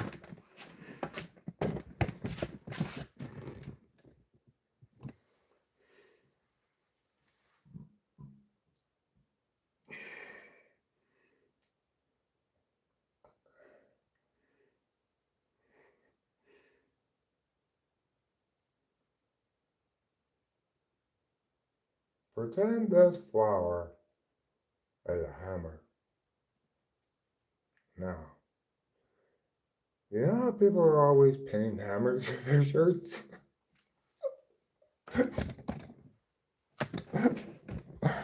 No, you've forgotten. Flowers are hammers.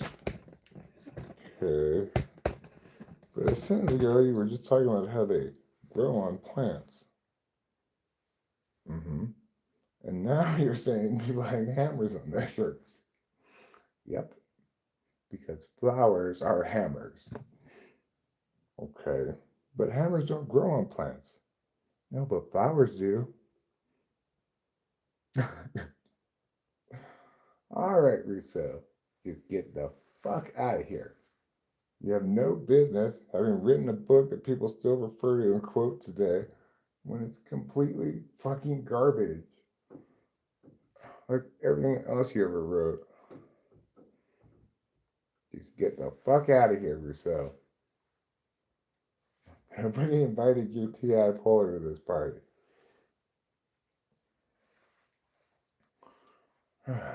What an absurd notion. Like, use use words to mean things. Like, people have a right to health care. Well, I have a right to health care that I pay for. Otherwise, I don't know where you're coming up with this meaning of the word right. People might have a positive right to health care because they pay for it, or attain a positive right in some other fashion, presumably, like bartering or I don't know.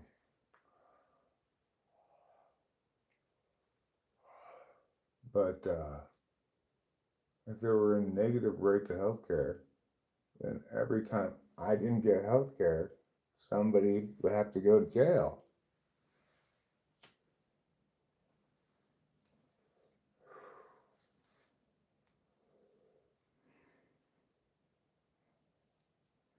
Well, but that's not what I mean by right. You don't mean anything by right, so just stop using the word.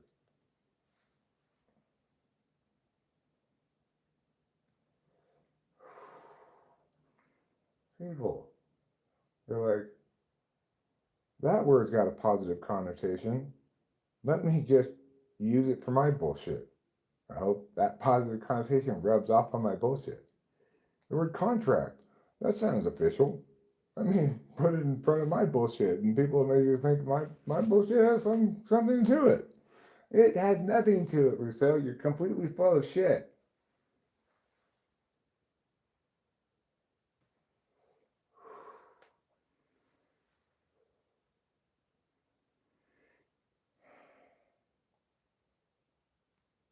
This is a much different mushroom trip than last time. I do believe these were different mushrooms. I'm in a different mood, obviously, too.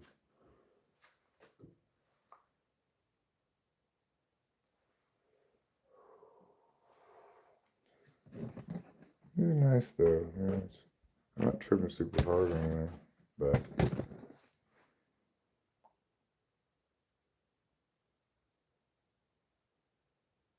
it's always good to be on mushrooms. Helps you feel like you're really standing on business.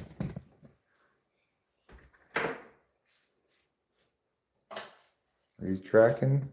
Are you tracking? Because I'm standing on business. Brr, it's cold.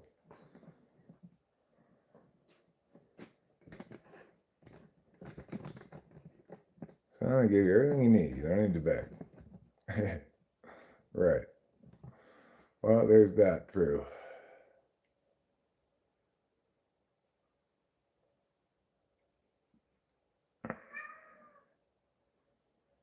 Do I think abortion is killing a little baby?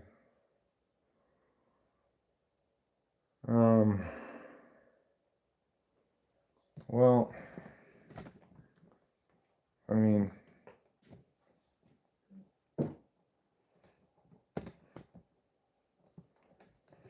abortion is one of those things where intuitively, the closer you get towards a due date, the more obviously that seems to be the case, right? It also seems very intuitively not the case that, say, a couple weeks after conception or something. But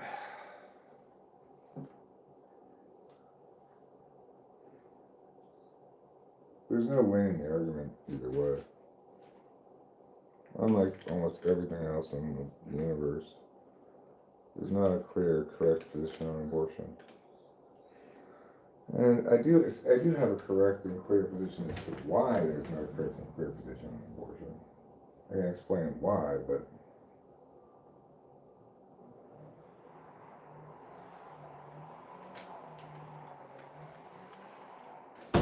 I mean, it's because of conditions unique to pregnancy.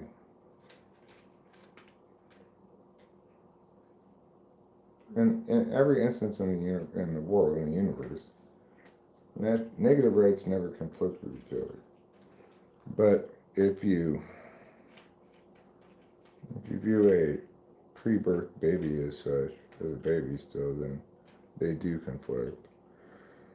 The rates of the baby and the rates of the mother conflict. So accordingly, you can't adjudicate the issue on rights. And it's also not very feasible, really, to deem the pre-birth baby a just property, because number one, it appalls the conscience to abort like a day before your due date, and that should always be a hard no when something appalls the conscience.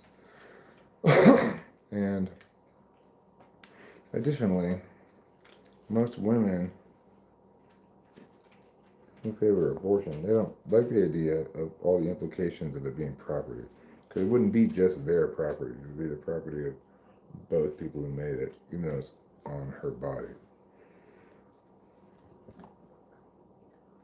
So she would actually have less right to abort if it's property then yeah, I mean, she wouldn't have any absolute right to abort if it were property. She'd have to get the consent of the father. So neither of those are particularly ideal. Um,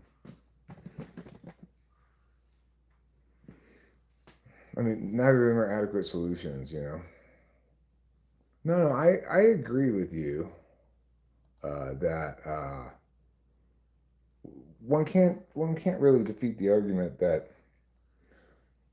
a fetus or an embryo or whatever is an early stage of development of some kind of organism. It's obviously of a human.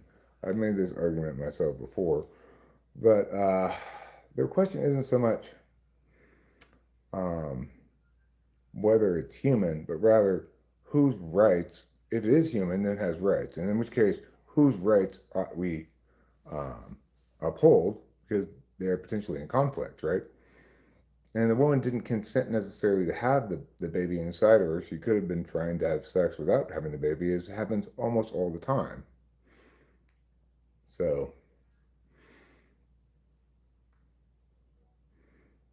so it doesn't really. The point is, it doesn't really matter if it is human. Let's say if the baby is a human baby before birth.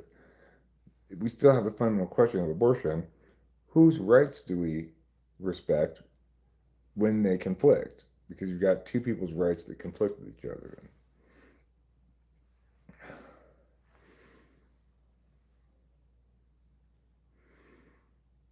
Like,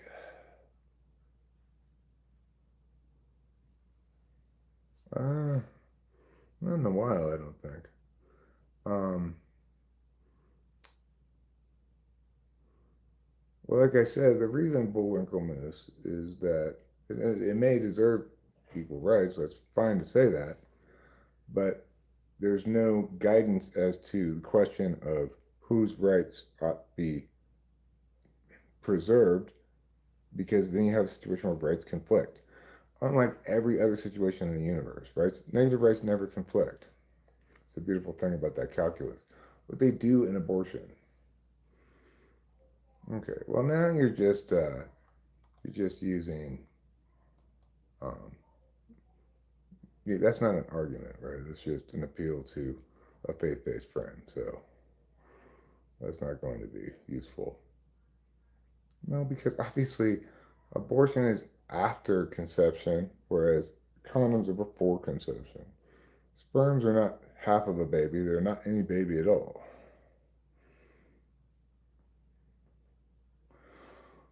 Well, I mean, they're both victims if the mother doesn't want to carry the thing to term, right? Because then her rights are being violated because this person is squatting on her property, her body. So, in fact, like it is the case that if you're squatting in my house and I kick you out, you might suffer harms for that, but it doesn't mean you have the right to be in my house. Okay, but she may not have intended to get pregnant at all. In fact, certainly she did. She's getting an abortion, and the fact that it's a possible, foreseeable outcome of sex does not mean that um, having sex is agreeing to getting pregnant.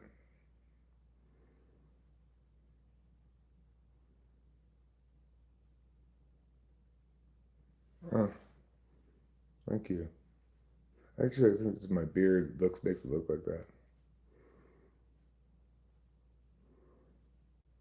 I mean, you you have a certain point, Bullwinkle. Okay, I get what you're saying, and there's some validity to it, but you got to remember also that there's situations like mine where Rachel and I are married.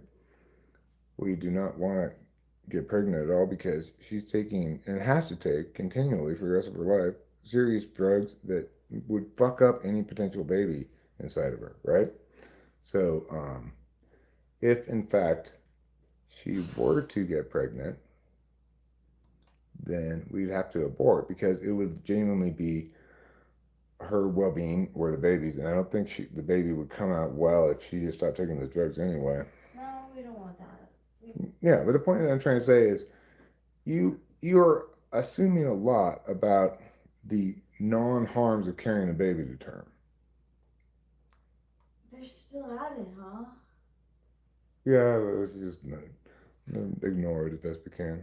I wanted to ask you because Kay asked if I could stay with Lulu at if Lulu could stay at our house overnight. Tonight?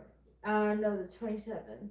Sure, that'll be fine. They should pay us I $50. don't have to pass. That's fine. That's what I said.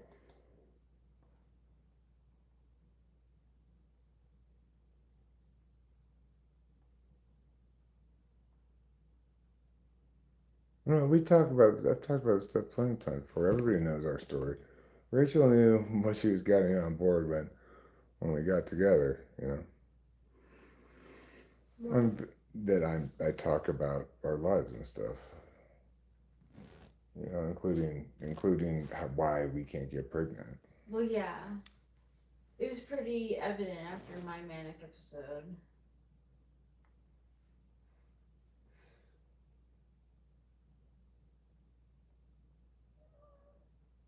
Well, I mean, we don't. The point is, we make reasonable efforts to not get pregnant, but if she were to get pregnant, we really wouldn't have any choice but to abort. We really don't, though. Like,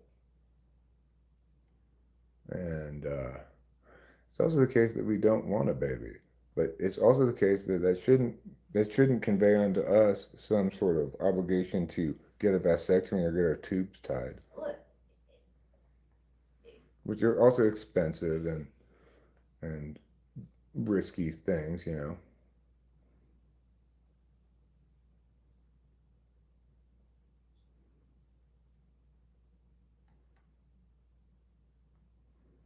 And that's the harsh reality of things is um, that you can't hold people responsible for getting pregnant in the same way that you can hold them responsible for, say, buying a car. Um, they're obviously, if they're unhappy they're pregnant, they were not trying to get pregnant. They were trying to not get pregnant, and it happened anyway. Now, I get that people should take abortion seriously. It shouldn't just be like, well, I don't want to use any contraception, so just keep getting abortions. But is anybody really like that? Abortions are expensive, aren't they?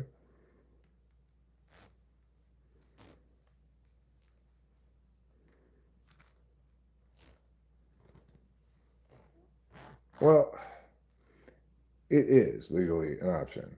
Whether it should be a legal option for everybody or not is something people might want to debate. But what is correct is that it should be up to the states because there's not any broad consensus on the point. It doesn't look like the argument's going to end anytime soon. And it's not, and neither side's collapsing under its own weight.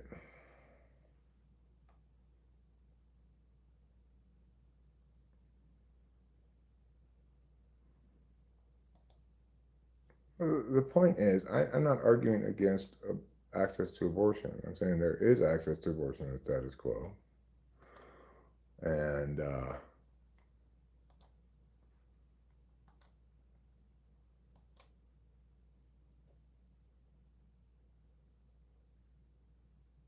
guess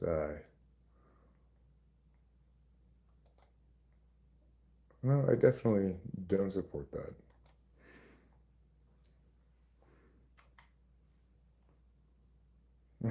As always, a person who actually wants to find out what my positions are on things can always ask me. I'm a big believer in the Regency responsibility to retain for young people as much of their agency and ability to make decisions as possible for them until they're of age to make those decisions for themselves.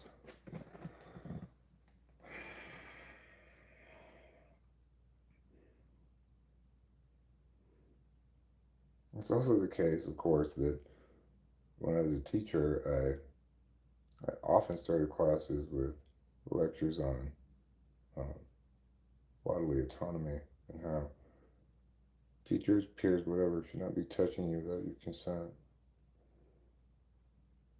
And teachers and stuff should not be touching you at all. I give that lecture because, you get your feeler type teachers. They don't necessarily mean ill, but are not behaving appropriately. And you get kids themselves not behaving appropriately with each other, not respecting their bodily integrity rights. So that's why I often started those things with that lecture, because I'm the exact opposite of what you keep accusing me of. I'm an excellent mentor, a good example of person of character and upright moral status. Not somebody who victimizes others or exploits others at all. Not predatory at all.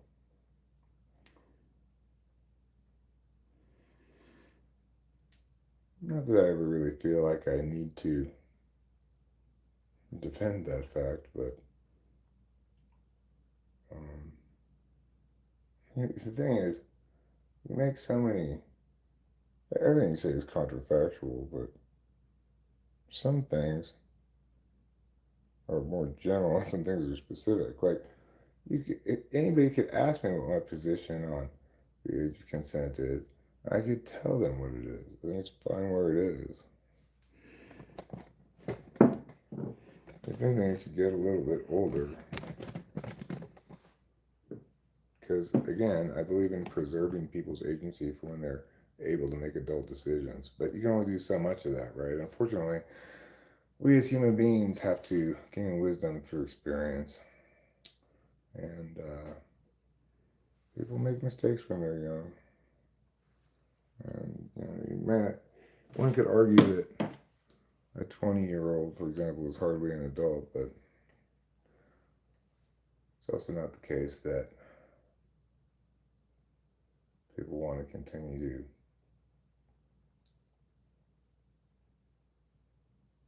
to try to constrain people who are of that age.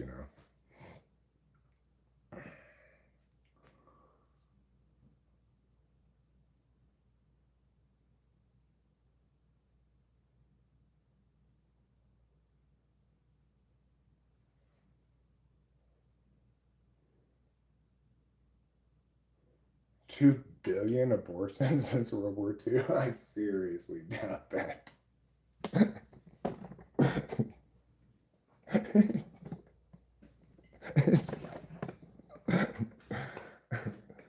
2 billion abortions.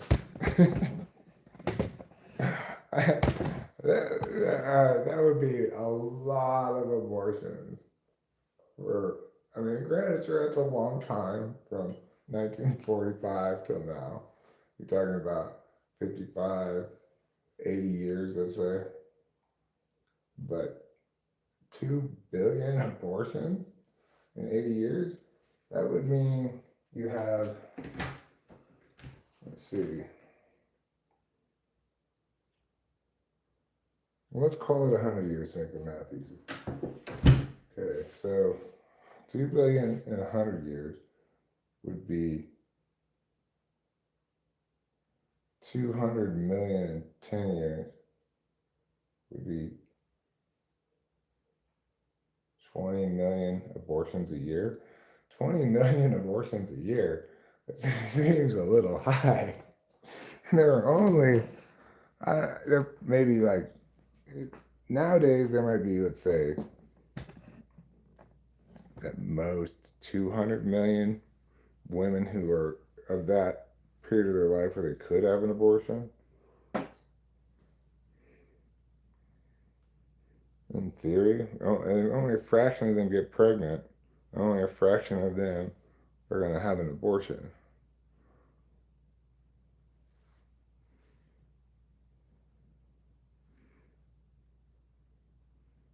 ,20% of women have had an abortion. I'm sorry, 1 in 5, yeah, 20% of women had abortion, and 20% of that have had more than 2 or more abortions. Well, maybe,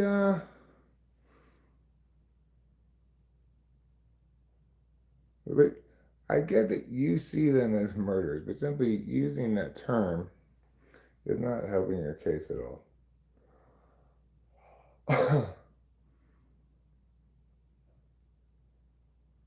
Personally, I like to think of abortion as self-defense because that baby, you know, it's attacking her. You think it's just there neutrally or something, it's taking up her vital energies.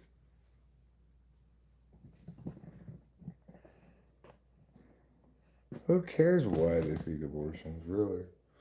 The point is that because it's an issue where rights conflict, it's not possible to win the argument that people should not have any access to abortion. And it's also, I don't think, a good idea to try to win the argument that people should have unlimited access to abortion.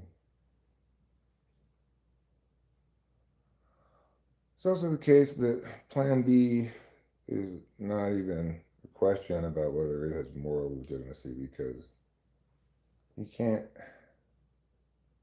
you can't kill something that you don't know exists.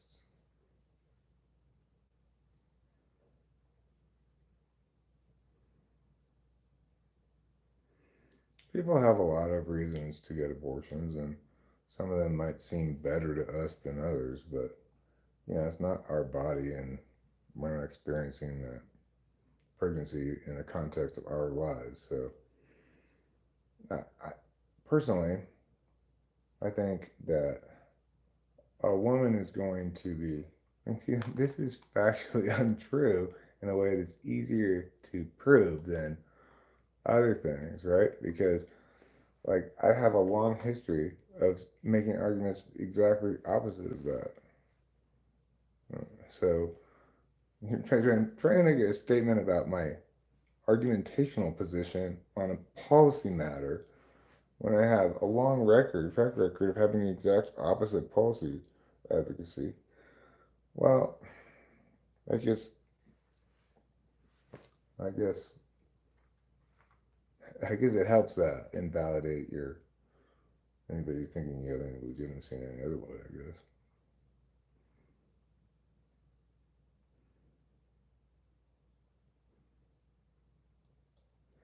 Well, you're not totally right because murder is always the violation of one person's rights, but it's also the case that legitimately enforcing your own rights is never murder. So the problem we have again is that rights conflict with women and their human baby inside. I agree it is that, but that doesn't mean that there's an answer to the conflicting rights point. There isn't one. And accordingly, unfortunately, nobody gets to win the argument. And it's not something you're going to hear me say very often, right? I'm always like, here's the winning argument. This is why it's a winning argument. But instead of being a winning argumenter, right, I am correct, which means I can only explain to you why there's no winning this argument for either side. The best argument the pro-abortion side has is that because negative rights never conflict, the thing inside of you must not have negative rights. But in that case, it's property, and the pro-abortion people don't at all like the implications of it being property. So, like I said, there's no winning this argument for either side. Otherwise, I would have already known and told you exactly what the winning argument was. People want to come to me and make arguments. They should come to me and ask me What are the correct arguments about things?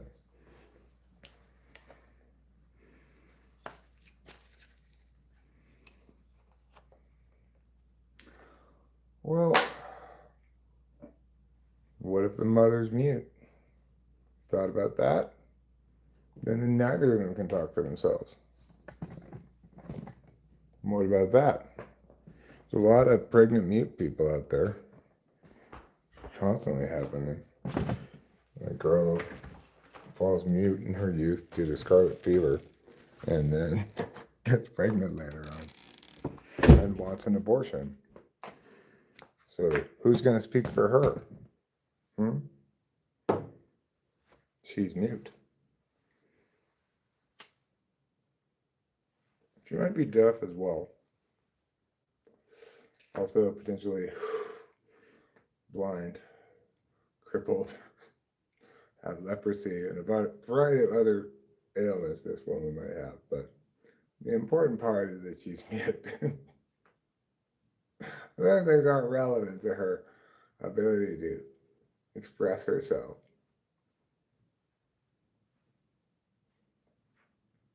I am so sick and tired of only people who can talk getting abortions. We need to extend abortion access to mute people everywhere.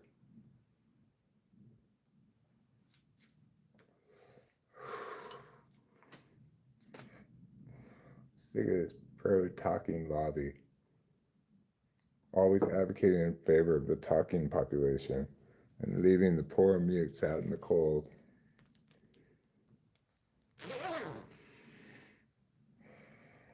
You don't encounter very many mutes anymore, right? Apparently, they used to be more common, I guess. I mean, it seems like there's a lot more talking about mutes in the past, and I don't think I really got an explanation as to why they were mute. Maybe it makes sense if they had their tongue cut out. They used to do that to people, but if they're naturally mute, then what made them mute? Maybe it was just a vow of silence.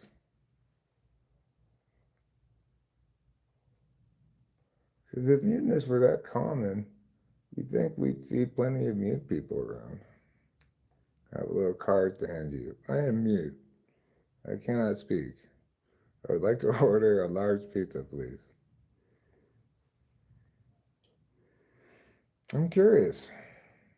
I'm curious about the population of mutes.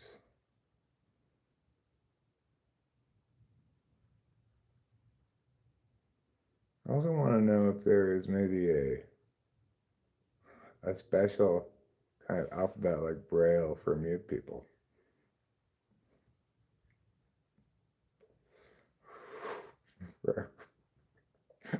They talk in bumps. So they go to the cashier and they say, "Here, feel these bumps." And then they say to the cashier, "Here, now use this conversion chart." Do you see what I mean?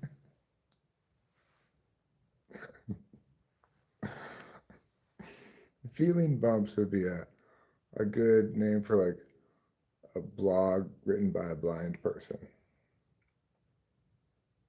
If I were blind, I might make a YouTube channel called Feeling Bumps. Feeling Bumps, full disclosure, I cannot read Braille.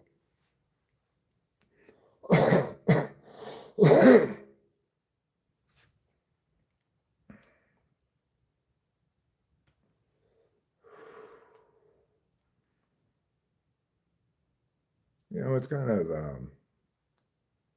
one of the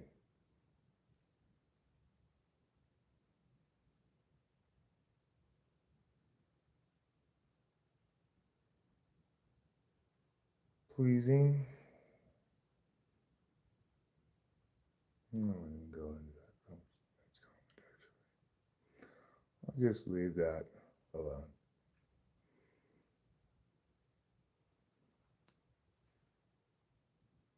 It's so not cold out considering it's late in December. I'm in the mountains. just have to have this light jacket on. We've had a real warm December so far. We're supposed to get a shit ton of rain on Christmas and the day after. I said we were going to get a shit ton of rain already, but we just got a few sprinkles. And now they moved it back, I guess. Maybe the clouds are coming more slowly than they thought.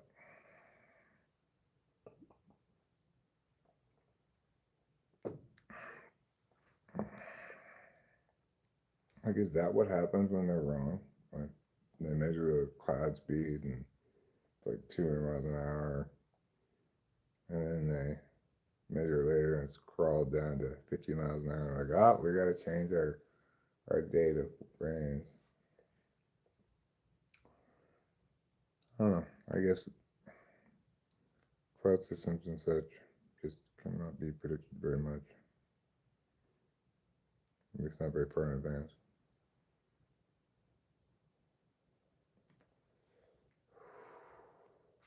Because, as I'm sure we've all heard, they are chaotic systems.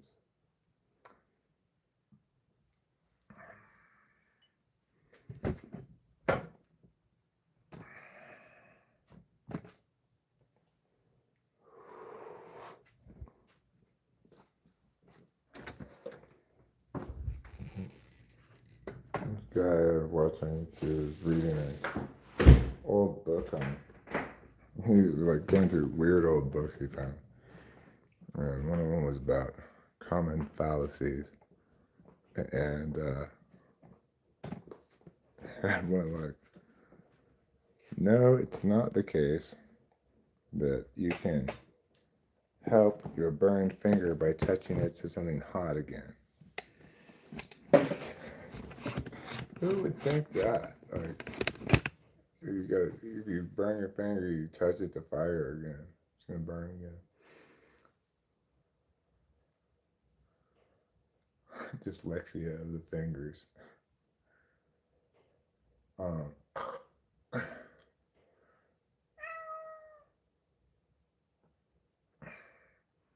I don't think you're being a hypocrite. I don't think you're being a hypocrite, but maybe Winston Mom does. I don't know. Imagine being blind with a braille reading disability. Right, read that already.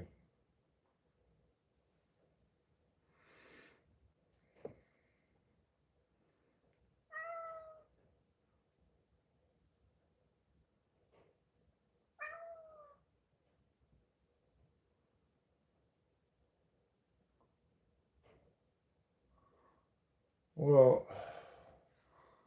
talking about ethics doesn't require, and in fact, can't involve any faith-based argumentation. It's not necessary, and the Bible stuff is not particularly informative.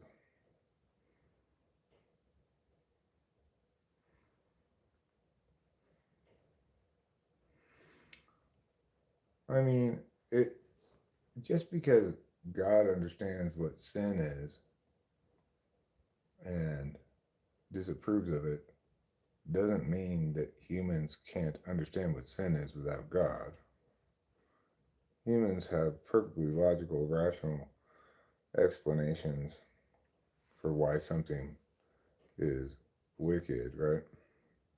It doesn't require any kind of deity to have a logically consistent negative rights framework. What does require, like for example, your appeal to a pro-life position, whatever you want to call it, does not require any appeal to God at all. It is simply a rights argument, and it's a powerful rights argument. But the thing is, it falls victim to a very obvious problem. You've got two sets of rights that conflict.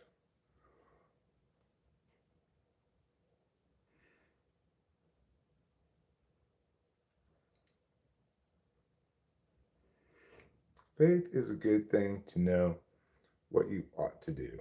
It doesn't generalize or universalize. So, like,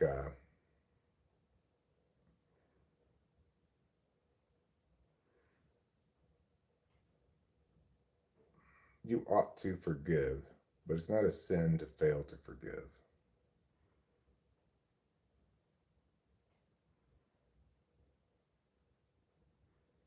And we can't find good justification for the positive moral indication to forgive in reason or logic. You might make appeals to impacts, like um, it's good for society and everybody if we do forgive.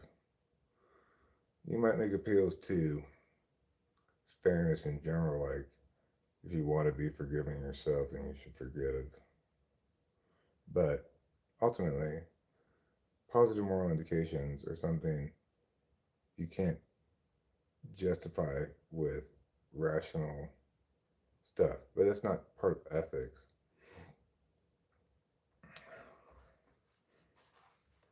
That's what you call virtue ethics, which is not really ethics at all.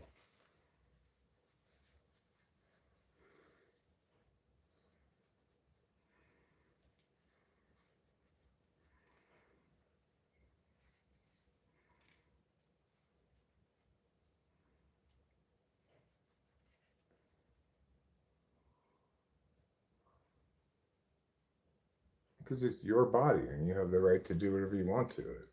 If you don't want that thing growing in your body, then you can get rid of it. Just like, you know, I mean, it's not like anything else at all. It's a unique situation, unique to pregnancy.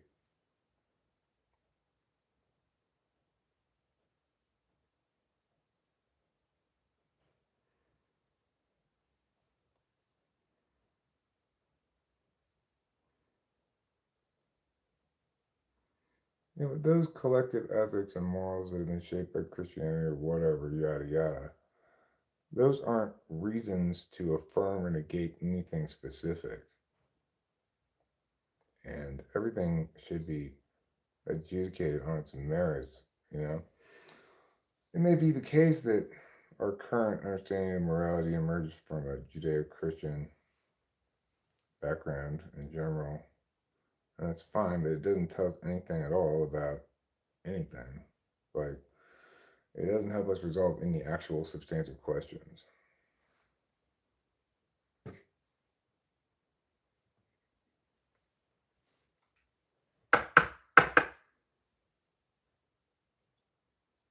But I appreciate your line of argumentation. This kind of stuff, it always brings out the best in me because, you know, I'm at my best explaining why things are wrong. it's not a very popular service I offer, but it's where I'm at my absolute best because I am correct about things, and so accordingly, I am very good at explaining why things are wrong.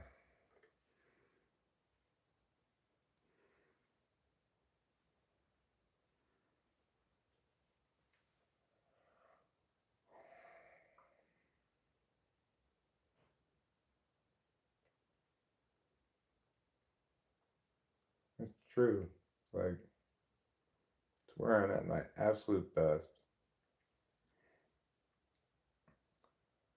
explaining why things are wrong. It's what made me such a great debate coach, in part.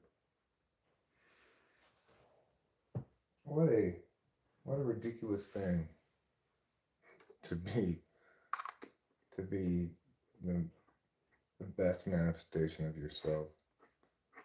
What an absolutely ridiculous thing.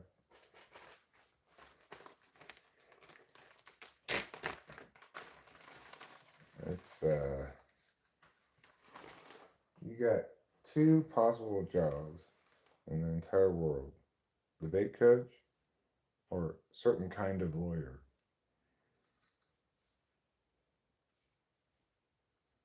And the reality is, vast majority of law, as actually practiced, involves little argumentation.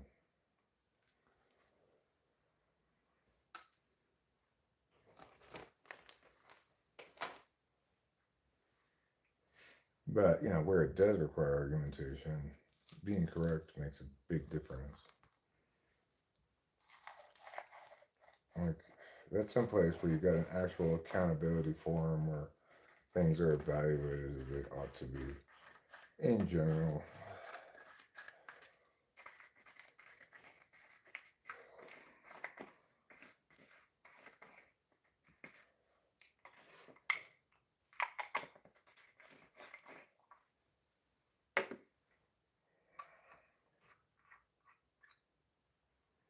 But yeah, it's a weird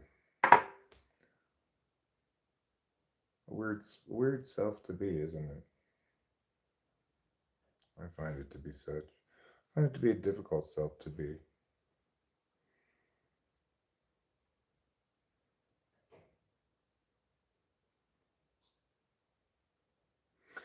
It's like it's fundamentally a frame of negation, explaining why things are wrong.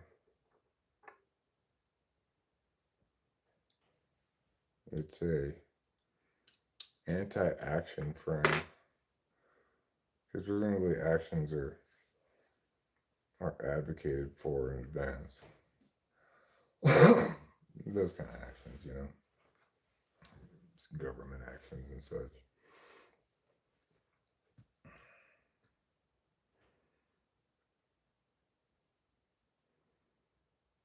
And most of all, of course, it's an understanding frame. As I've discussed before, what a horrible way to be. Like, understanding things. Who the fuck needs to understand things? Nobody. Nobody wants to understand things.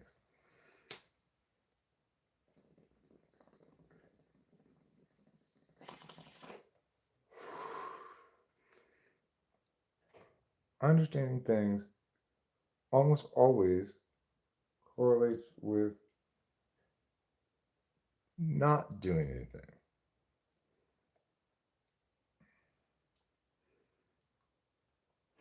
It's not like to understand better means you have better outcomes because you understand things correctly.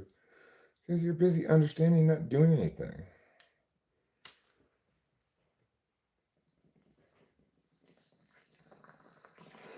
And things you understand often don't even have the slightest relationship to actions you might take anyway.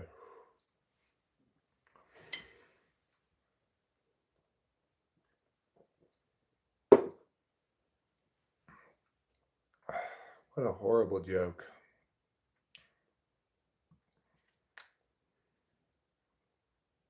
I just get the sense that it's a joke I played on myself somehow.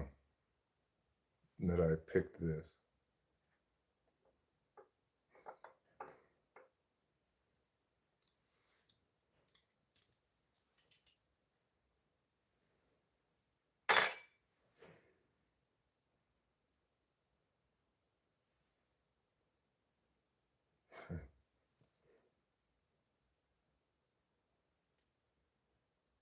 It's really weird. What a weird life. Like,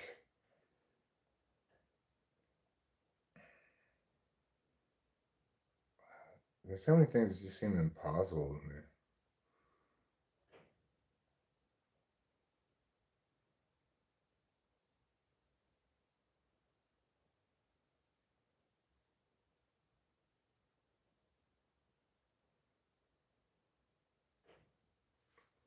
Yeah, I'll check on you before I go. I mean, the thing is, angry messages from a Russian? I don't know, like, why would a Russian be mad at me?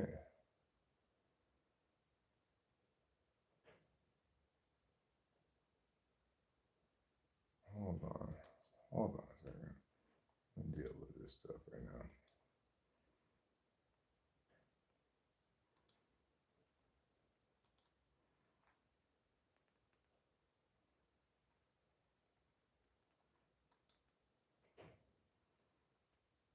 Yeah, I think this is you, as far as I can tell. Oh, look at that. I had no idea you put all these playlists together. Wow, that's super helpful.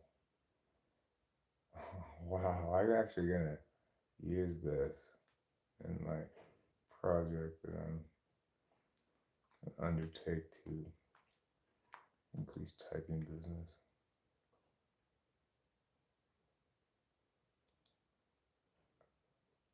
Okay, so that was you.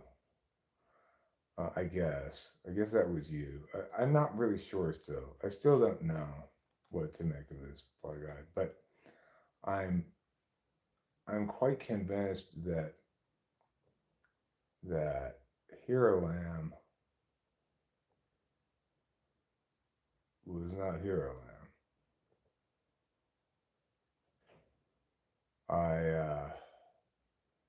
I don't know. I can't remember that clearly at this point. I have to go back and look at it and with the chat replay, which wouldn't even show right now. I don't know. I don't know what happened exactly.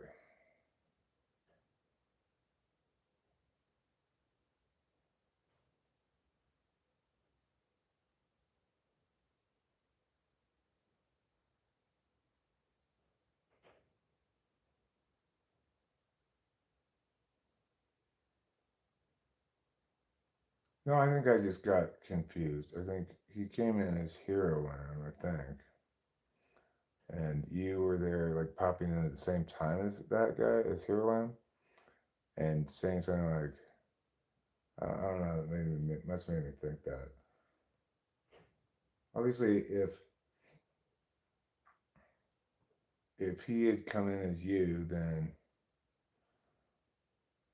he probably wouldn't have just left your channel unmolested completely and just I don't know.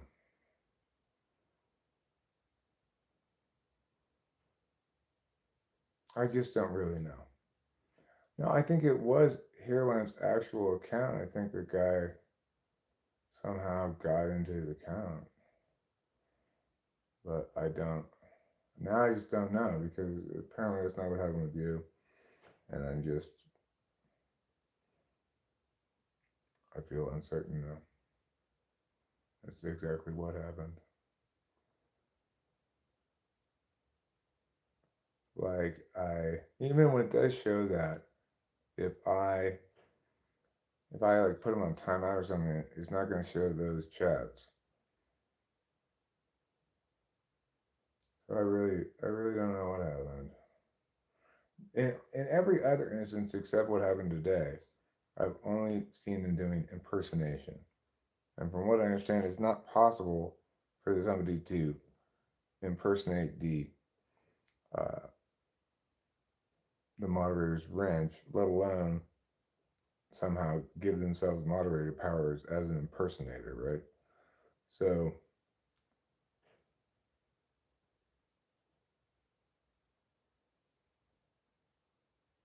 so you thought you were unhiding was Heroland's alt account rather than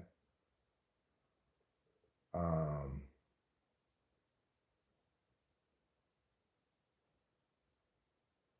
I just don't know anymore. I don't know. I just leave it at that. I wonder why some Russian guy would be targeting there.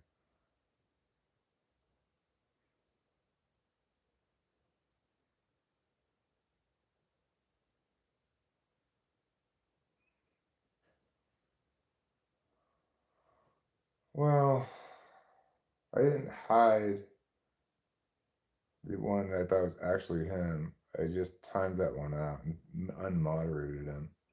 I thought it was that guy. I don't know if it was now or not, but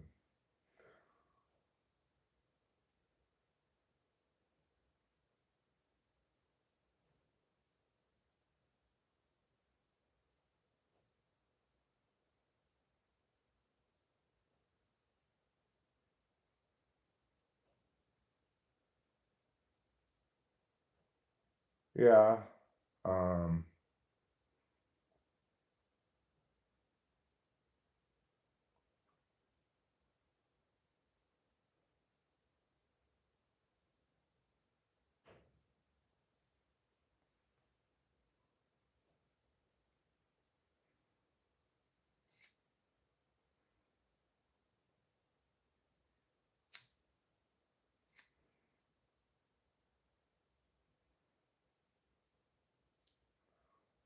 one time I got social engineered really hard by a guy pretending to be my girlfriend. He dumped me. And when I spoke to her next, she had no idea what had happened.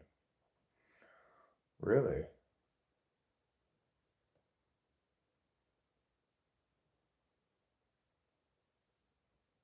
I guess you must be kind of hyper aware about that stuff nowadays, huh?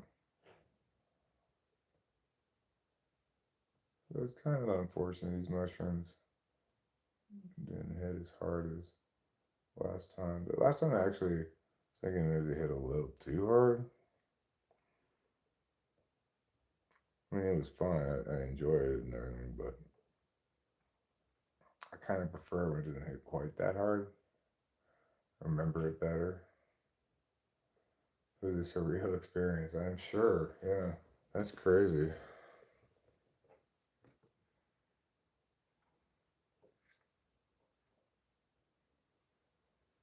And I think it's not a terrible reality to be a little bit more aware that somebody could be impersonating somebody else. If you don't see who you're talking to.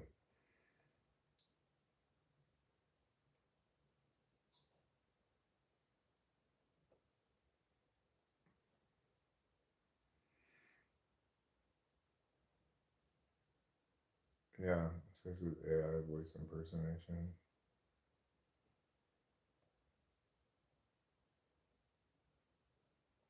I guess there'll be a lot of that kind of stuff increasing.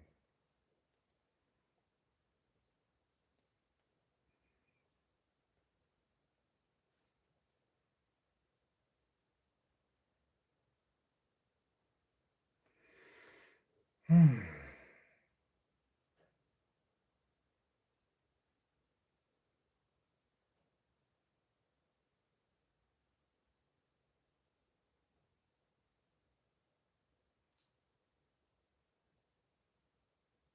Oh, maybe it has to do with my shorts on Ukraine and stuff. Maybe it has to do with that when you said Russian. That seems to potentially time out about right.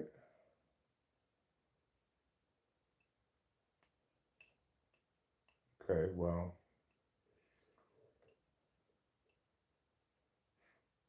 I mean,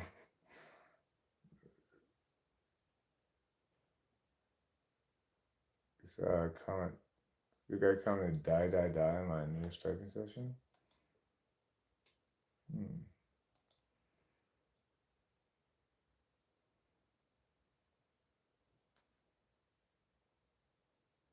Well, yeah, somebody put, I remember somebody put, they were the Soviet Unions. Right.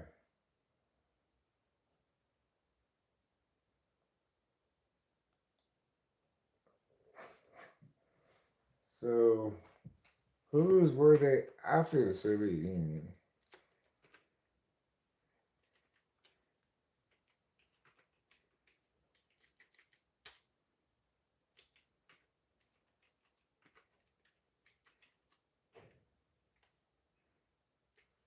I'm just, why did I bother? Because won't, this thing won't go away unless I just delete it, I guess.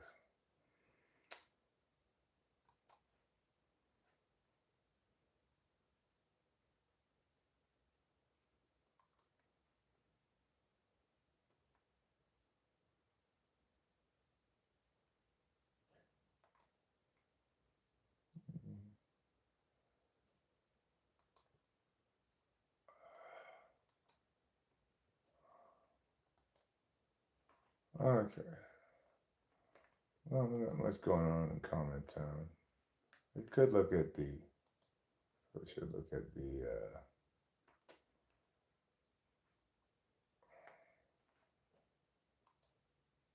held. No comments found. So I don't know.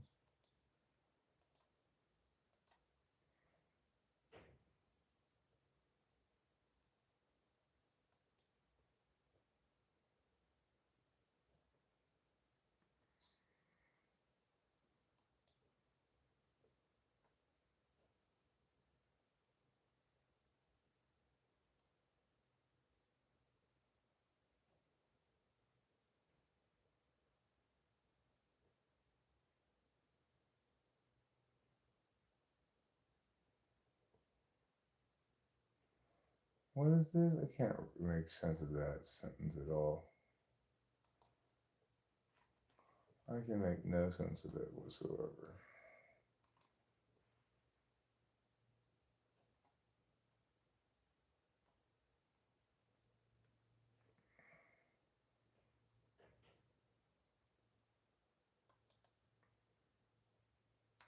Yeah, I don't know if you have the ability to delete comments or not.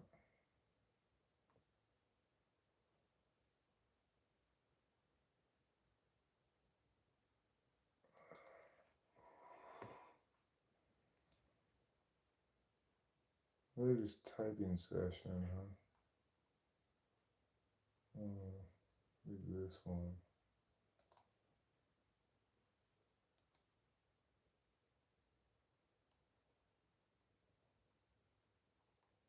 Oh yeah. Died 10 years ago. 10 days ago. Well,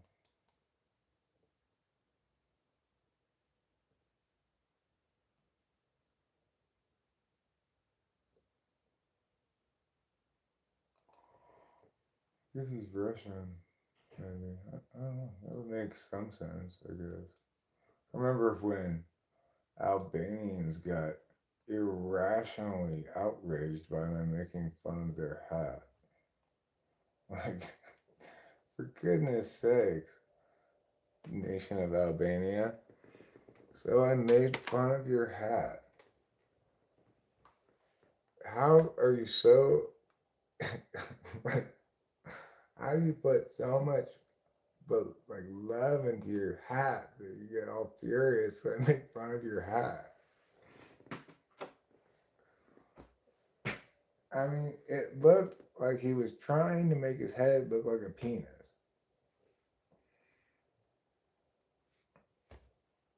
I've never got any video get so many thumbs down and so much hate than that Albanian hat video.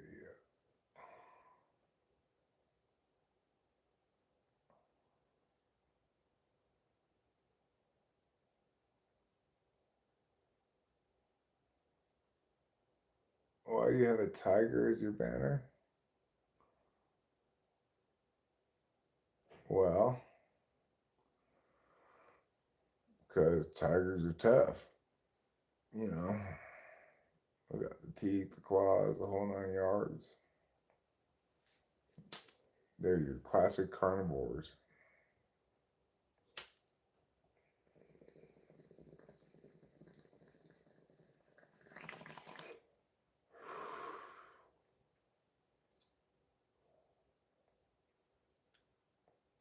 It's a lot better to pick a tiger than, like, say, a cockroach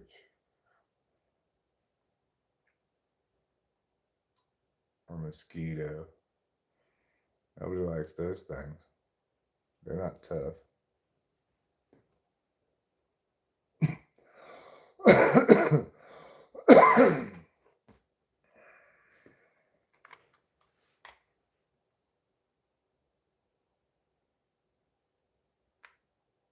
I appreciate you solving this question for me. Like I feel like I have an answer to it now as to why this person just kind of showed up out of nowhere and yeah.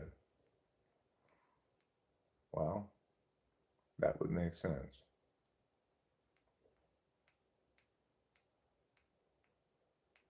But, it's shit like that that makes me say Russia does illegitimate shit.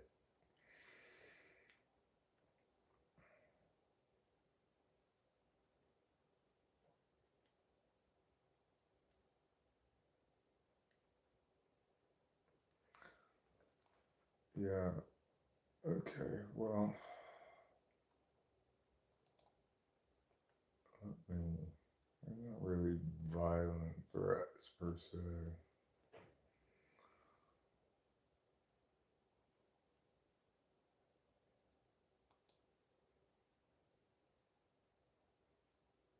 He's not exactly saying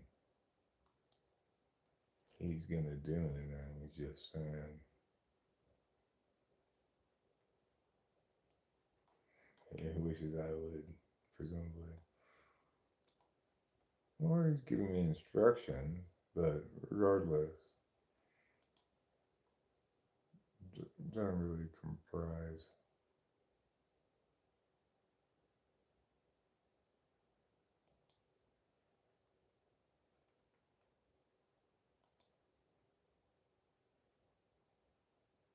This person's from the U.S. I guess they could lie about that, right?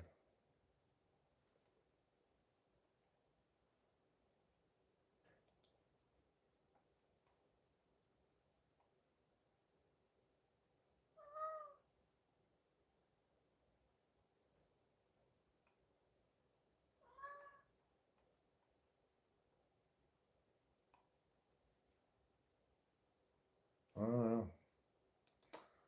I'll just leave that undealt with at the moment.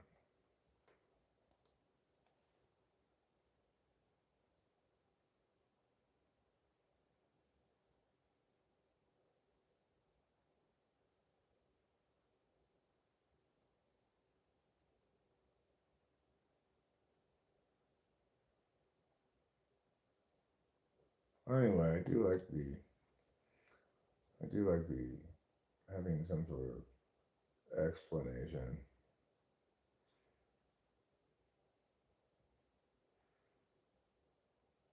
that makes some sort of sense.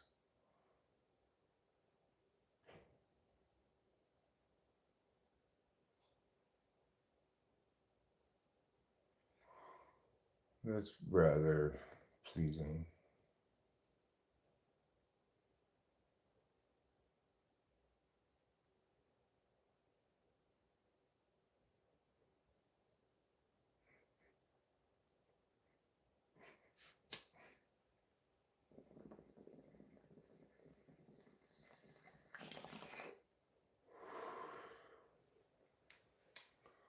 Presumably, I'll find other people to rage at besides me if it takes that little to trigger him.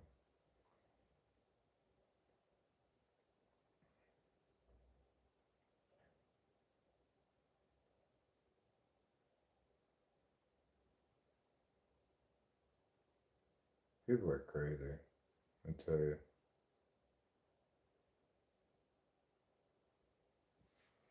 People are crazy.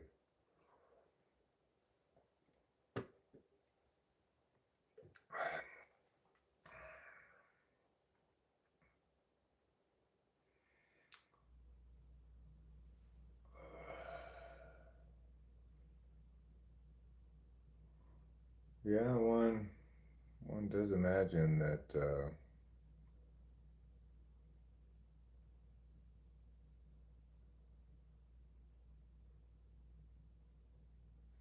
it would feel kind of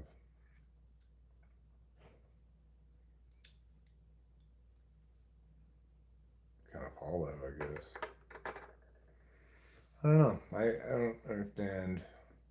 I guess I kind of understand the feeling of like, aha, I got you.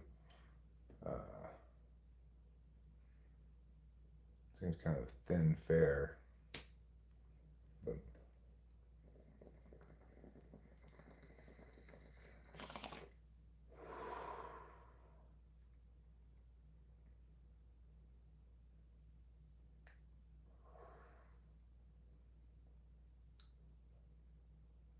what's your optimal animal?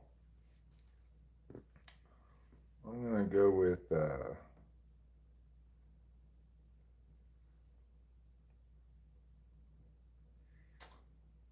gonna go with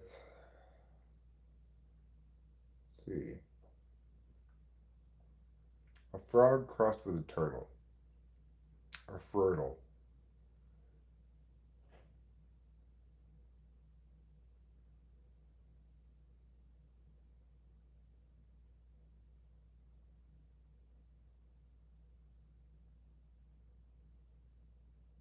A frog, that'd be fine too.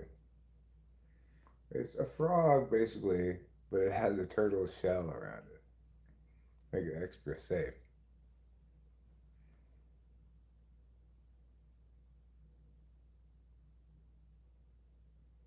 Yin and yang.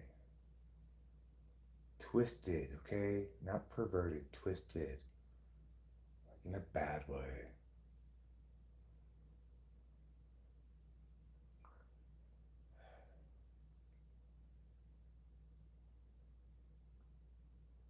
Well,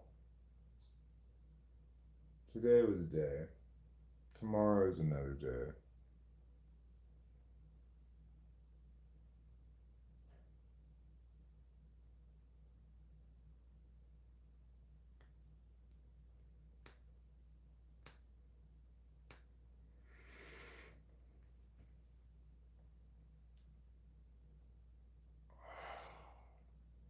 Hopefully tomorrow will be a bit of a better day. Today was not the best day, but you know, part of that whole thing is the mushrooms not hitting that hard. Kind of a bummer. But you know, just not as strong as the other mushrooms were, I guess.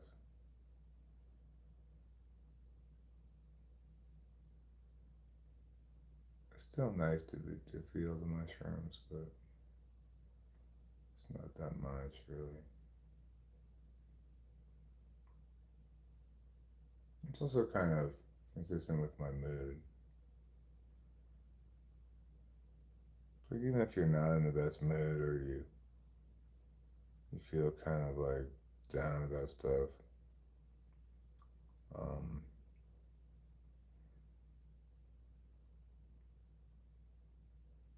mushrooms will make good company with your brain regardless. With my brain anyway. Like if I'm in a down mood, maybe they'll cheer me up or maybe they'll make me philosophical, but it's going to be very manageable as opposed to in the normal state where it's less manageable. I mean, it's manageable anyway, but you know, it was the day did not start off well because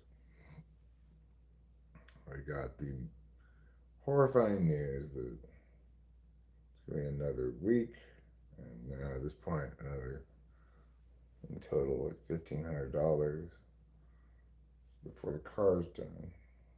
Because of course, Christmas means they don't work the rest of the week, basically. But the car rental place doesn't stop charging me on Christmas, of course.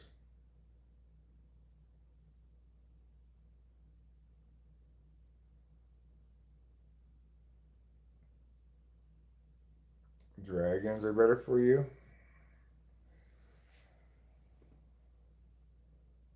I used to break the news to everybody, but dragons aren't even real. Unlike rats, dragons are just make believe. There's no way such a big lizard could fly through the sky and breathe fire.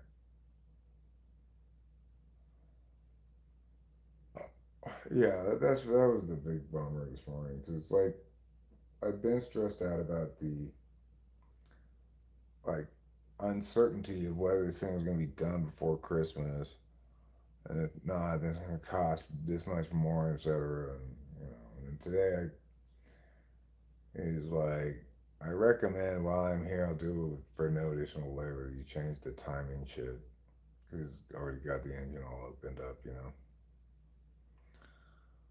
He sent me pictures and everything. I trust the guy.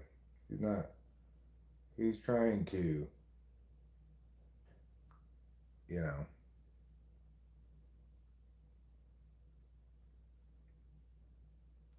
he's trying to help make sure the car, when I get back, is not going to need new things again real soon. So might as well change that. Might as well change the water pump.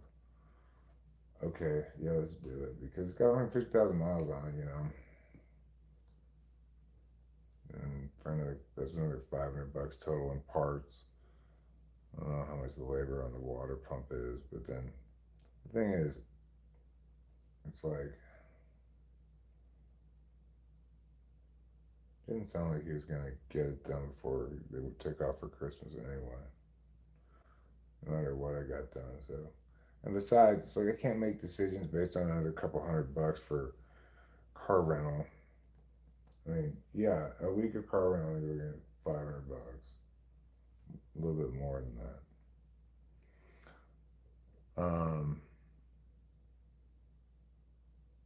But I gotta think long term. Like, I need this car to, I mean, sunk. At this point, I will have. It's a. If I could go back in time, I would not repair the car. I would just because at this point, by the time it's all done, it's gonna cost $8,000 to repair the car with all the car rental stuff, and that's the same amount the car is worth at most. Seems like. So obviously, if I could go back in time and redo this shit, I wouldn't fix the car. I'd just get a different car. It costs less than $8,000. That'd be a good deal. But unfortunately, at this point, I'm married to this path, and I just didn't know until like he had to get the thing off, send it to the machinist. The machinist had to tell him no, it can't be valve jobs. It has to get a new head, etc. And so like every step of the way, we got worse and worse.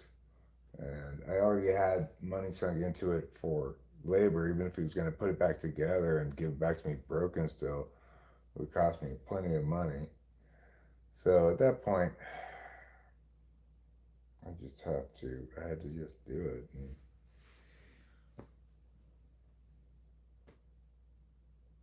And it's just a super big bummer. But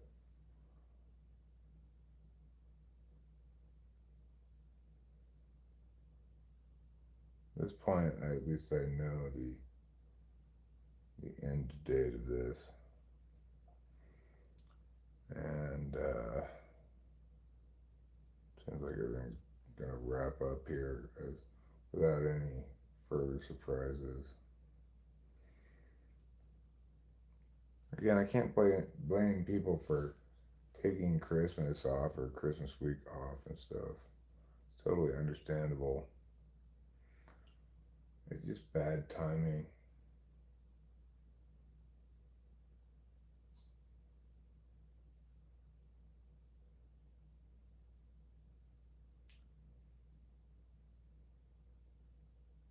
And, at the end of the day, we will have spent $8,000 for a car that's worth about $8,000. So if I scrapped it, I would have still gotten a car for $8,000. It was worth $8,000. So whatever, I guess. There's not like there's no good way to solve your car problems like that, right? There's no cheap way to solve it. Cars are expensive and they're expensive no matter how you deal with it, either owning it, leasing it, whatever.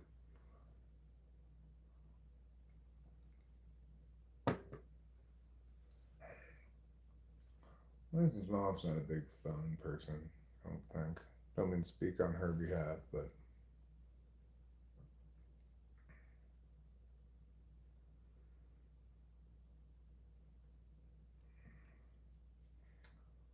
she's in bed, asleep. I don't know if she's asleep or not, but she's in bed. She was on the phone with her friend earlier. I don't know what she's doing right now.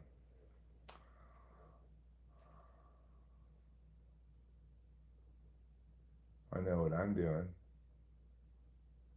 I'm live streaming.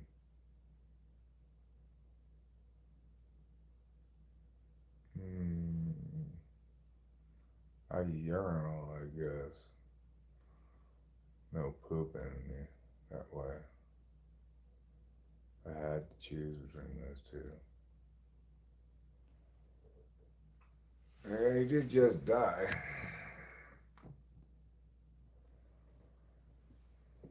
Oh, there she is. I dream of Sudafed. I dream of not having massive car repair bills beyond all reckoning. Oh,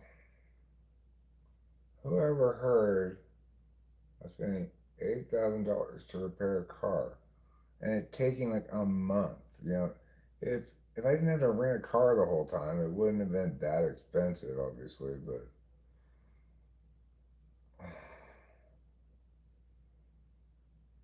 I dream of Jeannie was a hottie. Um, the lady who played Jeannie. I remember liking that show as a kid and liking the idea of having a genie lady.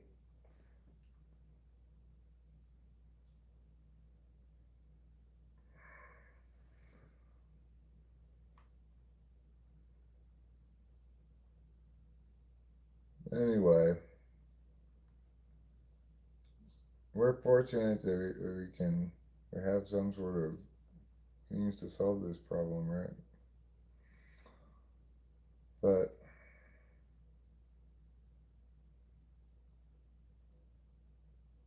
it's something I gotta get used to, I guess.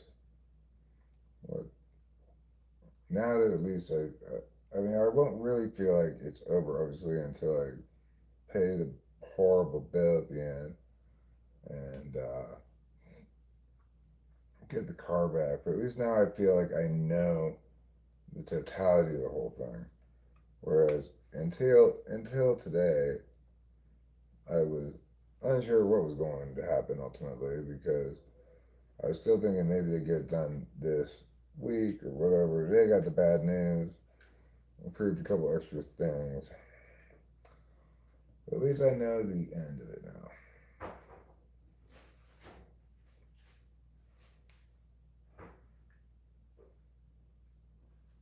I know, Casey Jones. Don't even tell me. It needed a new head. I bought the part for like $1,280, and he's got to put it in. So, but it's like, just don't even talk to me about it, Casey Jones. It's just been an absolute fucking nightmare. A lot of that cost comes not a ton of it, but a lot of that cost comes out from renting a car for like almost a month.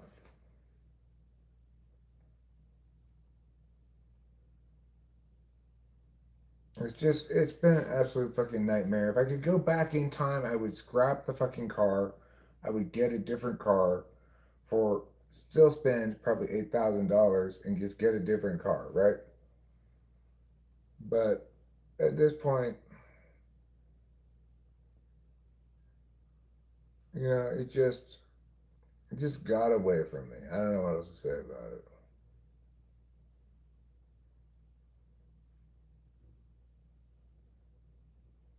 And I needed a whole new head.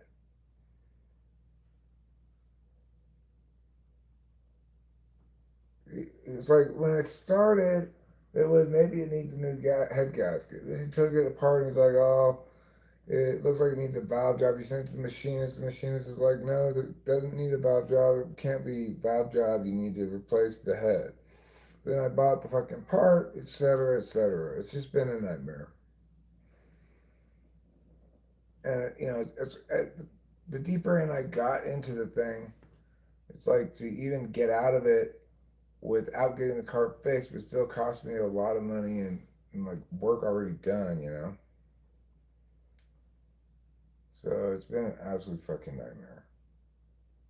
Yeah, I know the sunk cost fallacy, but the reason that this was not an example of the sunk cost fallacy is because if I stopped the work and said no more, I still have to pay for the work that was already done to get a car back that doesn't work, right? And at the end of this, I could get a car back that does work without having to get a different car. I think Cameron's probably underestimating that car. You know, that'd be fine. If I could get a car for like $5,000, that would be fine. But at this point, it was too late, right? It was too late when Cameron told me that for me to make a decision on that because I already had into it a lot of. I was going to have to pay the guy a lot just to put it back together, you know, and then I'd still have to put an additional money on top of that.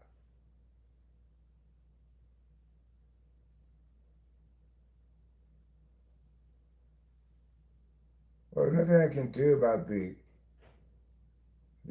rental car. What I'm saying is, if I could go back to the beginning of it and understand that this is how long it was going to take and this is how much it was going to cost, then obviously I wouldn't have made this decision. The other thing is, I needed a car the whole time, regardless. I wasn't going to really be able to drive around that car, at least not in my mind, comfortably because it wasn't running well and obviously something bad was wrong with it. I just did the best I could with this, and there's no way I could have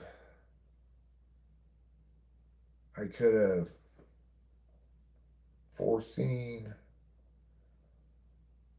this all playing out like that, you know.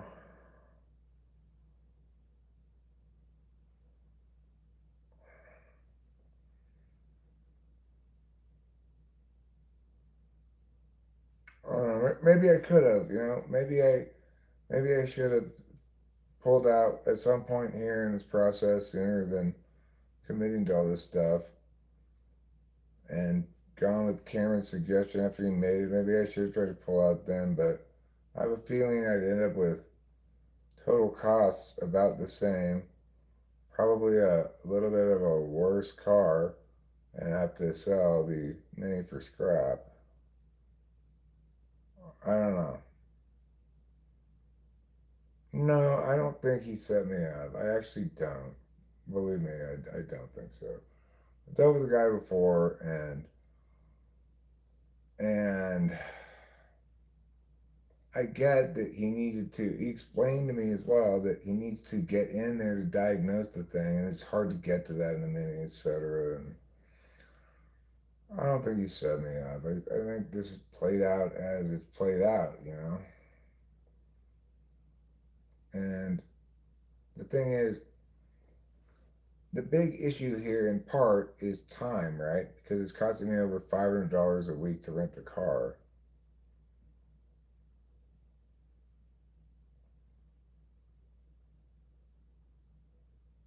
But,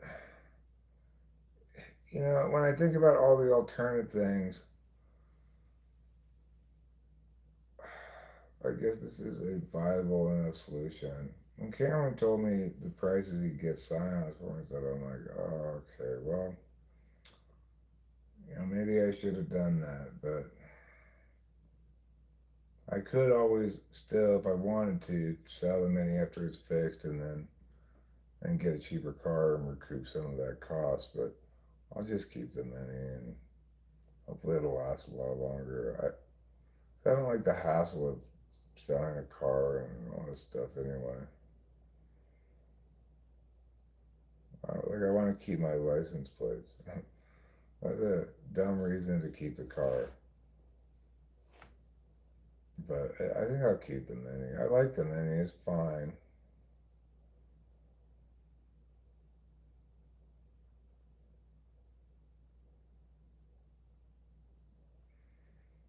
No, I I didn't lose $30,000 on slots in a night.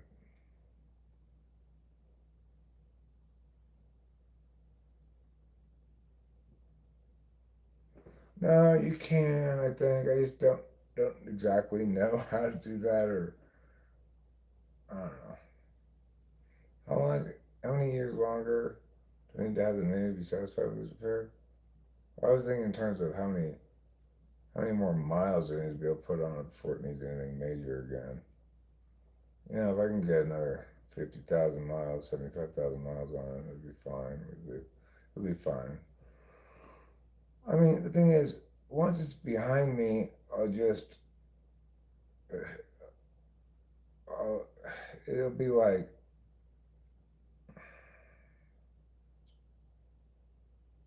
at that point, I'll be like being frugal about having the same car for such a long time. Once the bill is paid, the money's gone and the car's back to working condition and everything.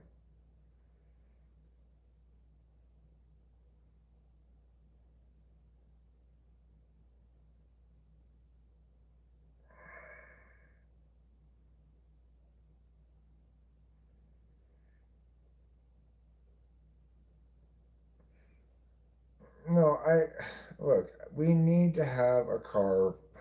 We need to have a car. We got too many things we got to go do, and we can't rely upon the neighbors to transport us back and forth. Um, like I had to go to the dentist today. I did go to the dentist.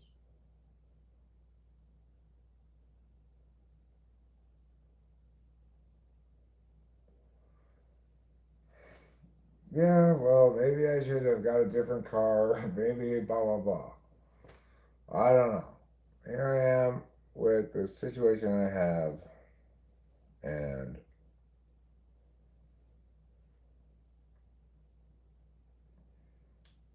you know,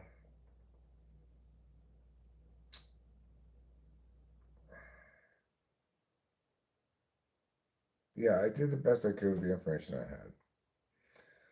And I believe, but it doesn't really matter whether this is correct or not, that the mechanic did the best he could with the information he had as well.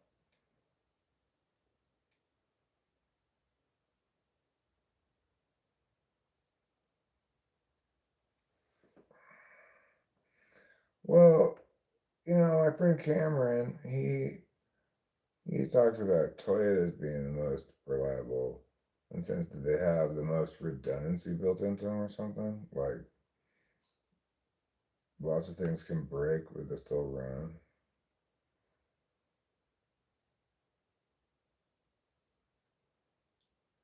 I don't have an American car. I have a Mini Cooper. It was made, I think, in Germany.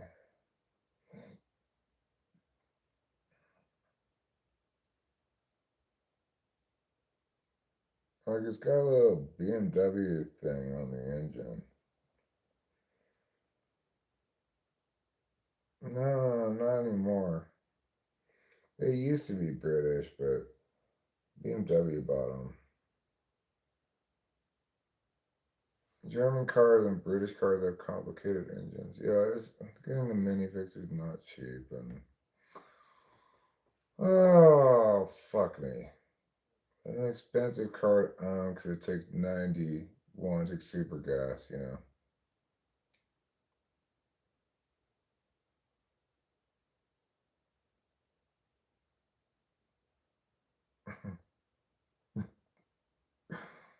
the type of session will get more and more expensive the longer it goes on. I'll be like, can I please leave now? No, we're into our seventh hour and this typing session is getting really expensive. Also, can you go real quick order and send to me a $1,200 part? Thanks. At least I already paid for that part.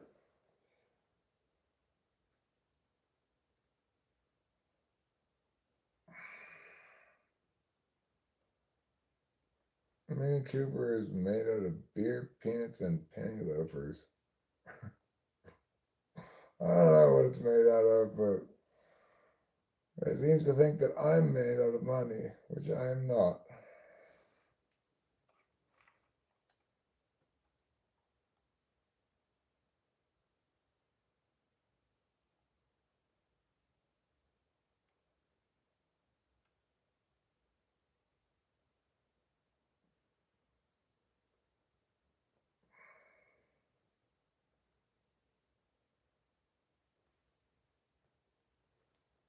Maybe you need to drive it in the left side of the road more.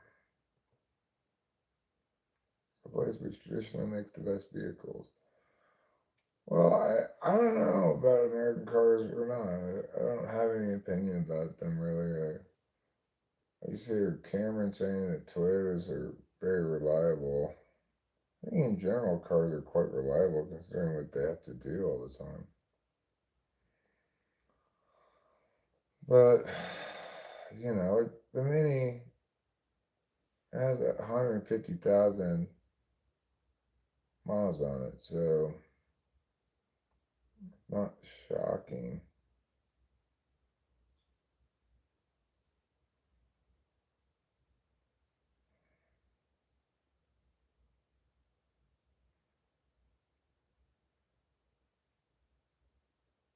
I didn't notice after your comment. I was just thinking that's not analogous because I was like approving things along the way. So he told me like, okay, well we got to do this. I was like, okay, well let's do that. And how much is that going to cost? And blah blah blah. So it's not a good analogy. That's what I was thinking. But I wasn't saying it out loud. Sometimes I do bite my tongue.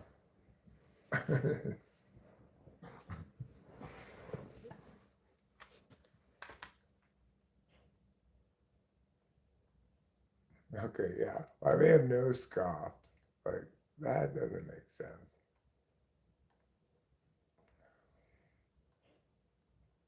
But I didn't mean to convey to you anything other than my utmost fondness and admiration of you and your ways.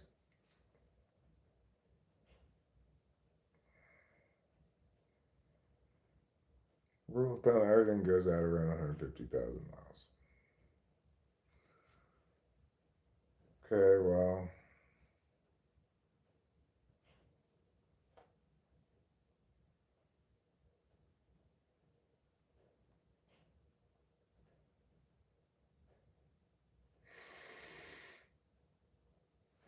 what's done is done. You know? And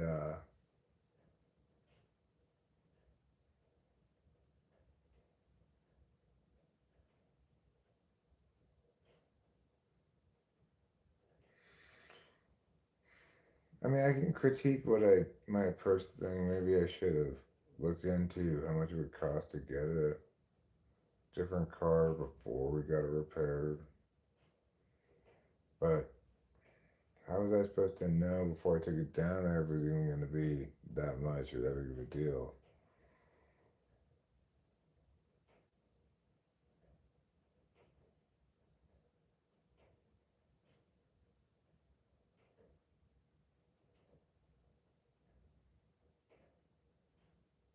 Well, Ruben, I know that's why you preferred it that way. That's why I didn't say anything. That's why I wasn't saying anything. But then I did say something.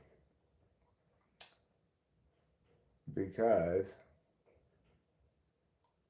I'm a big believer in analogies, I guess. Because, hey, that wasn't analogous. Because that's why. Because, I guess things should be analogous. I don't know. I don't know why I'm the way I am. Any more than know why I have been struck by these horrible car problems. They really tortured my soul all month long. At least my mouth is healing fine. Still got to be careful where I periodically feel this like sinusy thing. No, I don't think any giggles are coming tonight. Okay, good. I'm glad you're going back to that belief because I want you to be happy. I have two Toyota Tundras that are over 200,000 miles. I think they're superior mid-size trucks to anything but the F-250 and up Ford has. I mean, those new Ford and other America trucks, they're really expensive.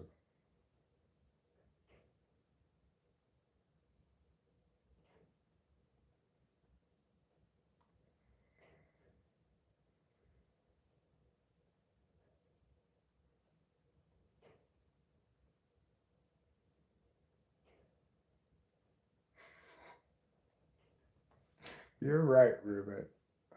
I didn't care that it wasn't analogous. I don't know what I was saying. I was just lying, obviously.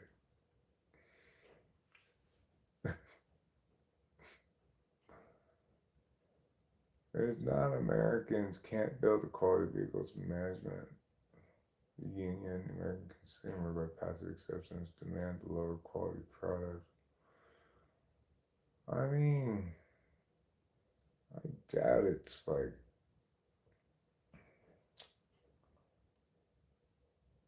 I don't know, Delilah used to have a Chevy Volt. It wasn't a very good car, but I don't know if that's indicative of Chevys in general or what.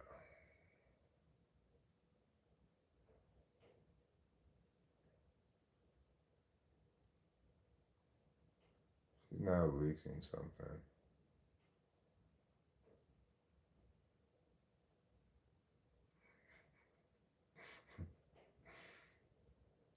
Someday, Eric, you'll understand what currently only I know. Well, I understand it a lot sooner if you would just explain it to me. You'll see one day. What, though? That's the question, isn't it? Yeah, that is the question.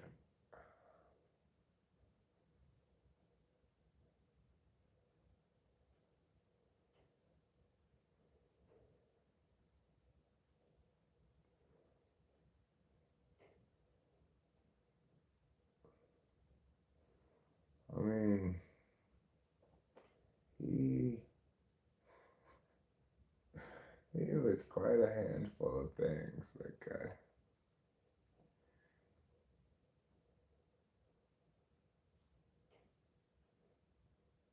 Like, okay, Russia guy here makes sense to me as Russia guy now. He's like some mad Russian. He's mad because of my political discourse about Ukraine. I think it's insane, but it makes some sense. Jeff Shaw slash Touch slash all those other things. He's a tougher character to get your head around, you know?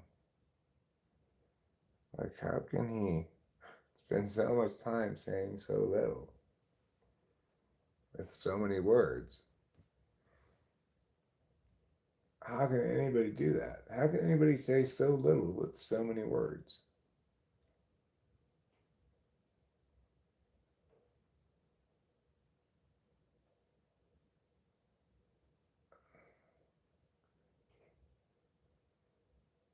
Oh. And how he didn't like to answer questions at all. It drove me crazy. Just answer the question. It took forever to think about it, and you know, because he didn't want to be pinned down about meaning anything, because he didn't mean anything. He just meant his feelings and stuff like that. I don't know. Like, why are you so determined to like? My goal in life is that I'm righter than Eric about stuff that Eric's right about, and I'm totally wrong about. Why? Why? How? How does that character come into being exactly? It's a great mystery to me. Like, you know, I don't go places where I'm bad at stuff and pretend to be better at it than people who are actually good at it, right? How does that come to be? Can you imagine like somebody who goes to like a bowling tournament where they're professional bowlers and pretends like they're a good bowler, but anybody can see that they're not actually knocking over very many of the pins. Can you imagine such a person coming around just like going to the library and be like, actually, I know the Dewey Decimal System. This book goes over there, and this book goes over here, and they don't know anything about it.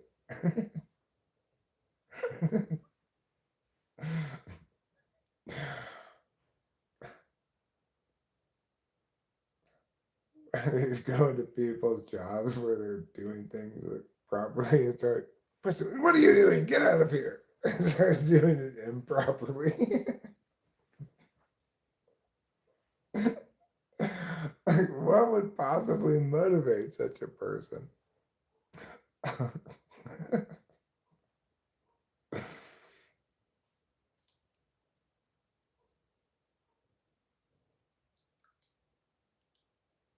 Right. Well, I get it. He's not pure evil per se. He's not like that Russian guy who's just he doesn't matter any means necessary to defame me, etc., do harm. It's fine with him. This show's not like evil like that. He's just he's just an inexplicable character that he's just like the crystallization of Dunning-Kruger syndrome.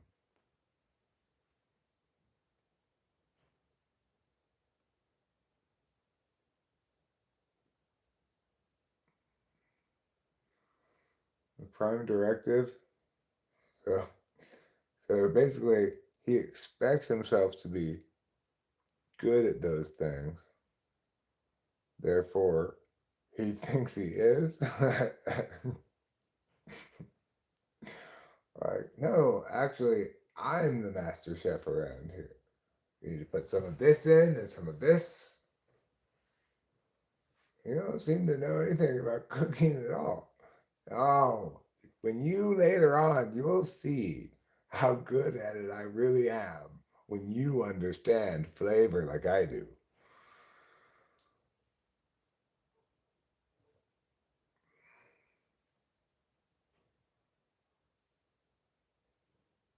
Start with the end in mind. He is good at those things. So, how do we get there from there? Well, what we do is we get others to agree with us that we're good at those things and convince them that we are good at those things while concurrently not being good at them. There's a weird, like, FE thing they're going on there. Good cooks cook with love. Well,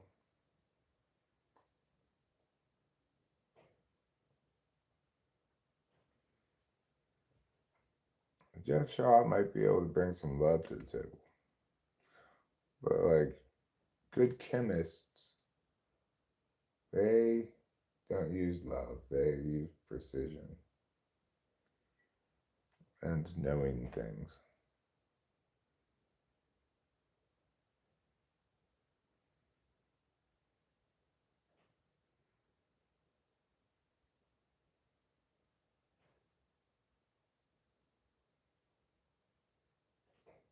If I was decided to that trick goes to the no true Scotsman can be falsified, no one will ever be true enough in our own eyes. Well, I think it's like shifting burden of proof, right?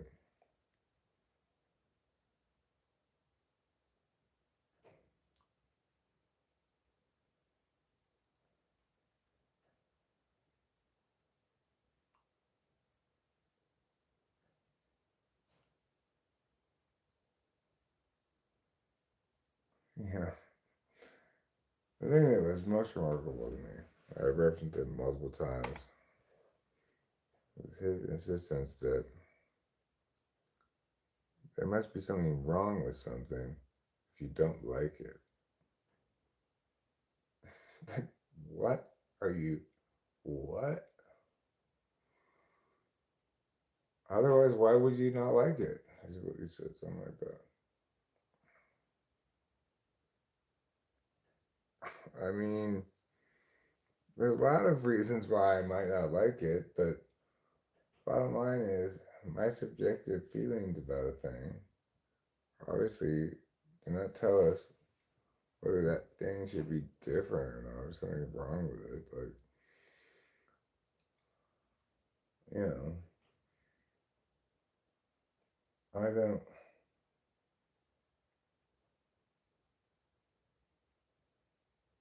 I'm not particularly fond usually of ESFPs, but it doesn't mean I think they should be different than ESFPs or that ESFPs shouldn't exist or something. There's not something inherently wrong with them for being ESFP. I just don't like it because it's not, because it clashes with my subjectivities. Like, when I mean my subjectivities, I mean like it clashes with how I am. So, subjectively, I'm not going to like that. But it doesn't mean that everything that clashes with how I am is wrong and needs to be different.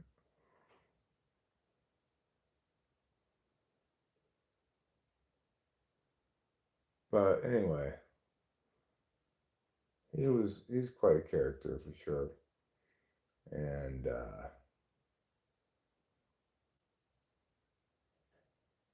could be pleasant sometimes, But ultimately, like, couldn't help himself.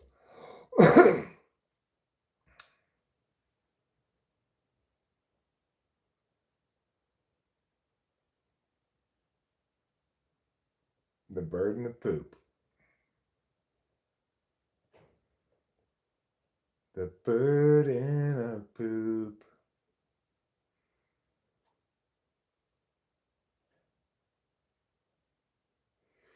I mean, ultimately, what it all boils down to is people either using words to be like definitional tool type things or avoiding using them like that because, you know,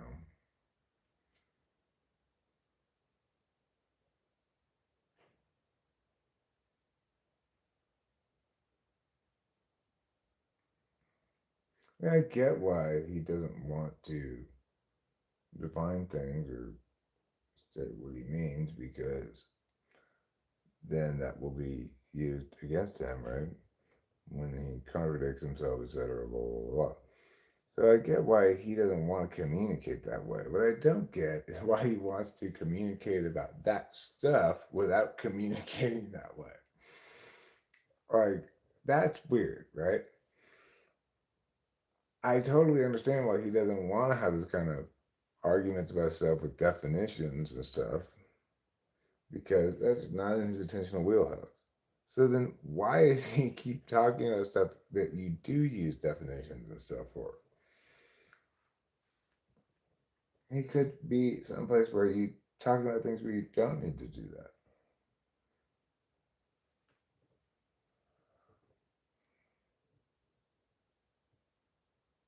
You're not thinking about it at all, like that at all. No, I know he probably doesn't think about himself as not using words to mean things. But I guess what he's probably thinking is my approach to typology is in conflict with his approach to epistemics in general, which is to say, he knows things with his forethought intuition and he feels things and stuff. And my way of using language naturally clashes with his way of being. So he's saying, my paradigm has to be predominant here because that's where you're invalidating it. Maybe that. I'm probably not putting it in those words. But he does clearly think some. Like he comes up with some scheme of how he's going to pretend to be somebody else and such.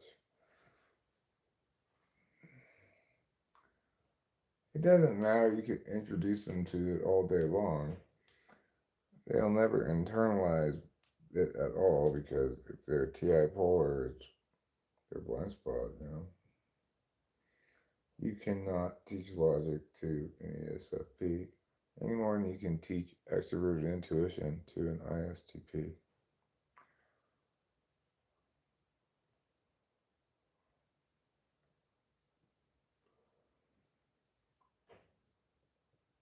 You know, it's like they're unfortunate in a way because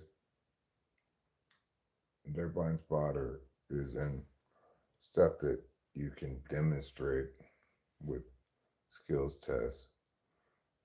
I will never be able to teach your ISTP son how to do well in an interview with off the cuff responses and stuff because that's just his attentional blind spot. It doesn't matter. I've tried plenty of techniques in different ways and whatever. You just cannot instruct that. But like TI, NE, polar, they're demonstrable with skills tests like that. And obviously people don't necessarily like having their weakest area exposed by testing and stuff. Whereas it's not so easy to demonstrate FI polar, even though it's just as maybe more crippling in your actual life experience.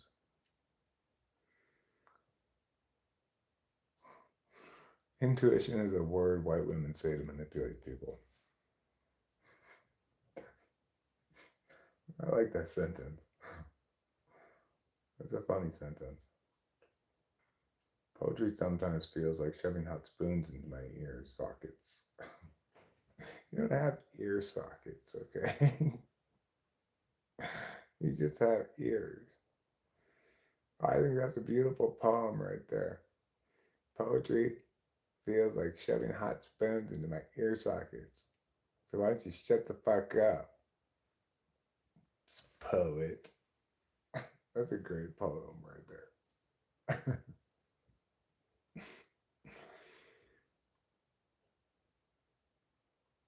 Ever seen a one-legged cop kick down a door?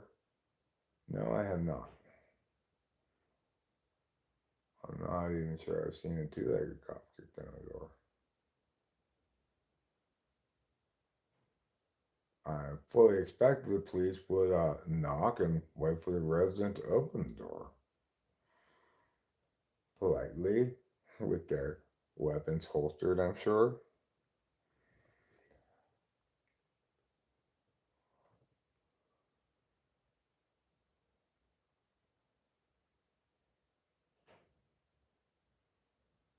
I mean, I'm just impressed that he was able to walk from the car to the door with just one leg. He saw a three-legged cop pull over a nurse. Three-legged cop. Well, they can run faster than regular people at a rate of 3 to 2. Or we're talking about a one-legged cop kicking down the door, you know. Why don't they get the three-legged cop over to kick down the door and get the one-legged cop to run over the nurse?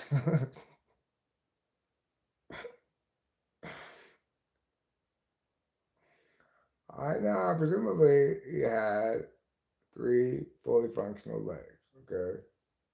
One of them comes out like his lower back. It's a little bit longer than the other leg so that it reaches the ground at the same time. He probably enjoys getting each new reaction out of you. And then he can keep you destabilized or saying something would get you to try and parse it through one's correctness. Yeah, that's possible. I mean,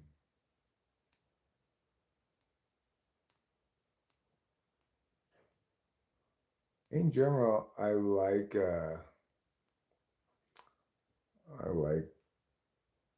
I I do well when people present me with wrongness because I think I'm generally at my best when I'm explaining why something's wrong.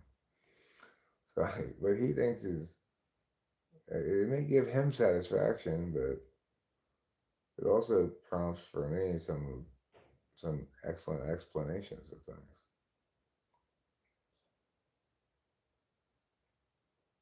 Oh yeah, the person I'm coming lately, um, is someone else.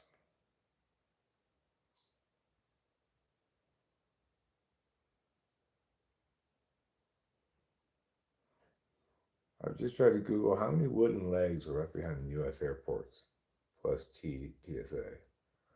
One-legged people are made capable, provided they have some like peg leg or something on the other leg. But if they're just standing there with just their one leg, and you're a cop, just at the very least, we should get a different one of the cops to kick down the door. Because I just don't see how the one-legged cop is going to be able to kick down the door without falling over, or at all, frankly.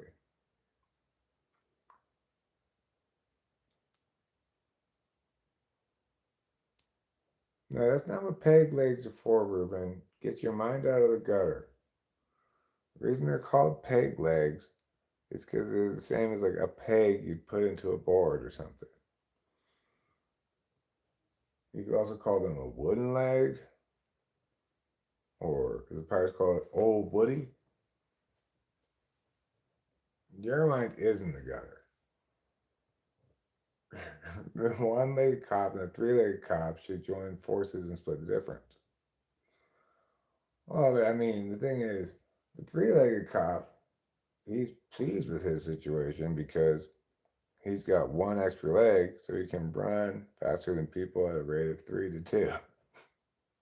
But the one-legged cop, he's not happy with his one leg because he can only run at the rate of other people 1/2.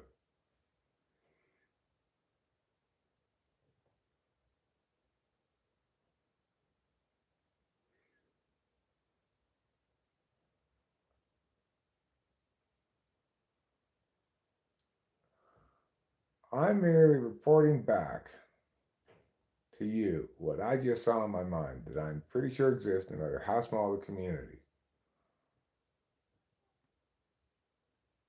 You mean people with a peg leg pegging fetish? Well, if you're gonna have a pegging fetish, it might as well be a peg leg pegging fetish, I guess. Because that makes it more difficult for the person pegging you, I guess. They gotta peg you with their leg rather than their arm. Okay, fair enough. Maybe that's obvious to people. Maybe I should have figured that out. You've got to keep your wood polished, Bullwinkle. You can't just let your peg leg get all splintery. You got to keep it moistened with all the finest oils and liniments.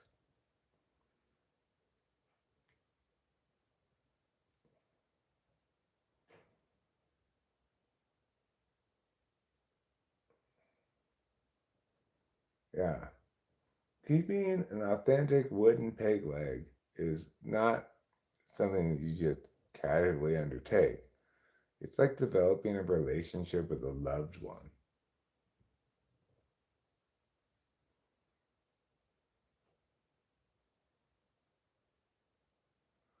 Yeah, I'm not sure how many people these days who need a wooden leg go for a wooden leg. Like most people these days probably go for some kind of fancy new composite material, like carbon fiber or something. Well, I ask you this: what's wrong with wood? Good old fashioned wood. What's wrong with that? Why do we need these fancy new materials? It's good enough for my grandpa, it was good enough for me. And most of my grandfather's whole body was made out of wood.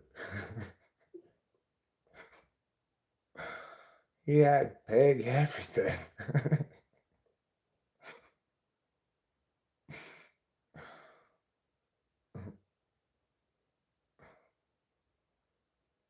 All I need is one person to exist that is into this and has an old-fashioned peg leg for you. That's true, Ruben.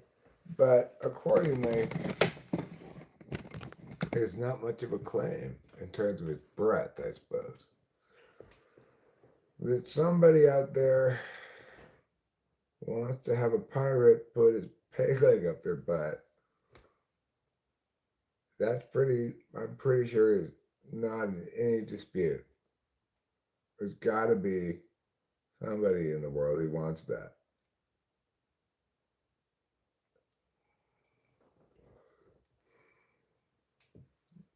Keep the worms out. Right. You don't want to get shipworms in your peg leg because those will go into the guy's butt and find any wood that's in there and eat it. A lot of people probably want that, you say. To have a pirate put their peg leg in their butt?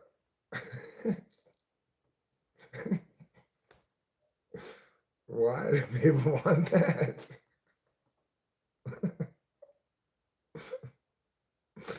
I can't imagine why people want that.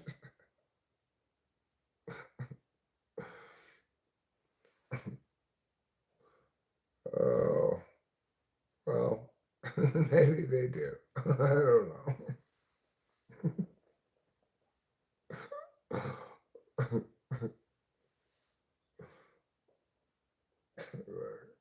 You want to go on the Pirates of the Caribbean ride?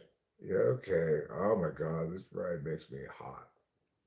There's somebody on this ride that we could see if we drive by who has a peg leg. And you know what that makes me think of? Him putting his peg leg in my butt.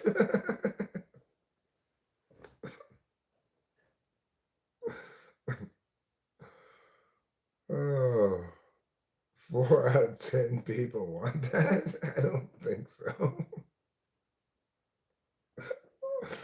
40% of people polled want a peg leg in their butt is not correct.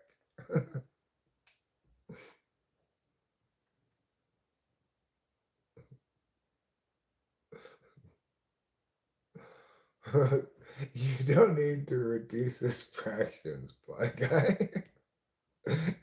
It's fine that you left your fraction unreduced, Casey Jones.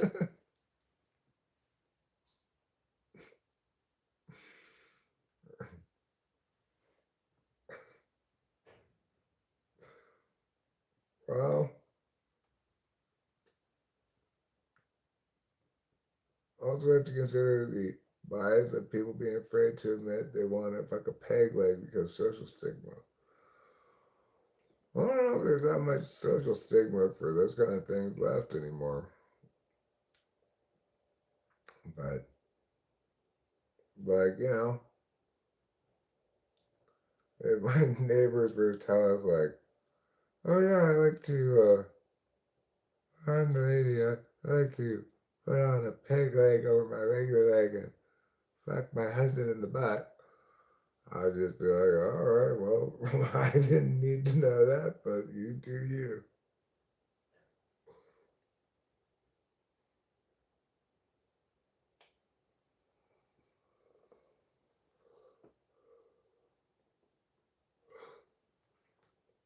I play the role of Blackbeard. Arr. Where I've got a little parrot that I put on my shoulder. And this wooden peg leg that fits on over my regular leg.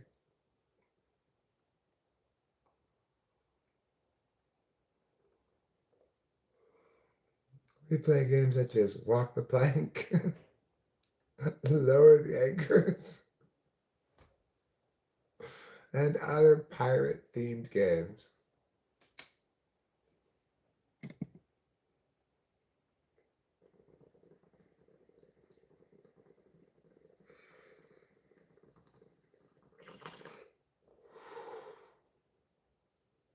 Tell me my boat is yar. Your boat is yar. Your boat is so yar.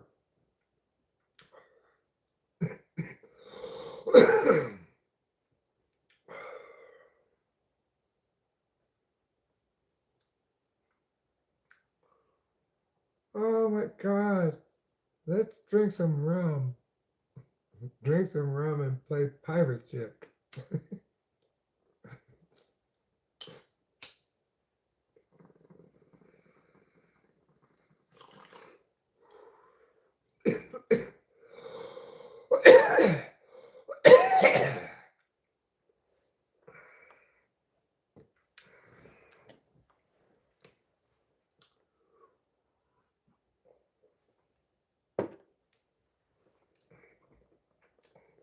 Preferable how?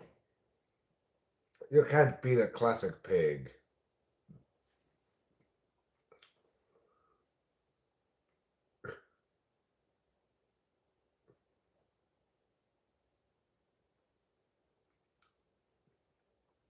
You think INFPs are the number one clients at the wooden limb store? It's a really specialized store. Yeah, we only sell wooden prosthetics. Really? Do you get a lot of clients? No, not really. People tend to go with more modern alternatives these days. But you're committed to the wood, huh? Of course. Nothing as beautiful as a wooden prosthetic.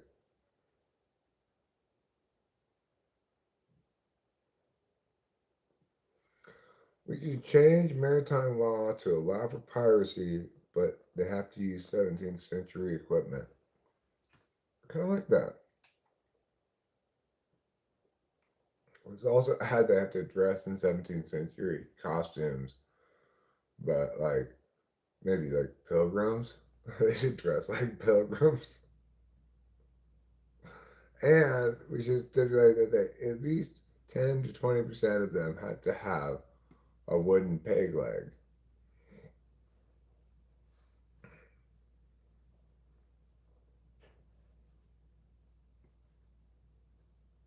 Peg leg just so they can dress as somebody who has one leg sometimes and feel what they feel emotionally. Like, oh my God, now I really understand how much I like my leg.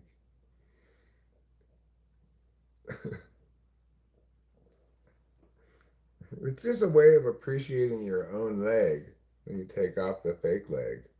Of course, Acacia, she only has one regular leg. The other one's actually a peg leg. So the thing is, when she puts on the fake other leg, then she has two peg legs. And she falls over a lot. But it's hard to stand up with just two peg legs because the bottom of the peg leg It's just like this big round, maybe.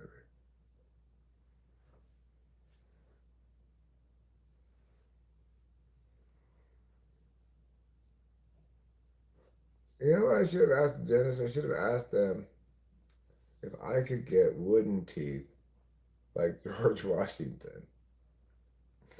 And then, if I go to a job interview or something, they'd be like, oh my God, what's up with your teeth?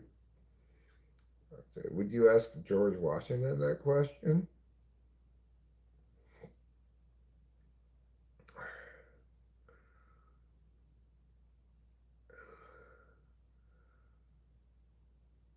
You're gonna get it made from acacia wood. I don't know, wouldn't that be like self-cannibalism?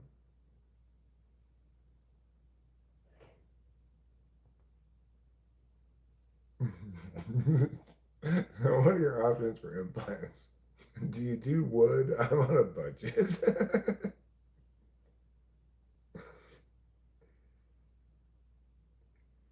George Washington actually had teeth from slaves in his mouth? I mean, you can't just put somebody else's tooth into your gum and think it's gonna stay there.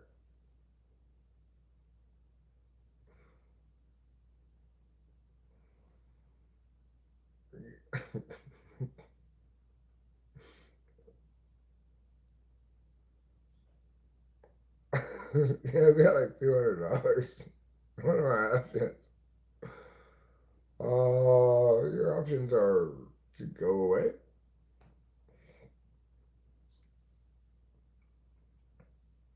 Washington's teeth were a mix of animal and human teeth and ivory and some lead. Why in the world would they put lead? They use dead people's teeth for dentures? Is that where these teeth came from?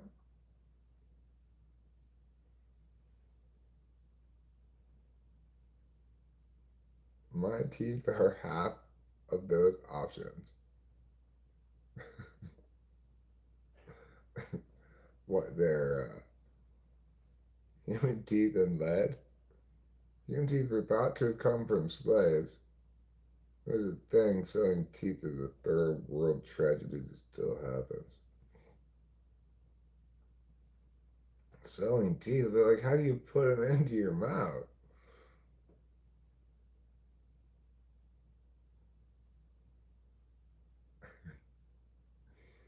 Never trust a man with a dead man's teeth. It's not a bad saying. And also, God hates a coward.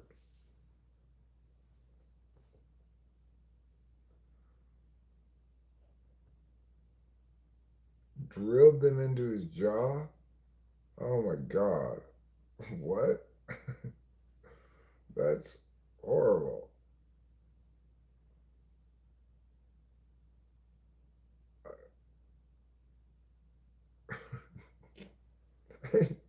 I'm just not understanding how this thing works here at all.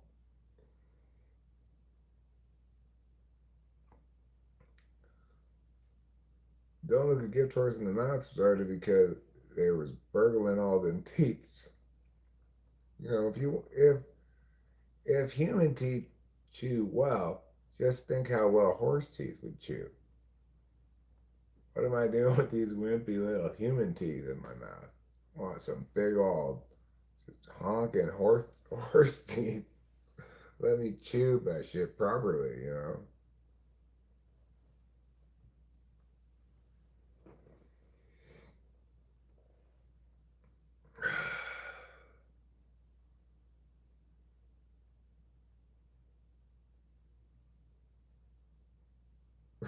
That's capitalism for you. Stealing teeth.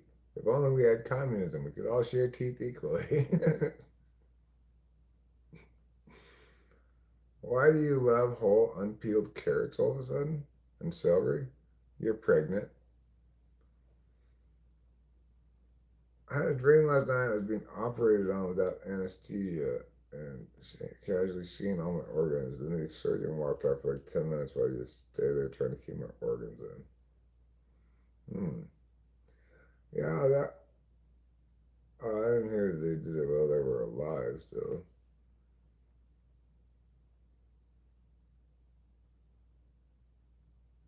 A government program to enforce the equality of quantity of teeth, the equity of the quantity of teeth. So everybody should have the same amount of teeth.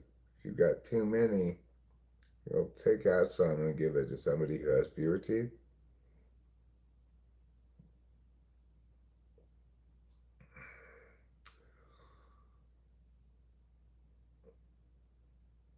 So I still don't understand how he put them in, though. Like, I don't have any teeth. The dentist never said, "Why would you like me to implant other people's teeth into your mouth?" No, they can't do that. Hammer and chisel? Oh, good God. They didn't even have anesthesia back then, did they?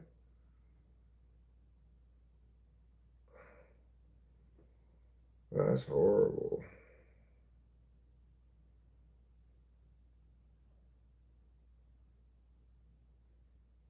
I had all my shit done under sedation.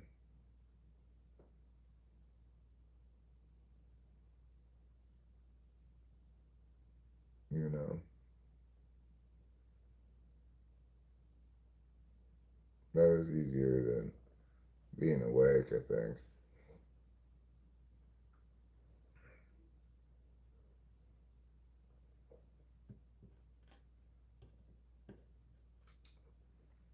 That's good tea.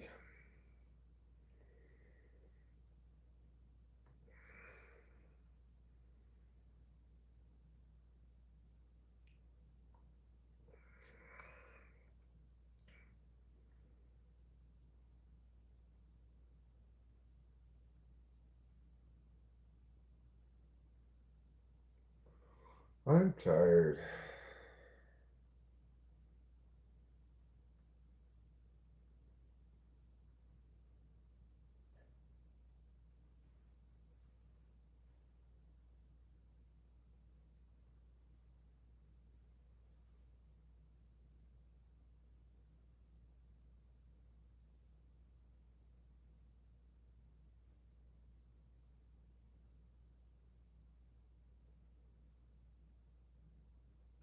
Yeah, I know. Well, I've had to suffer with tooth pain. Um, I had to suffer through tooth pain without even analgesics when I was in China. I had a bad cavity.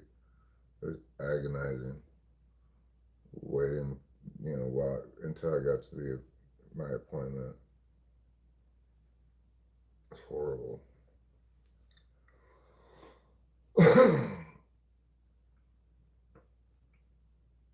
Oh yeah, well I'm sure that if they had opium, then they could do those kind of surgeries. But it's funny, bye Ruben. It's funny how they didn't seem to use that like in the Civil War or anything, right? Why didn't they? You hear about them like sawing off limbs without any anesthetic and stuff. Why didn't they use opium?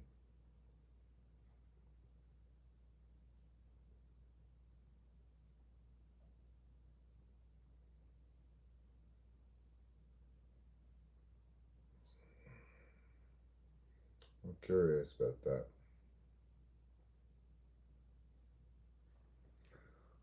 Okay, I'm gonna go outside, smoke a cigarette. If you guys with me, and then at some point here, I'll think about wrapping this up.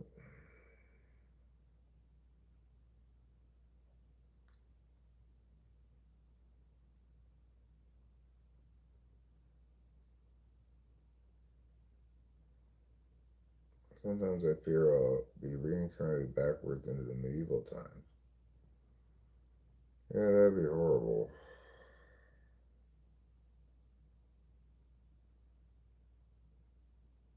Well, people didn't live very long back then.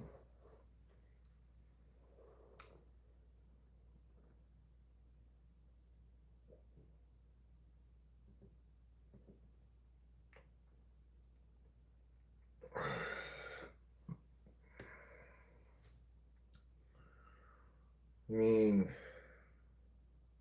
besides worrying about actual suffering in this life, you're worried about more suffering in a reincarnated life later on. Save that for then.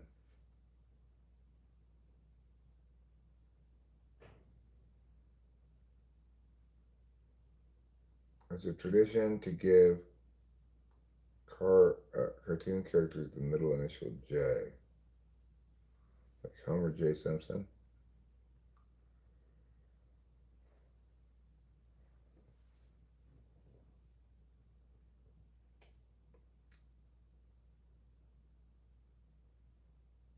Michigan J. Frog. That's the frog that sings, "Hello, my baby, hello, my darling, hello, my good time girl." Hmm. Philip J. Fry.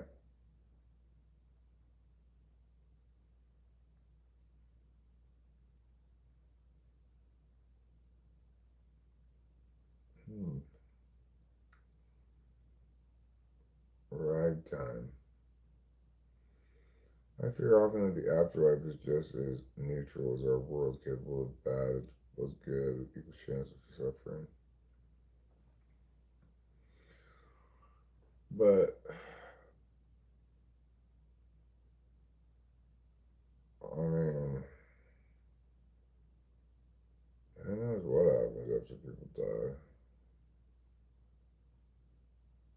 Could be anything. There's no reason to be worried about it being anything specific because it could be absolutely anything, including almost limitless things we haven't thought of yet.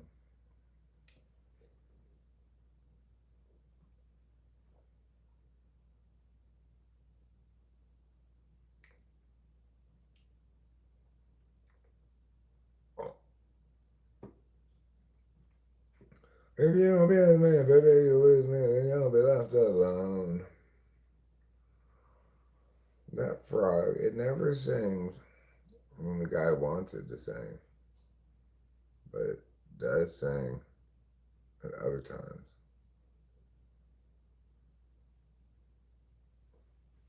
I watch plenty of good cartoons.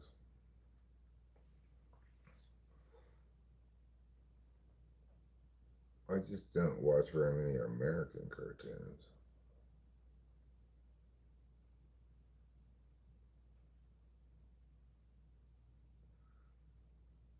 You know what's interesting is Nimrod, meaning what we understand to mean like dummy. We picked that up probably from the Bugs Bunny cartoon where he calls Elmer Fudd Nimrod. But in actuality, when he called him that, it's like um, Nimrod in the Bible is like a mighty hunter warrior guy. So he's basically saying, like, "Come and get me, mighty hunter guy." But we don't think of Nimrod meaning mighty hunter. We think of it meaning like idiot.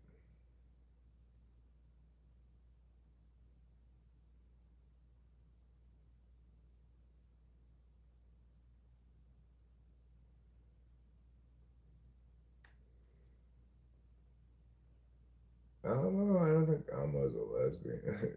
Is Elmo even have a gender?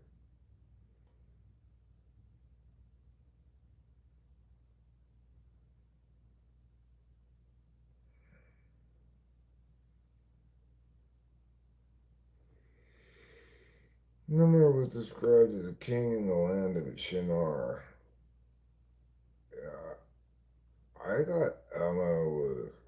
I mean, Elmo just. I guess I thought it was a boy. I guess I didn't really think about it. It had a gender. What would humans do without cow's milk? Eat some dry bowls of cereal.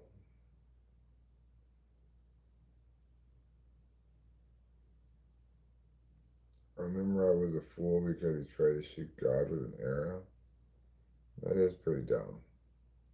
You're right. Elmo's a gender fluid lesbian.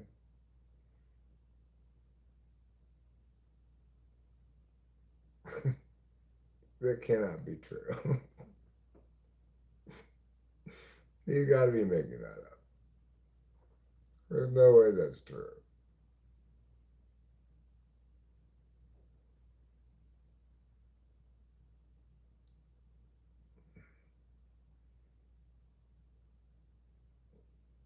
Then the lore episode 1045, Elmo's big reveal. What? That doesn't sound like a real thing.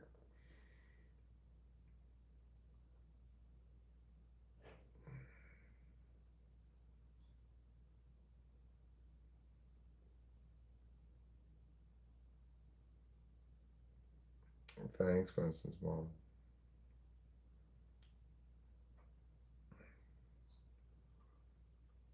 A lore episode? What is a lore episode? It can't be a real thing. I would not put that on Sesame Street. I'm a gender fluid lesbian. Oh, great. What does that mean? It means Elmo likes to lick bush. Okay, Elmo. This is not appropriate for children, obviously. Why are you telling us this on Sesame Street? Because Elmo's super woke. Well, good for you, Elmo. You know what? You be as woke as you want. I'm not worried about things being woke. Like, Penelope Cruz is Elmo's girlfriend?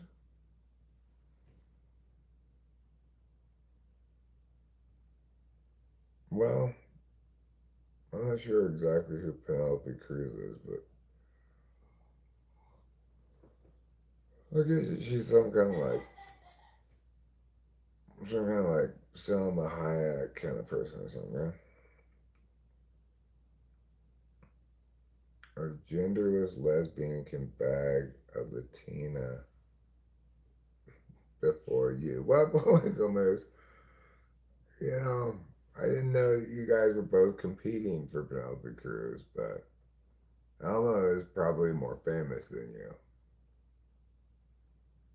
She was in the movie Blow. I didn't see it. Was it about cocaine?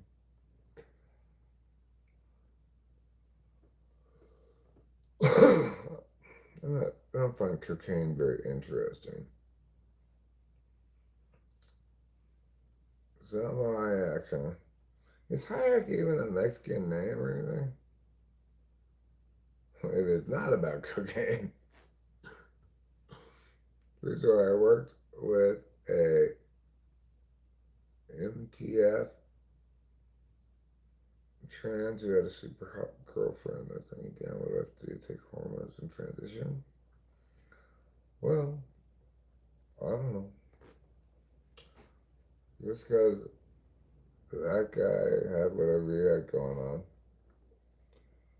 one generally shouldn't attempt to imitate others.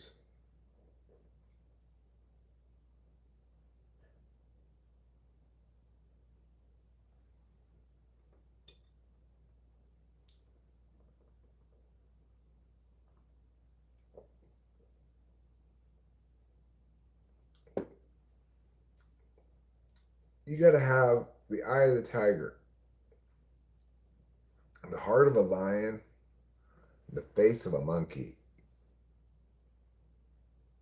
That's what you need to get a woman these days.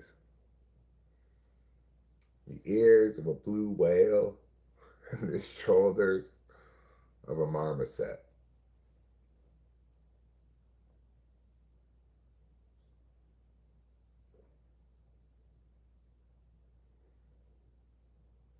I mean, I don't think in general I think the fraction, the portion of the population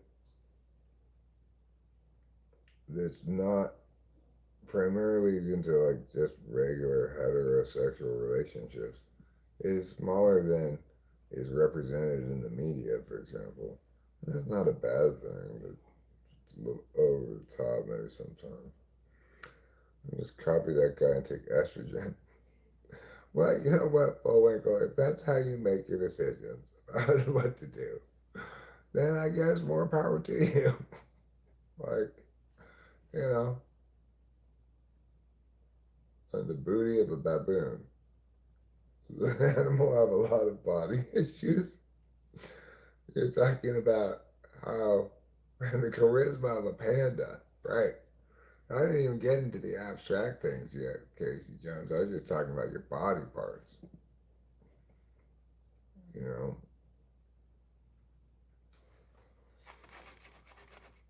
the legs of a centipede, very, very tiny.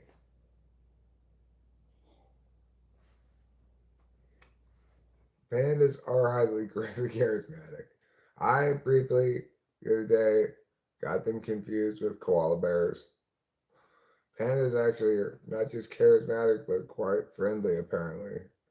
Unlike koala bears, who are not friendly. Okay? Don't try to pet any koala bears. Why don't pandas breed if they're so charismatic? Because they don't want to harm their friendships with each other. They're like, I really like you, but I don't want to mess up our friendship that we have right now. And then the other parent's like, I feel the same way. Let's just go frolic and eat some bamboo.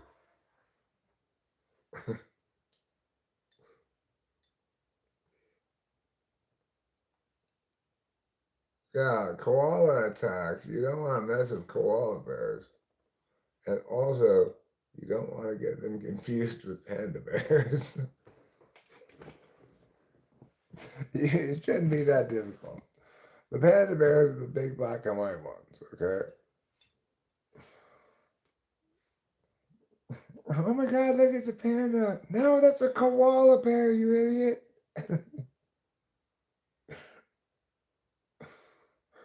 Well, they're too intelligent, says Bullwinkle.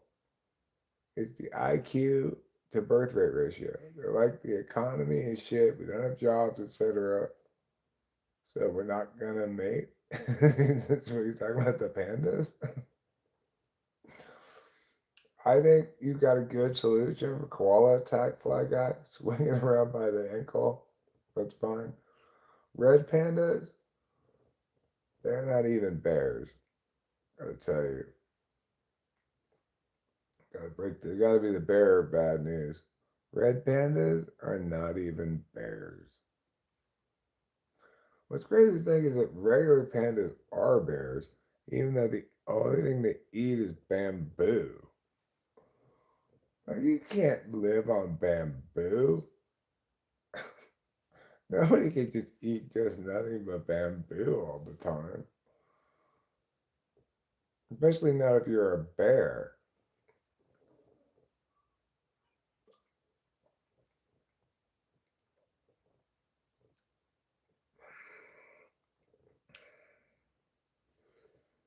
China owns all the pandas in the world. They rent them out to other countries. Why in the world would anybody want to rent a panda?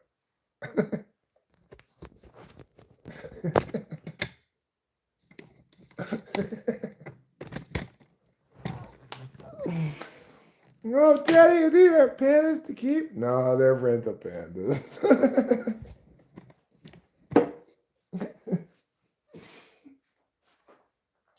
Oh, it's okay. You can play rough with them. They're just rental pandas.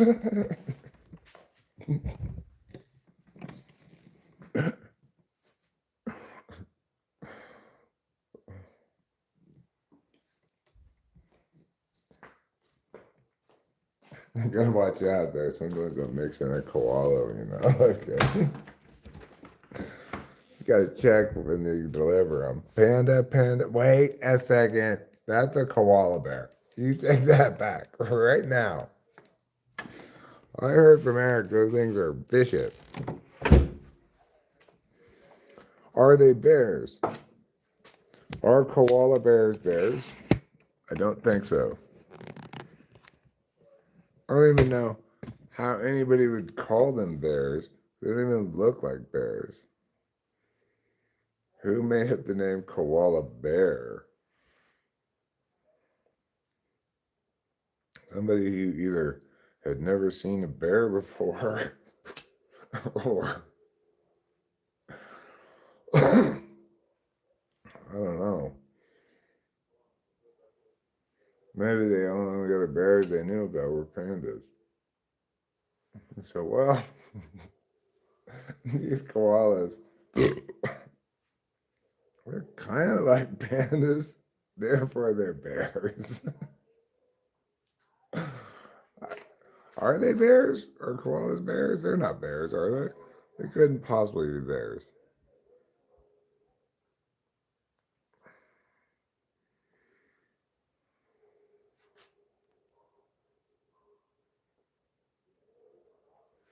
Now, koala bears, I think, are like pandas in that they just eat one plant.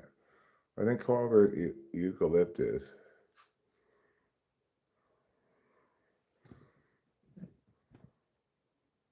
Like, how can you just eat one plant and nothing else?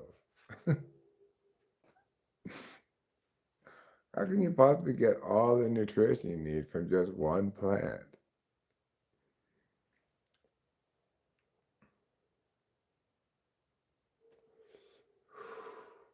Can you imagine, like, if you switch to just eat just nothing but broccoli all the time?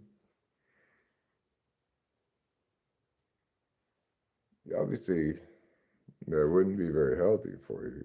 Even though broccoli is good for you, nothing but broccoli. That's too much broccoli. And broccoli is way better for you than either bamboo or eucalyptus. Doesn't even have the advantage of being like foody things, really. How could you just eat just that? You never think to eat anything else. Like you never look at this pineapple over there and go, you know what? Let me try it and see if it's good. You're a very unadventurous eater, panda bears and koala bears. Just try something else for once. No, we don't want to try anything else. Okay, well, obviously, you're never going to evolve any more than this if you just eat one thing. Then you just start evolving to eat other things, I think.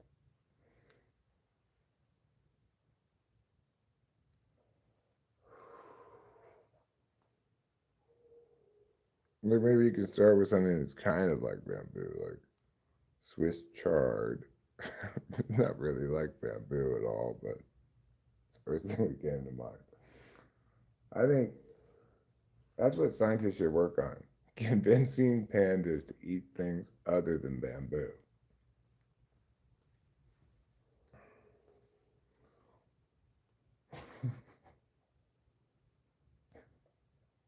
A whole team of scientists with clipboards writing things down to try to feed a panda a taco.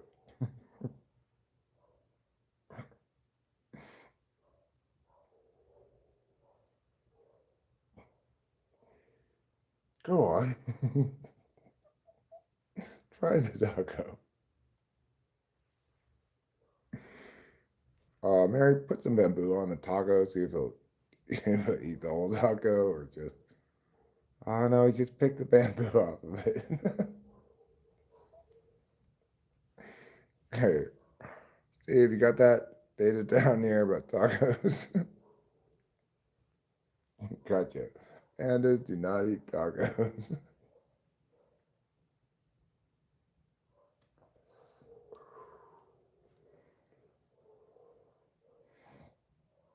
That'd be a good science experiment. It's like a science fair project for school, right?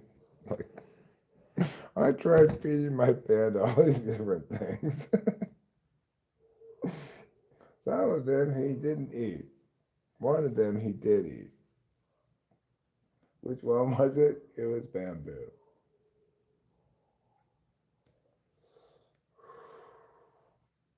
You might say, should you really have tried to feed tacos to your panda? But I say, don't worry. It's just a rental panda.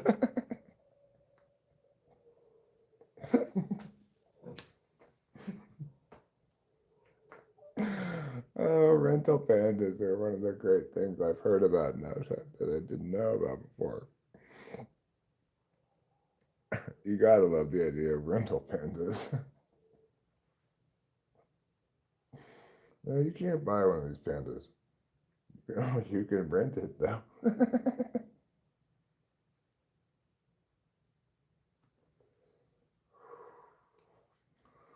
How about I just sneak into China and steal one from the woods? Do they live in the woods in China? There's still like pandas in the wild.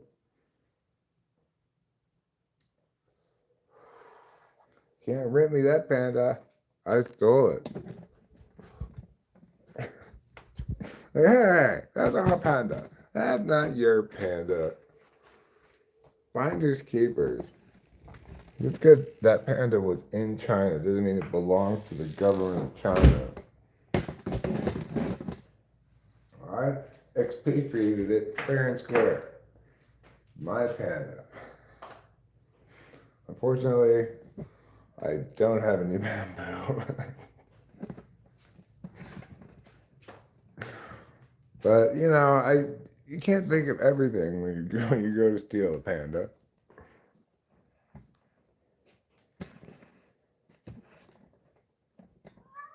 I don't know what happened to him. I'm not neighbors with him. And you shut up. He went crazy, yeah. As far as like what happened beyond that, I don't know.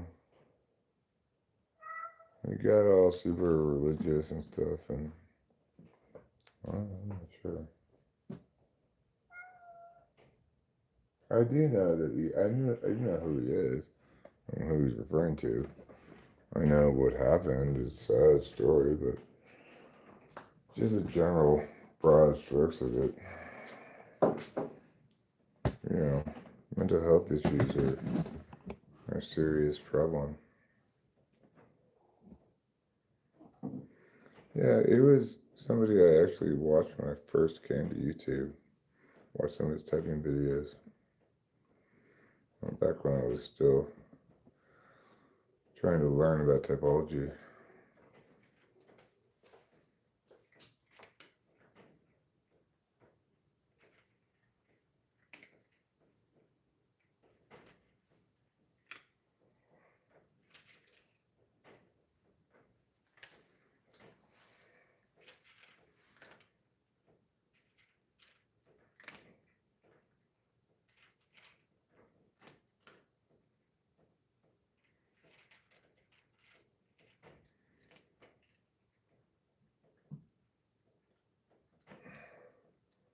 This content represented to a certain population of people for some sort of time, and they were kind of like a golden age of typology on YouTube. But,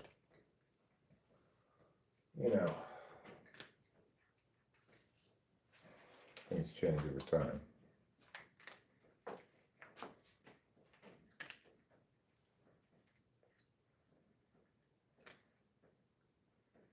So it was the archangel or something.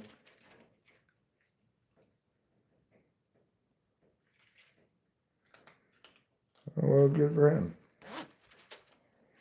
I wonder what special powers that came with. Besides flying, obviously, because angels can fly because they have wings. Archangels, they've got even better wings, presumably.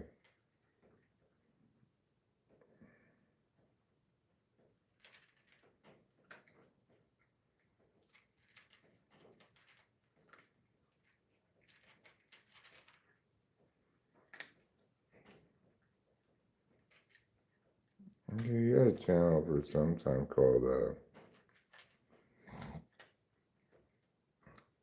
God's Friend. I don't know if that channel still exists or not.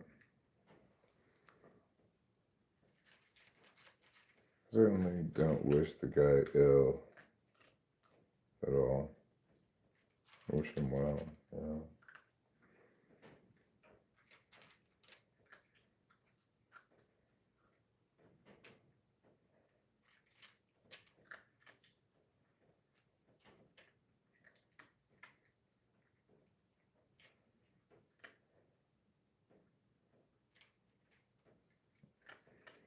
I'll have to read that when I get back in the other room. I can't read that from in here without my glasses.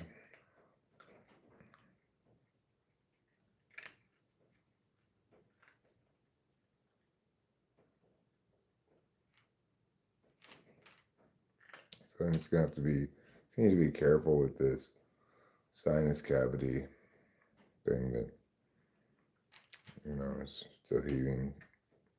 I don't want to. I don't like that feeling of when it feels like a little sinus engagement feeling thing. When I put like a little bit of pressure, like the opposite of suction, blotion.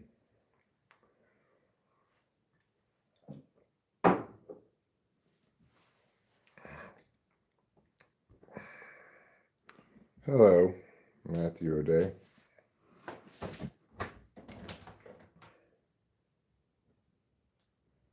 Well, go on, kitty. Go on now. Go on now and get.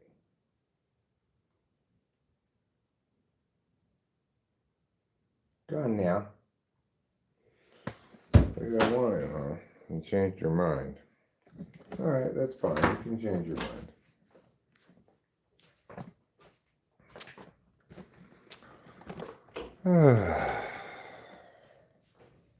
Yeah, a bit of a slow release Adderall. I mean, mushrooms today. Hot dang, you just found him.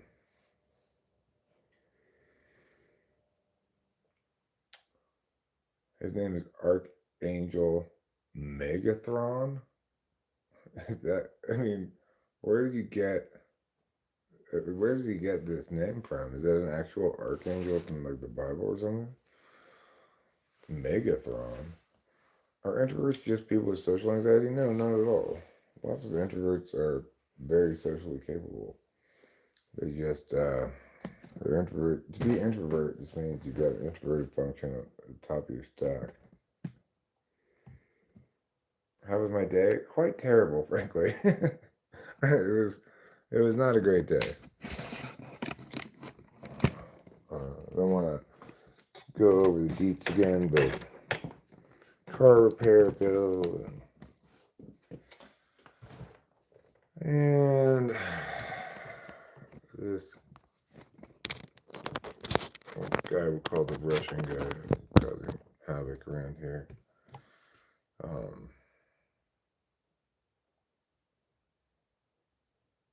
Wasn't my favorite day ever, but it's ending well, you know.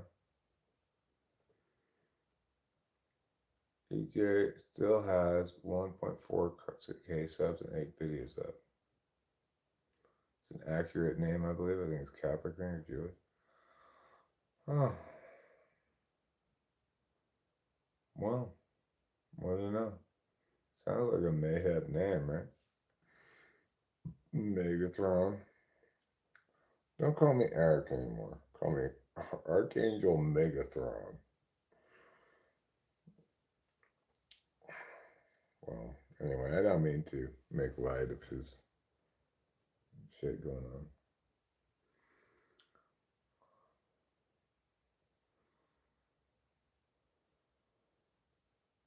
How was your day, Matthew O'Day? Did you have a pleasant Monday? Full of cheese and wonderment around every corner? That's what I want from my day. I want wonderment around every corner. Can I get that? Football game is still on, I guess. Oh, no, it's over.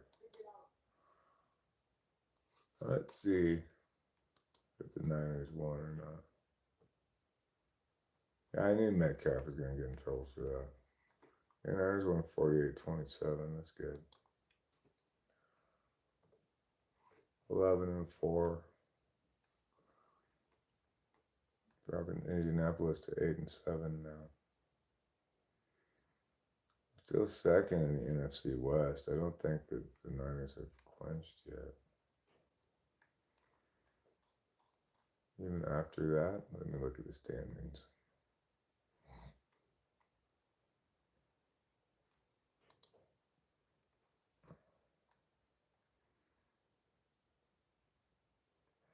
Okay.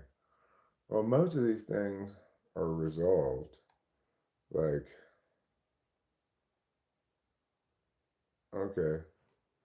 The Niners, Seahawks, and Rams have all clinched a playoff berth, but none of them has clinched the division yet. And in the NFC South, the one playoff berth, I guess, is still up for grabs.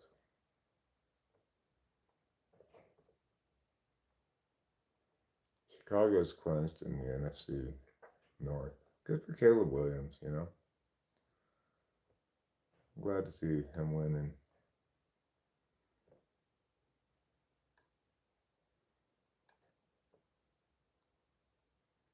So the only teams that have clinched the division are the Eagles, because they're in the shitty NFC East.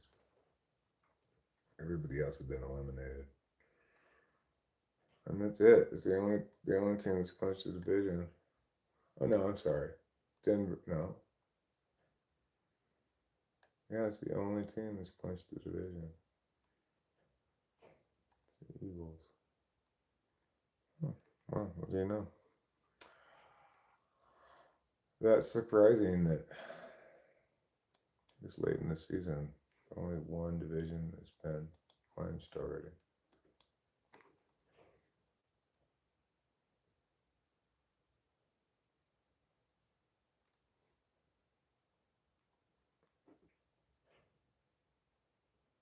I wonder if he had to do AA and that's why he became so religious. Oh, EJR&D? I mean, he could just have mental illness, you know.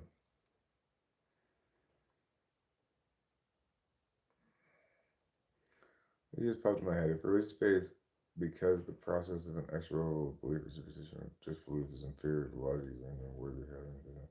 It's not inferior to logic, it's just different from logic.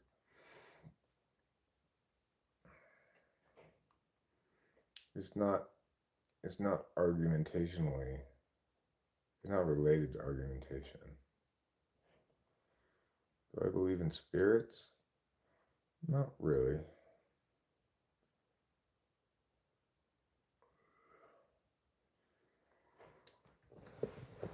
You're not autistic.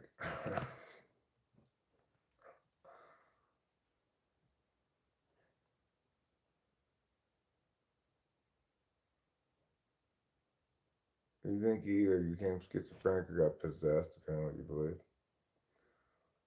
I mean, I'm of the schizophrenia variety. I'm not much of a believer in possession, but I've got an open mind, I suppose.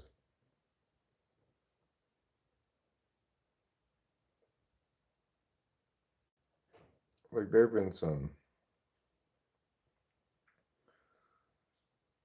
cases of reported reincarnation where, you know, it could be very convincing.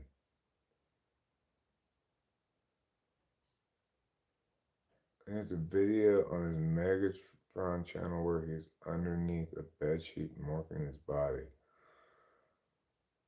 Well, I mean, but if he could morph his body, why would he have to do it behind a bedsheet? Why didn't you just do it out in the open where you can actually see it?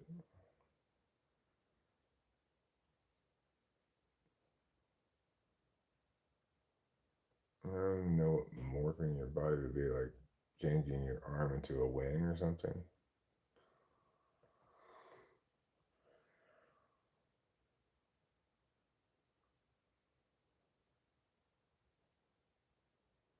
Possession is real. I mean, is it though? uh, I guess I'd have to see it to believe it.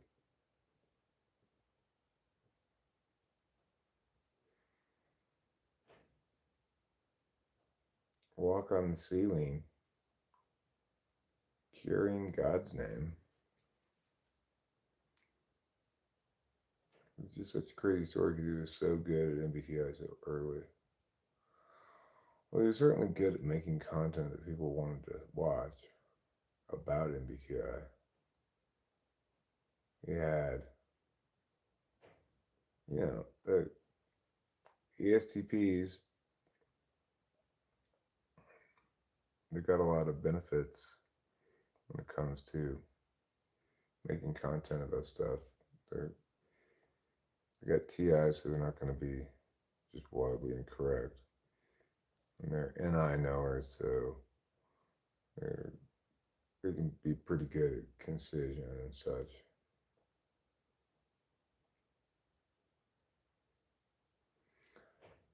Well, I get that.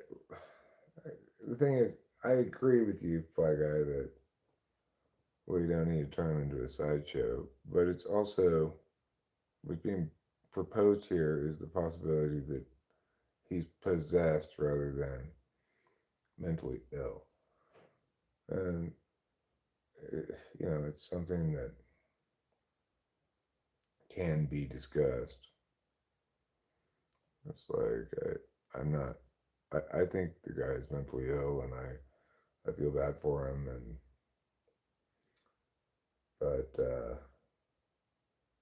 it is a legitimate belief of some people that possession is a possibility.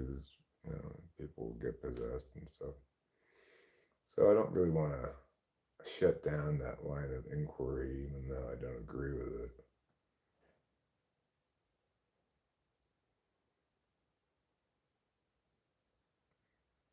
Maybe he ate too much tuna fish and got mercury poisoning. That seems an unlikely explanation. You can get possessed by buying cursed items or other spiritual doors opening. A spiritual door opening, huh?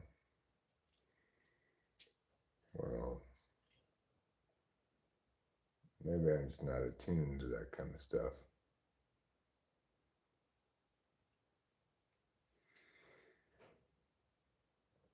Well, I think that if they believed they were possessed, then they would be about as crazy as he is. But I think, in fact, the mistaken belief in possession is not at all crazy. It's just wrong.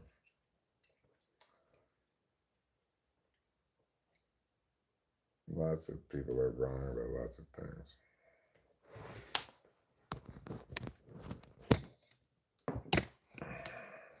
Mental illness has an iffy correlation with wrongness. I'm not sure about that. Thrift stores are more dangerous than new stores. For buying cursed items and stuff, you mean? Presumably, yeah. The older the thing, the more likely it is to have a curse on it. I wonder how these things get cursed in the first place. Did somebody curse them? Or do they accumulate some bad energy from somebody?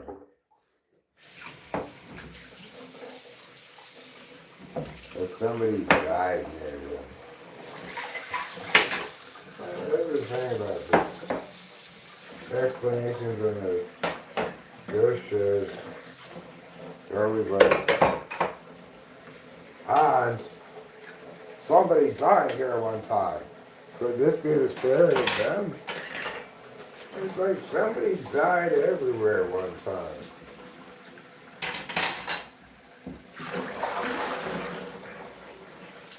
People have been dying on Earth for as long as there have been people. How long do these spirits stay around for?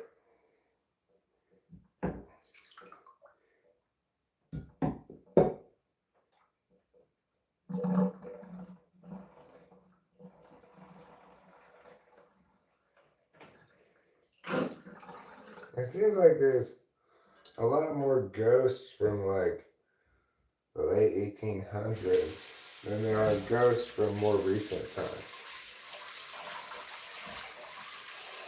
Were people more likely to become ghosts back then, maybe? For some reason?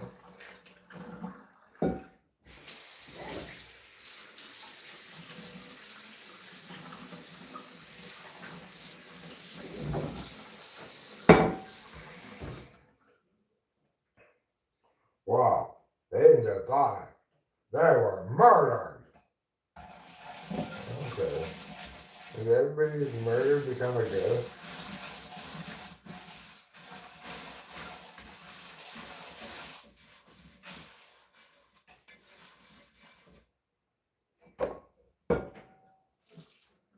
Could this be the spirit of the little girl haunting the inn forevermore?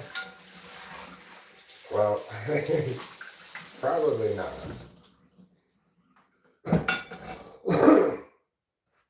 Those rhetorical question shows are ridiculous.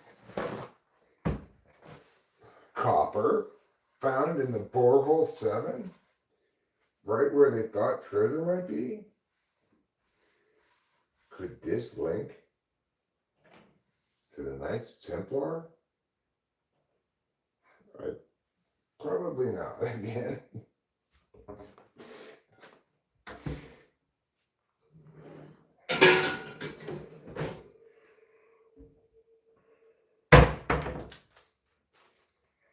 A craft observed near a military base?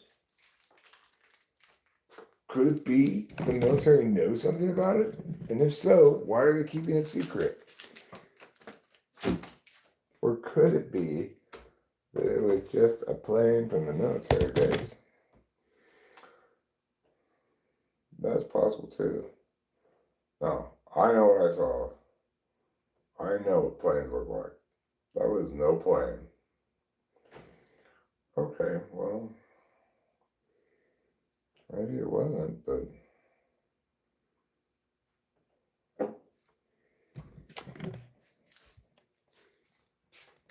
I don't think that's necessarily reason to conclude that the military secretly has alien bodies.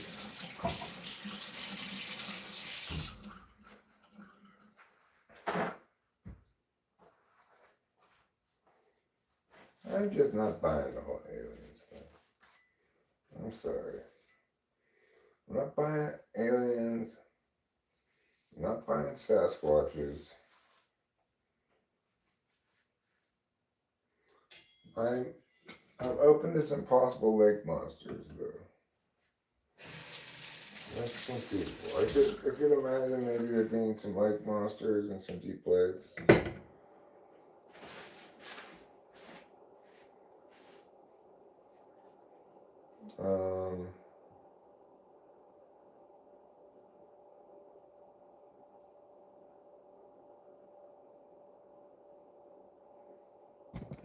See what other kind of nonsense people believe in. I don't think so about Mothman. No, I don't think so. I don't think so about werewolves, dog people, giants. The weird thing people are into, the idea that they're giants. But the thing is, there's a problem with this whole giants thing. Is shouldn't they be quite easy to see? After all, they're giants.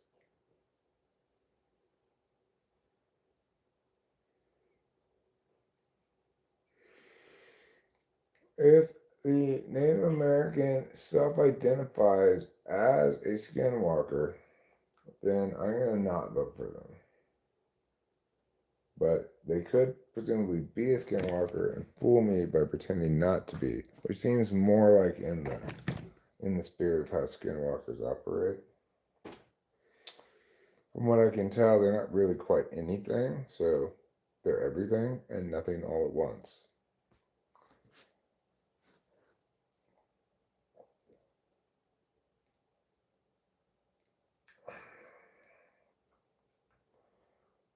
The Westboro Baptists have a YouTube channel?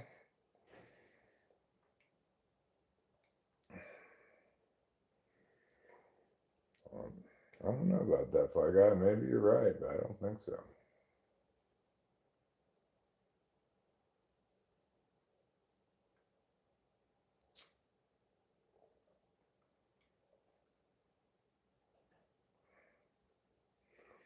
My position is it's not too late to start a new Indian tribe. Why don't I'd like you? Who wants to be part of my new Indian tribe? Anybody? Why can't we start a new Indian tribe and then we get a reservation and we'll start opening a casino?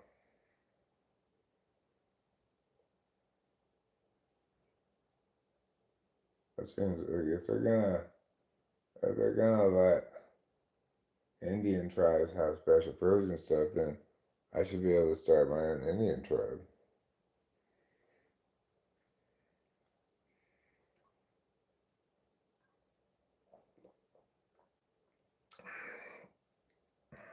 Well, why don't we just call ourselves the Cool Tribe? That way people will know that we're cool.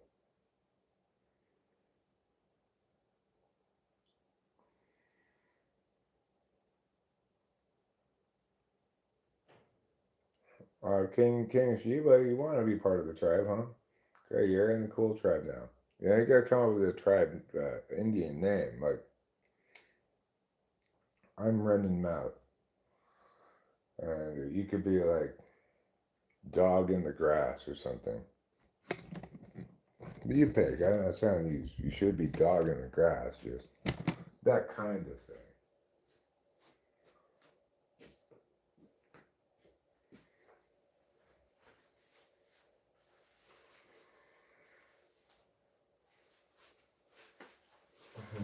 Bullwinkle's gonna be Whistling Hole.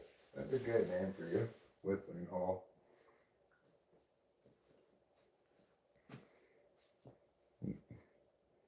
Miney Wee Wee.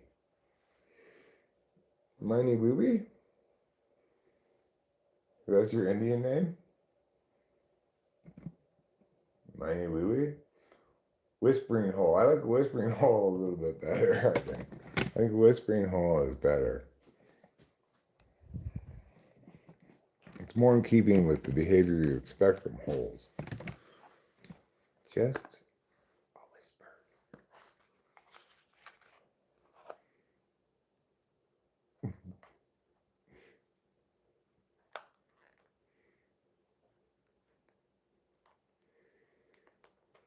Yeah, you can take on both monikers depending on your mood. Sometimes you're Whispering Hole, sometimes you're Whistling Hole, you know? Depends how down to party you are. Oh, don't worry, everybody. I'm here today as Whistling Hole. So let's get our party on. But in your day job as a librarian, You take on the role of whispering hole. This is a library. Shh. Everybody has to be quiet in the library. Don't you know that? One thing everybody knows about the library. It requires extreme quiet.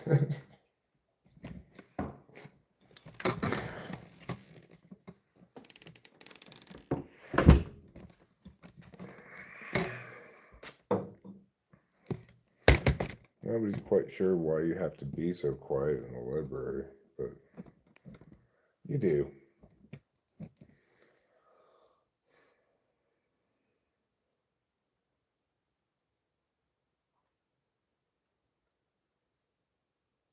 You can't look through biography, autobiography, fiction, nonfiction with people being loud. You needed to be nice and quiet in the library.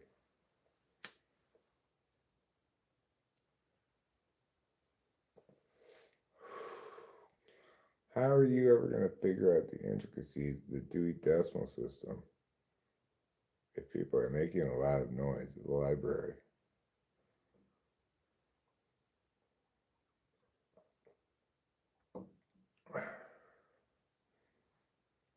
Dewey Decimal is remembered in outsized proportion to his actual contribution. you know, he's like, let's number stuff at the library. Everybody remembers his name and his system.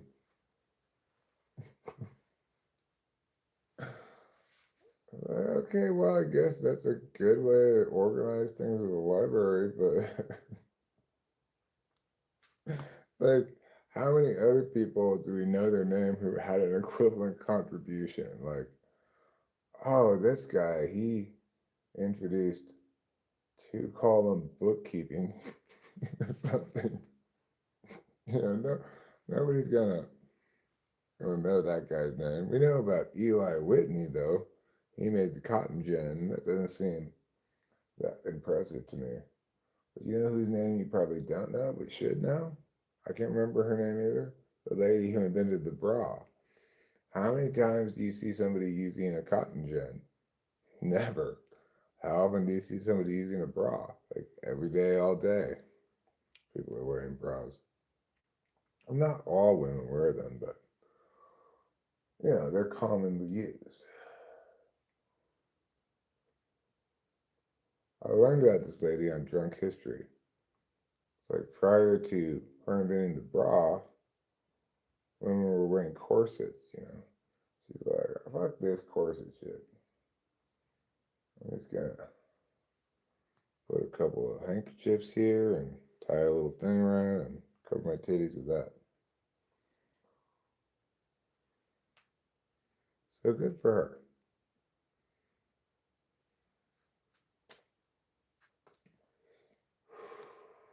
She sold the rights to her invention for relatively cheap, but she didn't care. She married some super rich guy. Like was I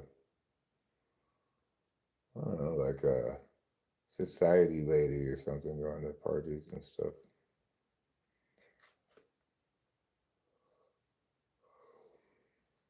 But good for her.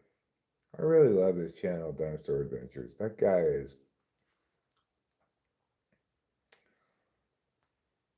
he's really right about things. And it's weird to say that because it's not even about the kind of things that you'd be right about, really. It's like history stuff.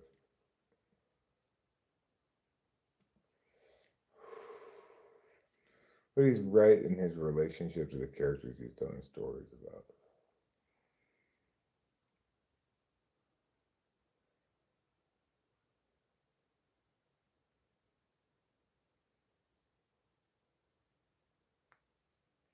And he kind of lovingly renders these people from the past that are are quirky characters and such, provided they are moral, you know, righteous.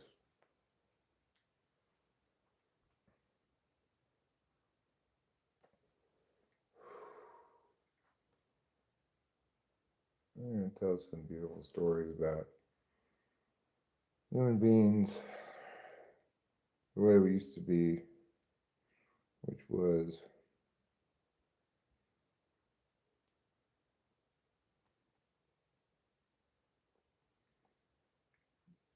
was connected by a lot of community stuff that just isn't really anymore, you know. It existed in the vacuum of the pre-internet age.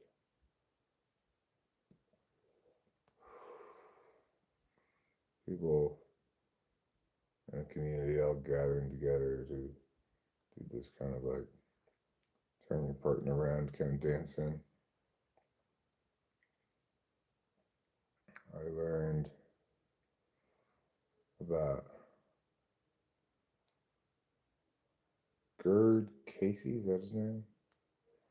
He was a dance leader guy in this section of New England that was very famous and popular in that little region. But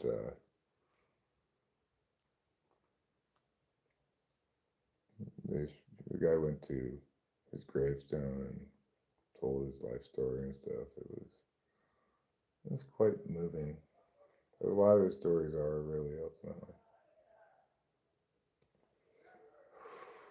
He does plenty of like weird, funny stuff too, but ultimately, his fascination with the past, like reading old newspapers and stuff, and weird stories, weird characters. It's a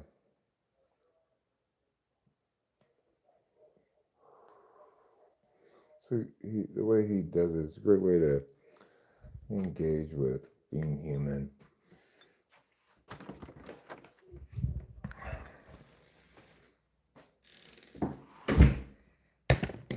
I highly recommend the channel. I've been binging it. He's got quite a few videos.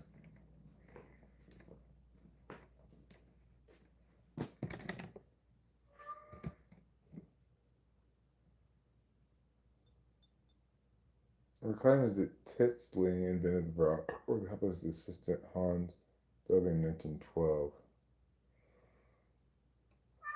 Well,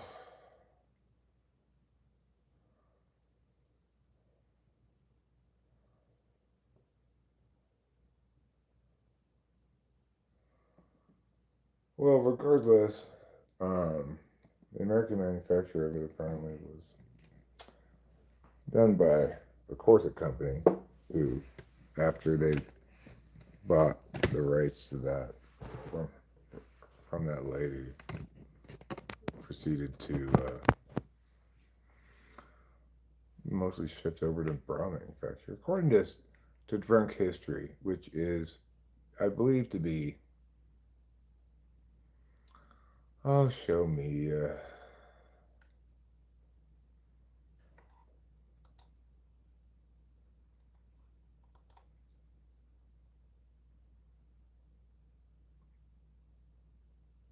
Exasperated.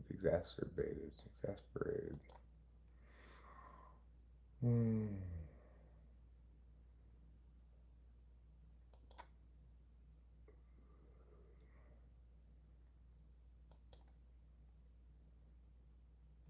Okay. Taco Friday says, "Holy shit, I'm dying laughing at the funny stories." Oh, it's kind of a video I used to make that I probably wouldn't make anymore. I'm much less ontologically assaulted than I used to be.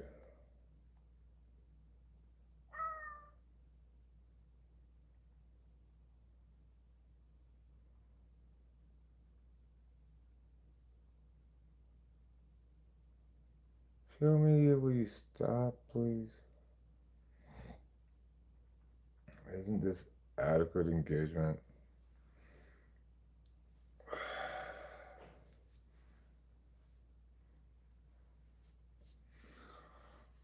I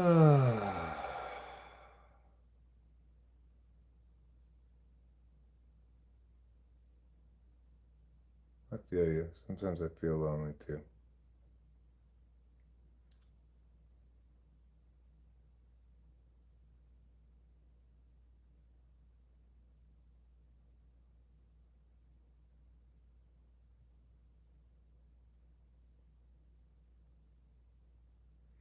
Life can be hard. Life can be hard and unfair and induce a lot of suffering and stuff. More Than a Cat, Secrets of Pine Ridge Pet Cemetery. So I was watching in the other tab here. Got a little sad watching it.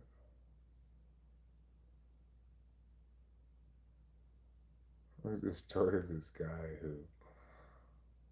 who had a large estate, and he spent like, and this is back in the day, back in the olden days. He spent, I think it was like $14,000 in olden days money, which is like equivalent to like $300,000 in today's money, on this massive monument for his grave. And then he left his sisters. One of them he left $50, and the other he left $1. Like, and he had he had um his best friend as well. All of his estate money be spent on his memorial. His sisters were like, only a crazy person would do that, try to invalidate the will, but with no luck.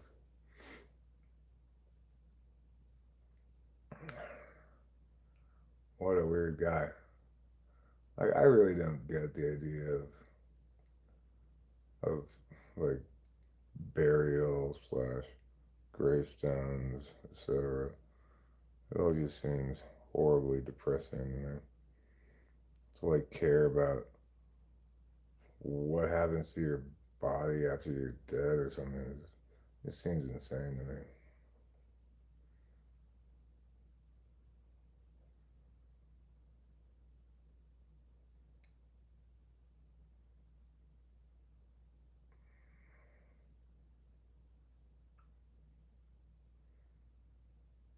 But some people think that they know what they're gonna want after they're dead or something.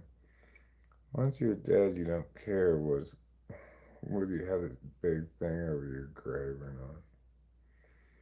Obviously, people are like, "Oh, I want a grave with a good view." Why?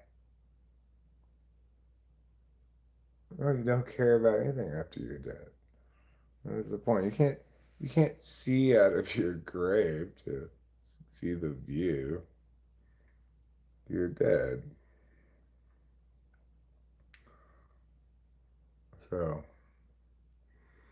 I don't know why people bother with that stuff.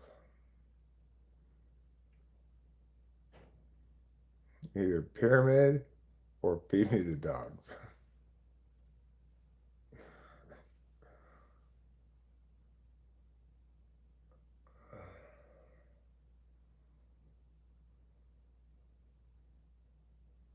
I mean, it's like most people, it seems like these days, get cremated anyway.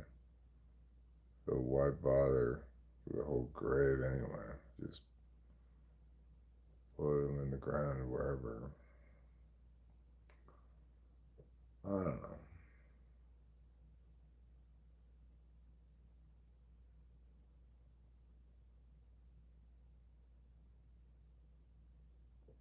I should sell my dead body.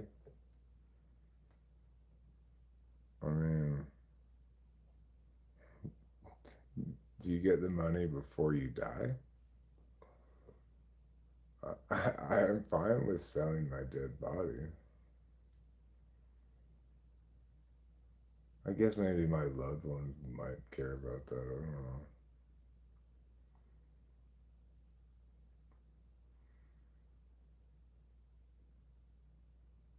I mean, it'd be too late for me to be Trump's VP now, but sure. I guess I could be his VP.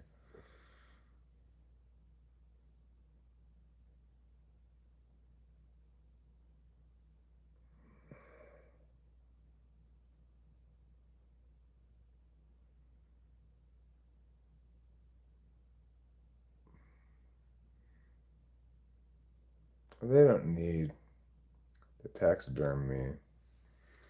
They're just AI imitate.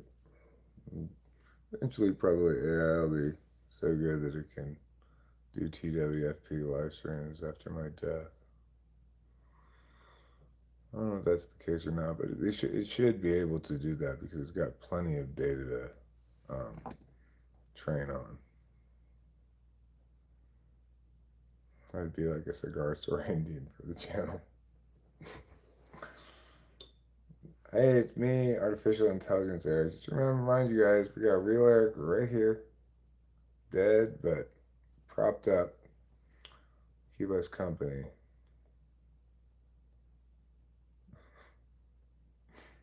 We don't need to get him, I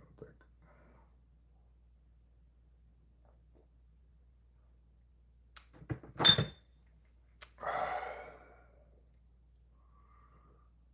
Well, I guess it's about time to wrap it up. Maybe I'll just try to go to bed.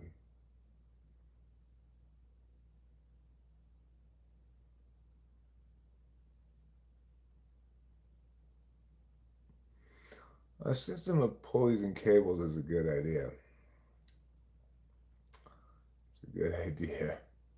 A lot better idea than some of those parlor games that I heard about earlier. Like SWAT to the right. The games that people played back in the day. Like, how can a bunch of people get together and play those games? I don't know. Regardless, I'm going to call it a night. So, thanks for being here. I love you all. I'll see you tomorrow, I'm sure.